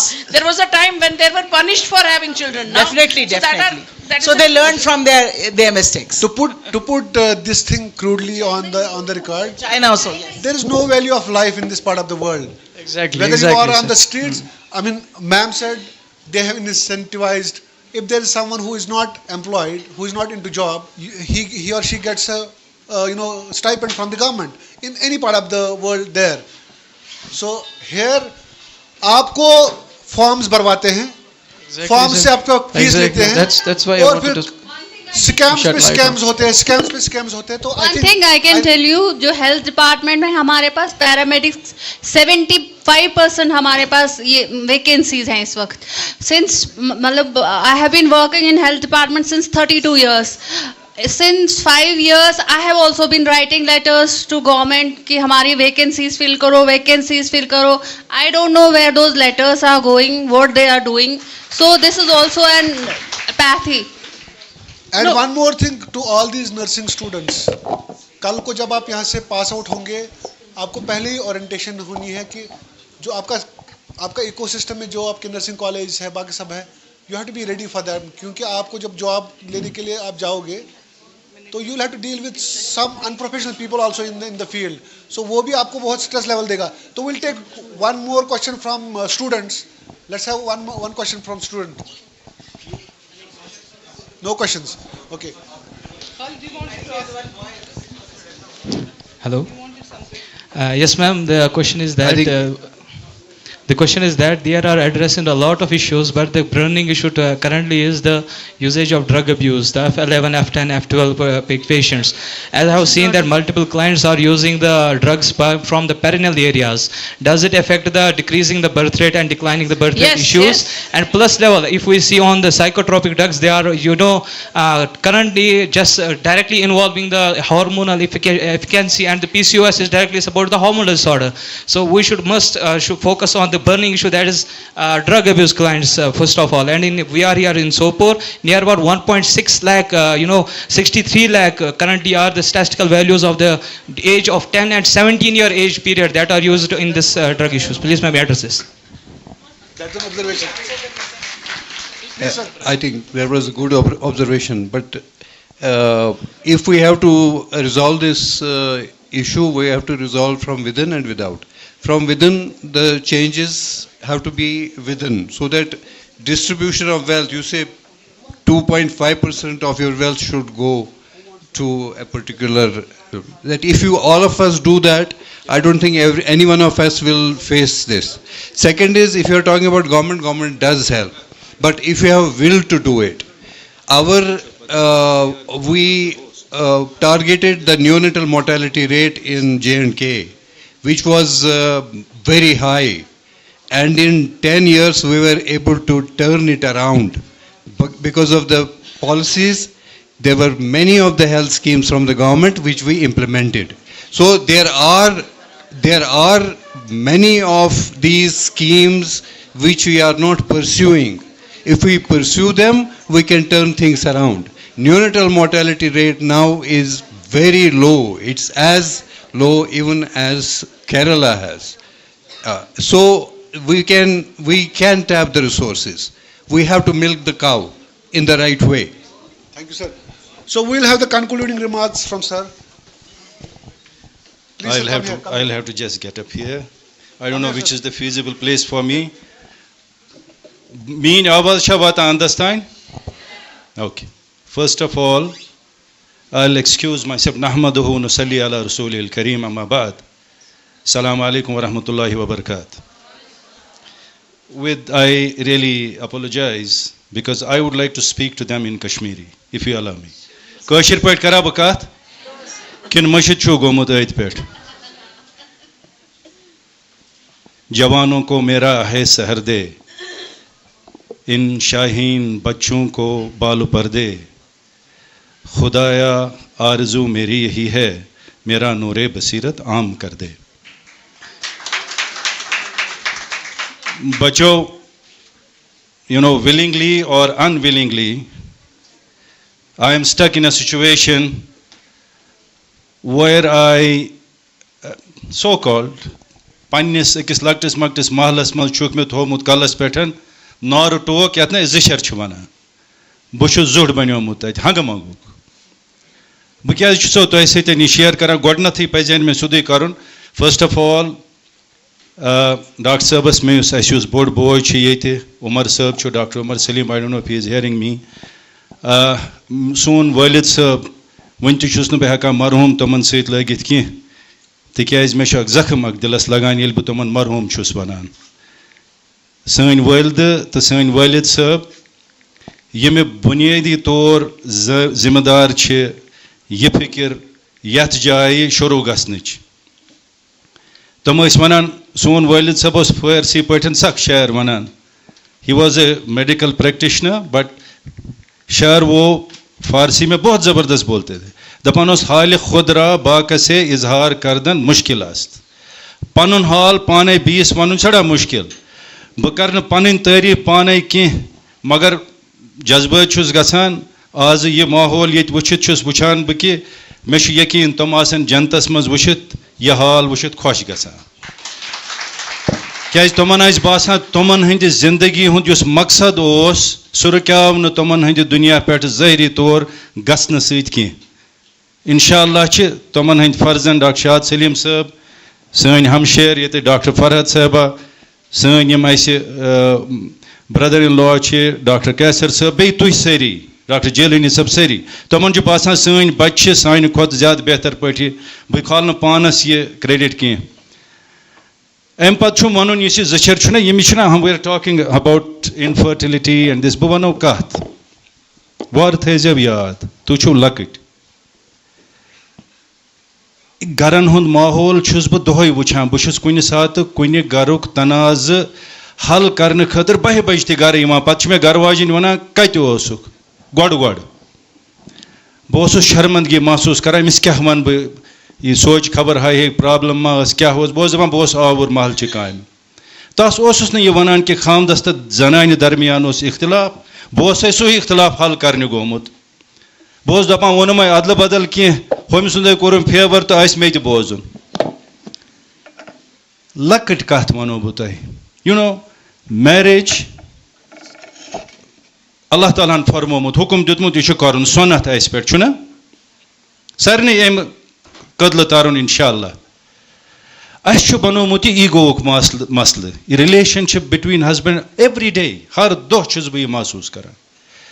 क्या सा बच्चा अमिस मर्द सुंद अम ने Amish injection कर बह क्या करनावस है अद सा बह मंगस माफी दपस पगह कर सह दपान आज यम दो जाव पलो वनमस ना मे इंजेक्शन क्या करनायस न यह छो पता नुक्स कत पे जोट ना गरुक जोट आसान. अगर वो लड़की हिंद तरफुक जोट हो सह दपान यह कमीन लड़क. हम सुंद जोट हो सह दपान यह लड़की इतनी बदकिस्मती गई नल तम दो. अमिच बुनियाद यह कि अस रिश्त यह बनोमुत गिव एंड टेक, तिजारत, कारोबार, ईगो. अस रिश्त बनोमुत अल्लाह ताला सिंद हुक्मच तामील कह. अद पे यमो वो ना टेक्निकल लैंग्वेज मज. बह तुह हकीकत वन. बह रात अकिस मामलस बह रात ओतर रात न ओतर 11:30 बजे आज घर. इशू यह कि मे अगर मस आमुत मोन खानदार तुम पता बह कम सज कत कर मगर बह वनान मे वो आज खानदारन कह रित ऐ मस्त कर क्या न प्लान करना. मे वन तो कत ऐ तो खानदारस चीनिस दरमियान ना प्राइवेट लाइफ कहें क्या वोनुत यह माज. तुह यम ये बिहित वनस तुह वोकेशनल ट्रेनिंग स्किल्स एक्वायर करा बे knowledge Pagah yem saat tu niriu to yem saat khandrikis at rishtas maz kuni jay Allah Taala tar diyo ye fikir hat gazyav ki Allah Taala chi zakan ditmit boznik ös kas ditin ös chi tre ös savsait kat kara kan ayke boza khandar herba vani ki suchu shatwan nafran bana vanan is muhabtich kat vain suchu andri nenglama tem sa chay zakan yad akhas yad huyeli kat chu vanan yeli na is Toy taran chu fikri ya shalak gasun layak ais kalam ta chu don hatan lukan wana ta chu wana vesiti pitrasti sairni wana lihaza ak cheez thavun yad yem saat Allah Taala bronh kun paknayo kan thayjo z zaban thayjo ak ish panis khandaras te tem waqt to ye nasihat karin kyaze lok yich ak bod bar wajah stress an hund garas mans asti ch bucho to pada es kit pat hakan yati kath karit thoda bahut agar kin zain kari ch san ustad me ch joru sahab sun professor yiman hund churudmut bad role san zindagi mans imo ch es waqt taawun dutmut te buchus tawai to wanan meharbani karit I rishtich bunyad yus emis mardas te zanani maz ch I gache godnathi niyat asin ki Allah Taala sindi hukm tamil yeli as Allah Taala per tawakkal kor Nabi Akram sallallahu alaihi wasallam farmawan yeli kan kaam karani aise tomo ch wonmi tre cheez gasan karin astashir astakhir wa tawakkal ala Allah astashir go istishara consultation empathy istikhara Allah Taala brokan ruju karun ठीक छो मेजिस्तार गलत छो अति कर खत्म M पत क्या one में त्रीम चीज तो हे मेसत लोगो अकुय अस्त ओतामत शुत खोय गसा बड़ पहन वन तो क्या वन में त्रीम चीज तवक्कल अल्लाह अल्लाह ताला पे तवक्कल करुन येम अल्लाह ताला पे तवक्कल कोर पत अगर तस दुनिया सर्वो खत मुश्किल तरीन मरहल ती तमिशा परवाय At बुनियादस पे अगर तुम रिश्ते कायम गसन अल्लाह गवाह न रोज इनफर्टिलिटी कुन जाए न रोजन इख्तिलाफात कुन जाए तो न रोज मायूसी कुन जाए अच्छे डॉक्टर खालिदा जी मे करे रिक्वेस्ट यमन शी इज द चेयरपर्सन दप्योमक तुह वन तो कह मे मे वैसे शर्म यवान बह क्या वन यमन मुतलिक she is one of the pioneers we are proud of having तुह वुचो यह This is the cycle, the circle which our parents, mashallah, tabarakallah, have had. Khadmati khalquk jazb. One of the first radiologists and one of the first radiologists who started doing ultrasonography in Kashmir. So you should be proud of that. Har waqt banim na zyada waqt ki, I'm sorry, I don't want to take much of your time. Bhavan yutu yotan bacho toh yat maholas maz te yaman lukan darmiyan ychana they are the iman thod chui ne yet ki health ki imchu tem waqtik doctor tem waqtik talim yafta yem waqtu luk punso mujub talim ais ne karan hasil yim chhin rupyo mujub doctor banyam telos doctors asan me basan 3000 rupiya tankha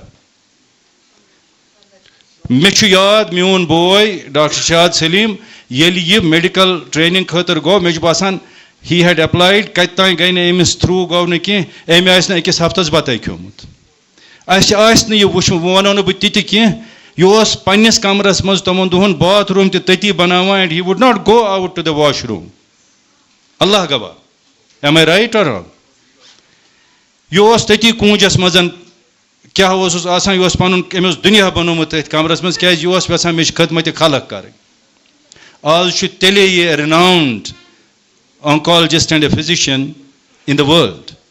So toh pajo emi chizuk fayda tulun ye manish heshne khatir Allah Taala dino kamyab zindagi yetti karna kamyab empat yus azdawaji zindagi mans Allah subhanahu wa taala aino tocho pardadari hun namun yetti mesh bozni ma mashallah yet par hotam mesh basan sainen buzargan hans yus Kah kath ka tuhjan garan taint words mus chi tuhjan garan mans ti chi setha thid buzarg yemo toy tarbiyat chav this mus mubarak toman Allah Taala dino kamyabi tarki येल अजदवाजी जिंदगी मज गो परवरदिगार थना अत शूर पैद यम दह तह रूजन याद ताकि तुह तह बनो बुथ पन अजदवाजी जिंदगी खुशहाल दुआन मज थोन सोन वालिद साहब तो वालिद दिया जजाकल्ला सलाम सठा सठा शुक्रिया सर फाजली कश्मीर वन वार वदनस छुम न शथरन पाई लगम तिम गेलनम वार वदनस छुम न शथरन पाई लगम तिम गेलनम बेसबब गरज दिलो गुदरुन बावन मुश्किला। तो हमें खुद को ही पहले सिमटना है, पचपान से सिद्ध करना इंट्रोस्पेक्शन। आप सबका भी बहुत बहुत शुक्रिया, आपने इतना इन्वॉल्व होके इस टॉपिक को, इस डिस्कोर्स को प्रेजेंट किया, एनालाइज किया, बहुत बहुत शुक्रिया। और सबसे बड़ा शुक्रिया मैं आप सबको करना चाहता हूँ, आप सब बच्चों को, आपने इतना सलीके से, तरीके से इसका आप हिस्सा बने, आपने इन्वॉल्वमेंट दिखाया, बहुत बहुत शुक्रिया। ये तब तक पॉसिबल नहीं था जब तक आप यहाँ पे नहीं होते।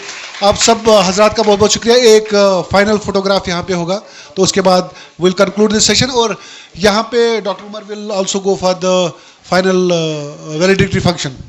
यस, एक group photograph.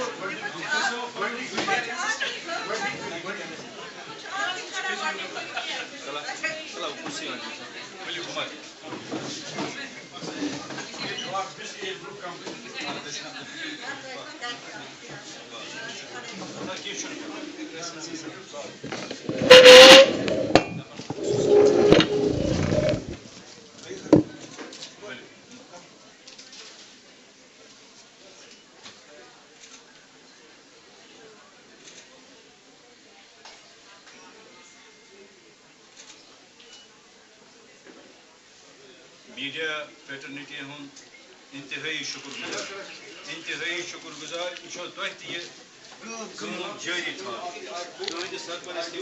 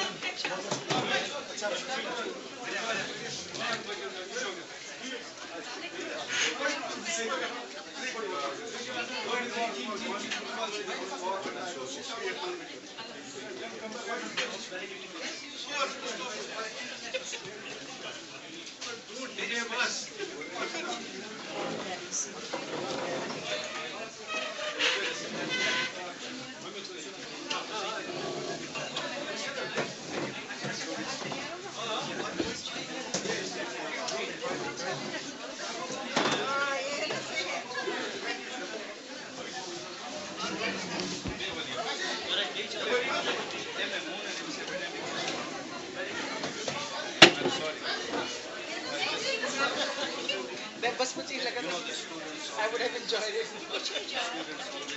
Yeah, I could follow some of them.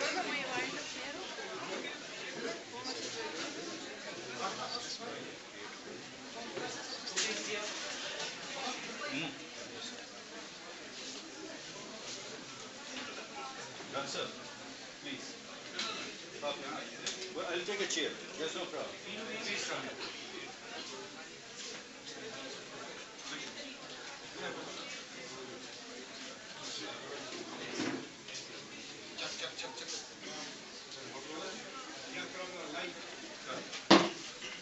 We'll start the valedictory function in a minute. Just a moment. You can start with the.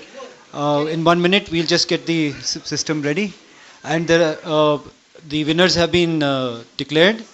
We'll be announcing the name of the winners, and the chief guest will be distributing the prizes during the ceremony. So please stay here. We want to see their participation while the winners get their. Yes, yes. So, and for those who are out of station, we have arranged a bus till the bus stop in Sopor. So please don't leave. We'll arrange a bus for you. Yes.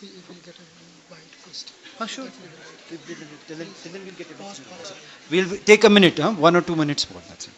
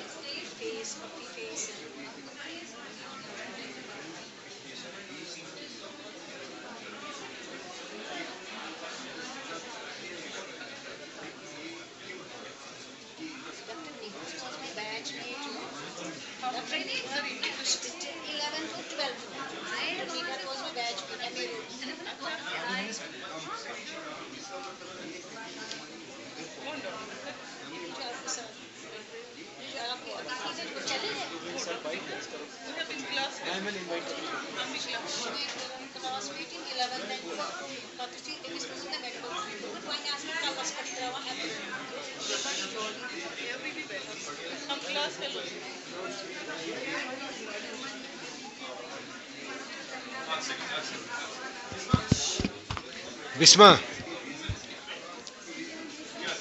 ये छिना media well तुम कह थी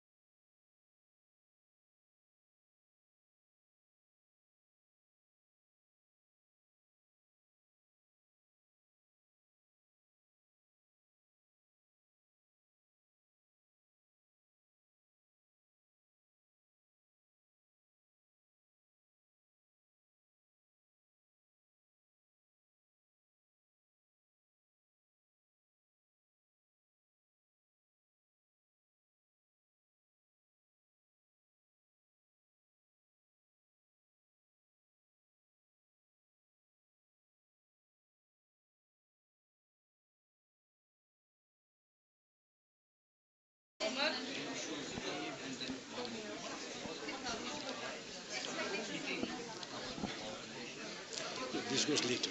They can tell the next one. This is wrong.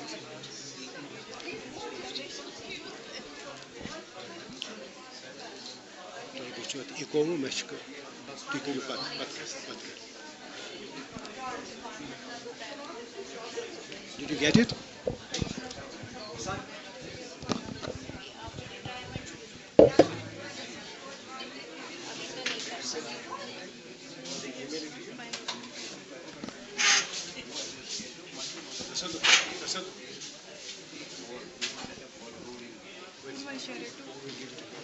No.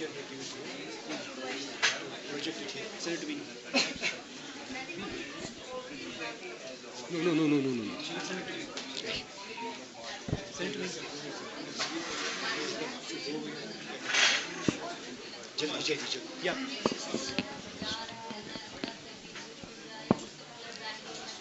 Bushus Vesan, Salam Alaikum. Khususan media world china. Ichu media walen in khatir ak aham announcement ak elan ak bas ak second ye mein yum maklawani andar kani karit pati Dr. Bisma Musab kachu Bhuvan tai ith pait bemar cha asan variah qismik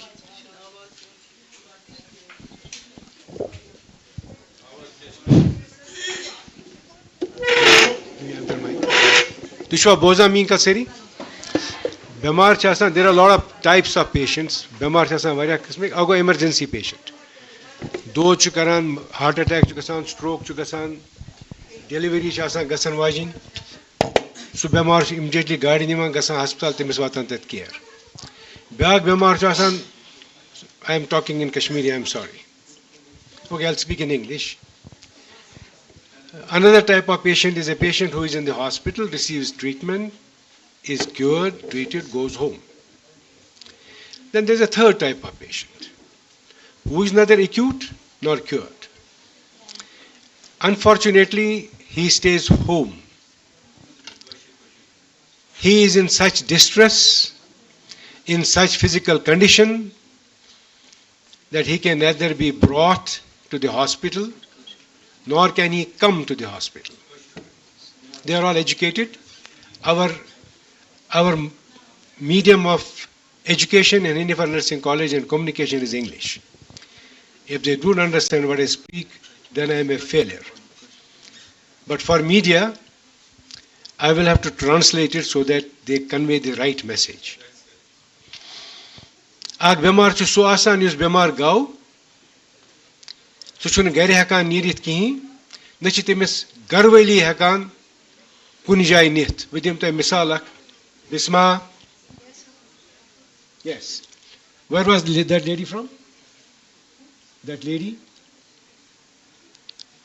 sarcoma Grady Kriras manch zanana ak she is around 45 temis shu ak cancer ak ta chona sarcoma vidim tay it per description temis shu deshnin narimans deshnin nari hund hujum chu takriban 1.5 foot su shu temis khovri zangimans temik hujum chu takriban 2.5 foot go gale su shu garken wana menuti daughter Shah Salimas nish right they cannot Tum chin hekan temis tulit ki kruras manchi zanan. Shdapanna menu te temis nish bagas theek. Ishak waham at ke karo. She was in intractable pain. Matlab tisa dag tuta dod. Most dag dod tasiyot ke sari family entrenched. Tomo kor hospital communicate tasadukas se thi. Ek kun tirik hawone se doctor service bemar tasduk saban kar kam em khaj ambulance mission ki pata yuthi me clinic maklaw bomar chi bushus nernas tayar mejdama bisman na chi win be yak bemar bush wasa ita stretcher as peti khatun emis ek tarf kur bek tarf nichu be nosh sarf ko zyada asarandaz goes but tem se noshin the dedication asait anyway I saw her, Alhamdulillah Rabbil Alamin, Allah Ta'ala Sata Shukur. She is very comfortable now. She is at home. Ich ach bemar just menish hitch waited. Ya minis teamers nish hitch waited, kaya tumo kor tasoduk sabas telephone, tasoduk saban kard ambulance to onion. Magar sari bemar chin I hekan karit ki. Soon molos mashur, agar tu chuchu as par to cycle hoke hote.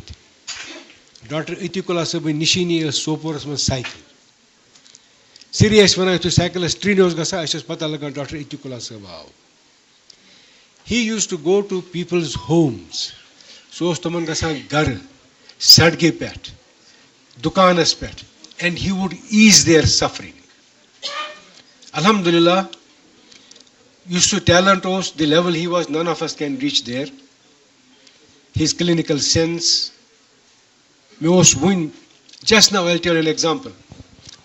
Ak nafra ak marajo maz, kimis kya sochna rajo maz. Isra masjid mein namaz padhe drai. Tum bahas mane katha ak mis kya tum bahas us jawan. Dr. Etikula sahab azata par ki dra me to meh che katha kvani me to donum kya. Tu meh karan gardin dod. Varianas gas me gaine farki ka.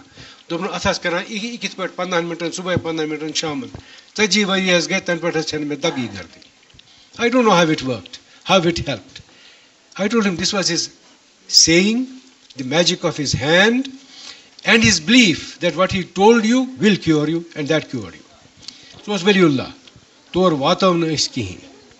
In his memory, Temsin's yadash tasmans, our family, Dr. Khalida, Dr. Farhat, Dr. Kaisar, Khalid, my other brother, Dr. Mushtaq, his wife, Khalid's wife Bilqis, Humaira, our grandchildren who are in America, all our kids and kins together. Ashkur firstly, ki is karo ak special ak program of Soporos mein shuru, tachwana home visit program. Yat manz good as gasan haftas manz akilati filhal. Toman serni bemaran yum gari peta hospital hekan niyet.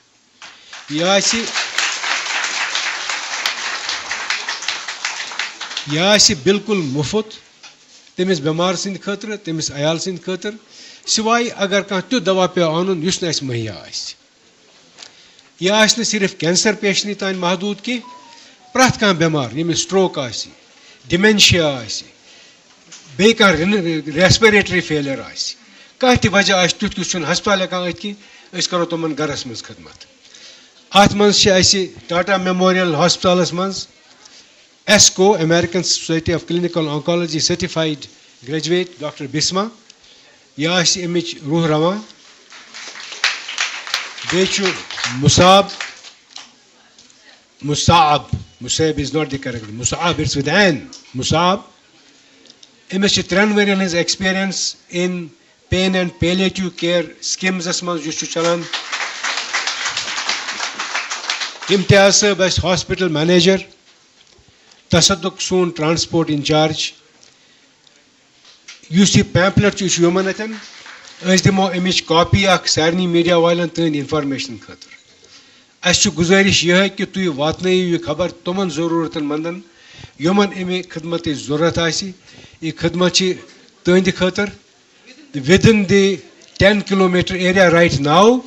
मगर मे एक वाद होतमुत कि इस वातो तमिश कोत्सा no क्रूर ते बे back वर्मल साइडिश मसूदा कांट बाग so she has promised 2 people a क्रूरस मज बीमार ब्याक कांट बाग will be going there but inshallah taala mustan tu कर जो दुआ इफक तजुर्बा कशीर मज गॉडनिश लेट यूथ प्रोग्राम यात एरियास मज करने वन मे पता कैंसर सोसाइटी करान मगर सु डिफरेंट काइंड यमिक छु बदल मकसद Inshallah Ta'ala Mustan Allah Ta'ala Deen Tawfiq is gaso kamyab to tun atrot chu zorat it per mun molos wanan ashun dirham e zorat ki ashu kole te kal me zorat these are his words jazakallah khair thank you very much please wish us all the best thank you very much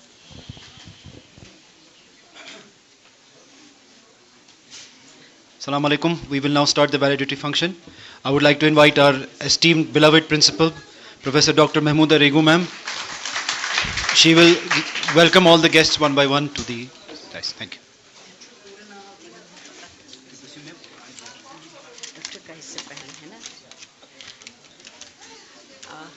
I invited respected, honored Dr. Kaisar Cole.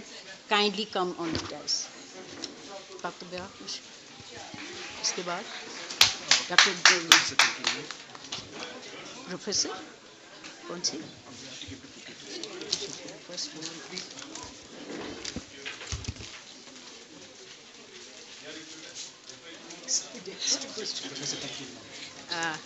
I invite Dr. Professor Tamkeen ma'am, please come on the dais. Yes. Next.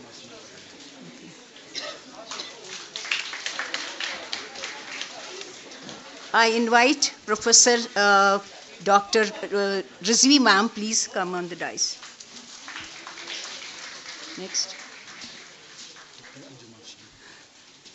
I invite Dr. Anjum Afshan, please come on the dais.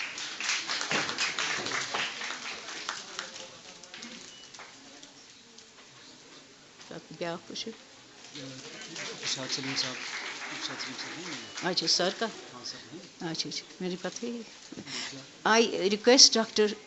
Shad Salim Sahab, please come on the dais. Our director, chairman, he's not here.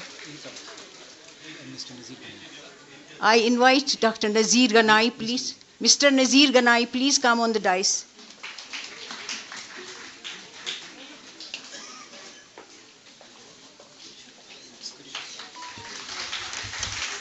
बस इतना ही है हाँ हाँ हाँ I know that.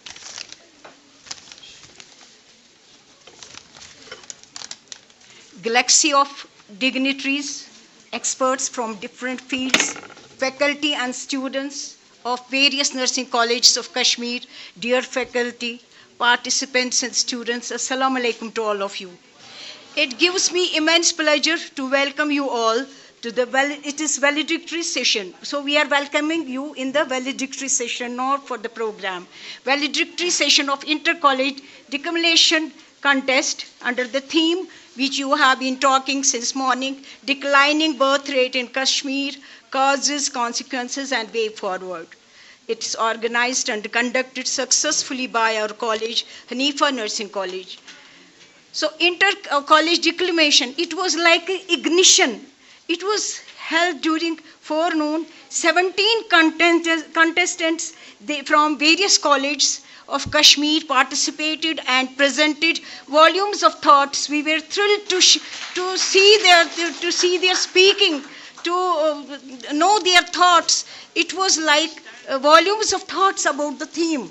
They have talked about because I appreciate the younger generation. They have lot of this resources and they have lot of talent to speak about anything, whatever we will give to them. We realized how important it is to address the issue. It was like ignition of the thought. This issue is so important. It was like igniting that it is important. So I feel all of us will work together to reach this, to address this. Again and again we will be talking to, so that we will come and we will just apply way forward whatever we have discussed today. I again welcome all the dignitaries, guests and all, organizers, faculty, participants and students. I extend warm welcome to one and all. First of all, I am honored to welcome you, sir, honorable chief guest of the occasion. Who is a renowned pediatrician of our valley and who this former principal of GMC Srinagar, Professor Kaisar Kol Ahmed Sahab. I again welcome you, sir, because it is somebody was asking me why welcome after doing everything. It is welcoming to this session. I am delighted to welcome Sayyid Masooma Rizvi, HOD, OBGLD Hospital. I am pleased to welcome Professor Farhad Jabin. You are not here. Former HOD OBG LD Hospital. And we are listening to your thoughts from the patients. I know how much dedicated you are, ma'am. I am delighted to welcome Dr. Anjum Afshan, esteemed Deputy Director, Health Services, Kashmir. I am pleased to welcome Professor Nighat Firdos, a former HOD of OBG LD Hospital. I am delighted to welcome Tamkeen Khan, who is esteemed professor at Aligarh Muslim University. And I'm again I am delighted to welcome Mr. Nazir Ahmed Ghanai, who just moderated and made our panel discussion very lovely and very living. So I appreciate his talent. I am thankful to him, besides welcoming him. The dignitaries as panelists I have welcomed, but you all know that others who were judging, who were in the jury, were welcomed in the welcome session of the program. So I again welcome all of them. I know how much difficult it was to decide about the people who won or who were the best, because all 17 were very best. They were with full of thoughts. They have just they did just with every causes, consequences, and way forward. And it was more than that. We could not judge, we could not do, but something has to be there. Some 1 point or 0.5 point will be leading us to have number 1, number 2, and number 3. Others should not feel that we have not done nicely. Everybody did so nice that our thoughts were provoked about the issue, and we because of you people, we will be just talking to the people about way forward, what to do and how to do it. With these words, I just thank you all.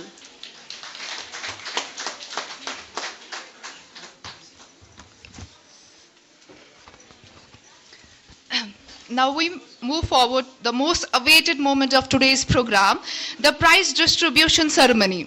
First of all, we would like to announce the award for Best Delivery. The award recognizes the participant whose confident expression and presentation truly captivated the audience.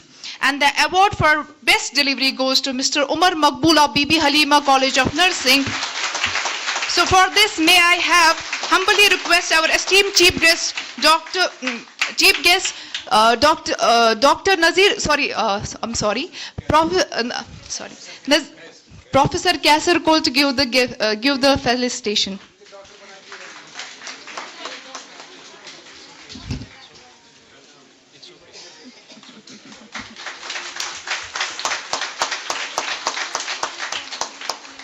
With great honor and privilege, may I like to give the award to Best Content of today.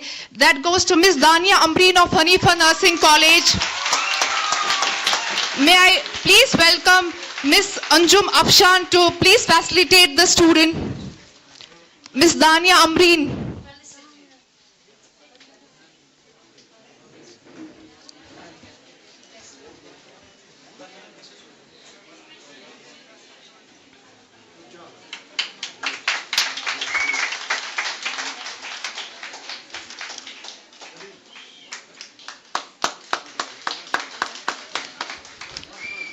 Okay, now the spotlight will be towards the star of the evening, so tighten your applause because the champion of the trophy is about to be revealed. That is third position of the event goes to Miss Muskan Bashir, Skims College of Nursing. May I like Masuma ma'am to felicitate the winner.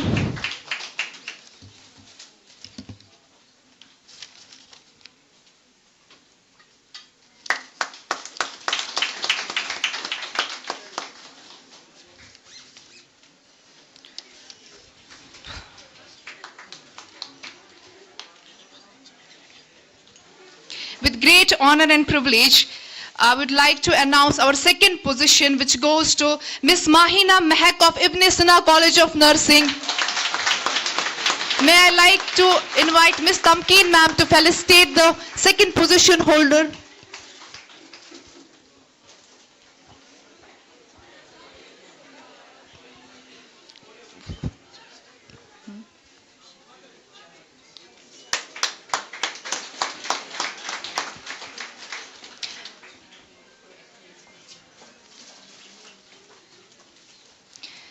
And finally, the moment we all have been waiting for. So we have the first position. So any guesses from the audience? So the first position goes to Miss Anisa Aslam of Ramzan College of Nursing.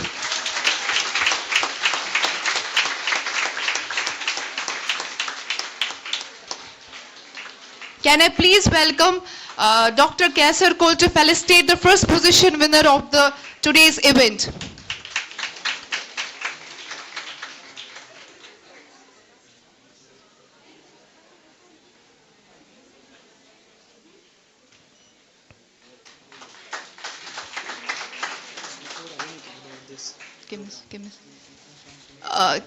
Wait, the first winner, Anisa. Can I have a moment, please? I would like to share your thoughts about today's program here.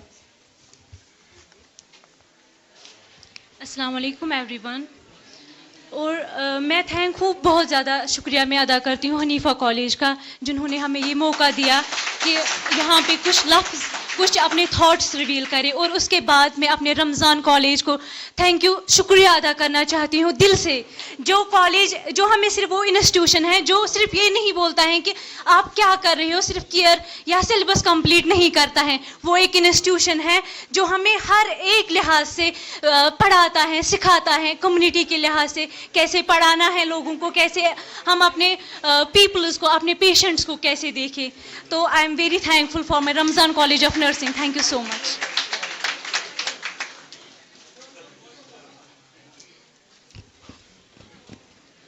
I would like to thank every dignitary who were present here and every journalist and the students and the participants from every college. Thank you so much for coming to our program and it was a great pleasure that you have been present here and the topic was well known as it is the basic problem in our Kashmir nowadays. So it was our thought that we should keep an eye on this program. We would look forward to have such programs inshallah in the future in our college and we will like to have your presence on that days also. Thank you so much. Thank you everyone.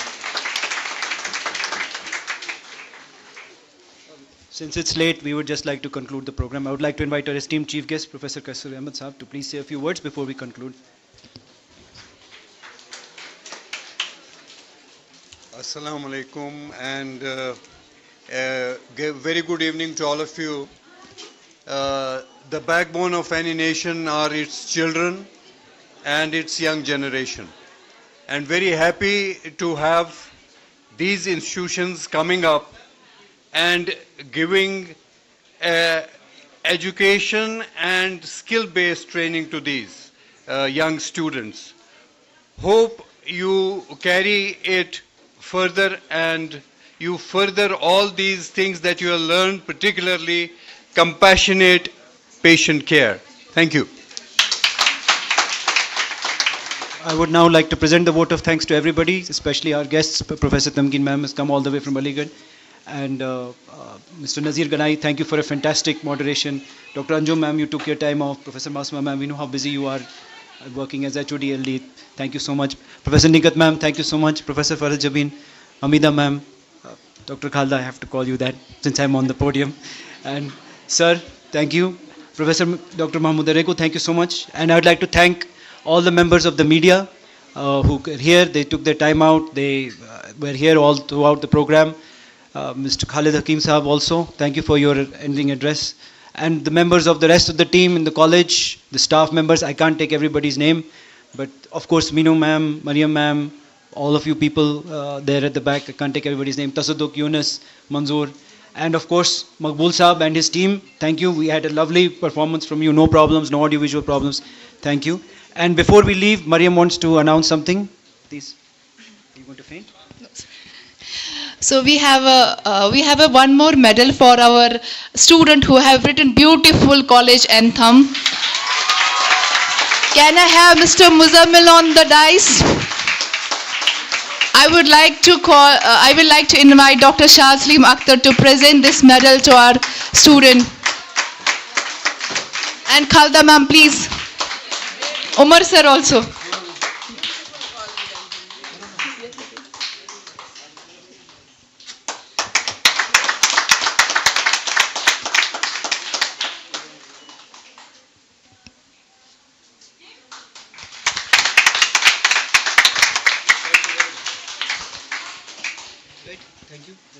Thank you everybody. Thank you students for being here. And please join us down for a high tea. Before you leave, please. Thank you so much. We are infamous in Sopor for Sopor Mazrat, but we're not going to do that today. Please.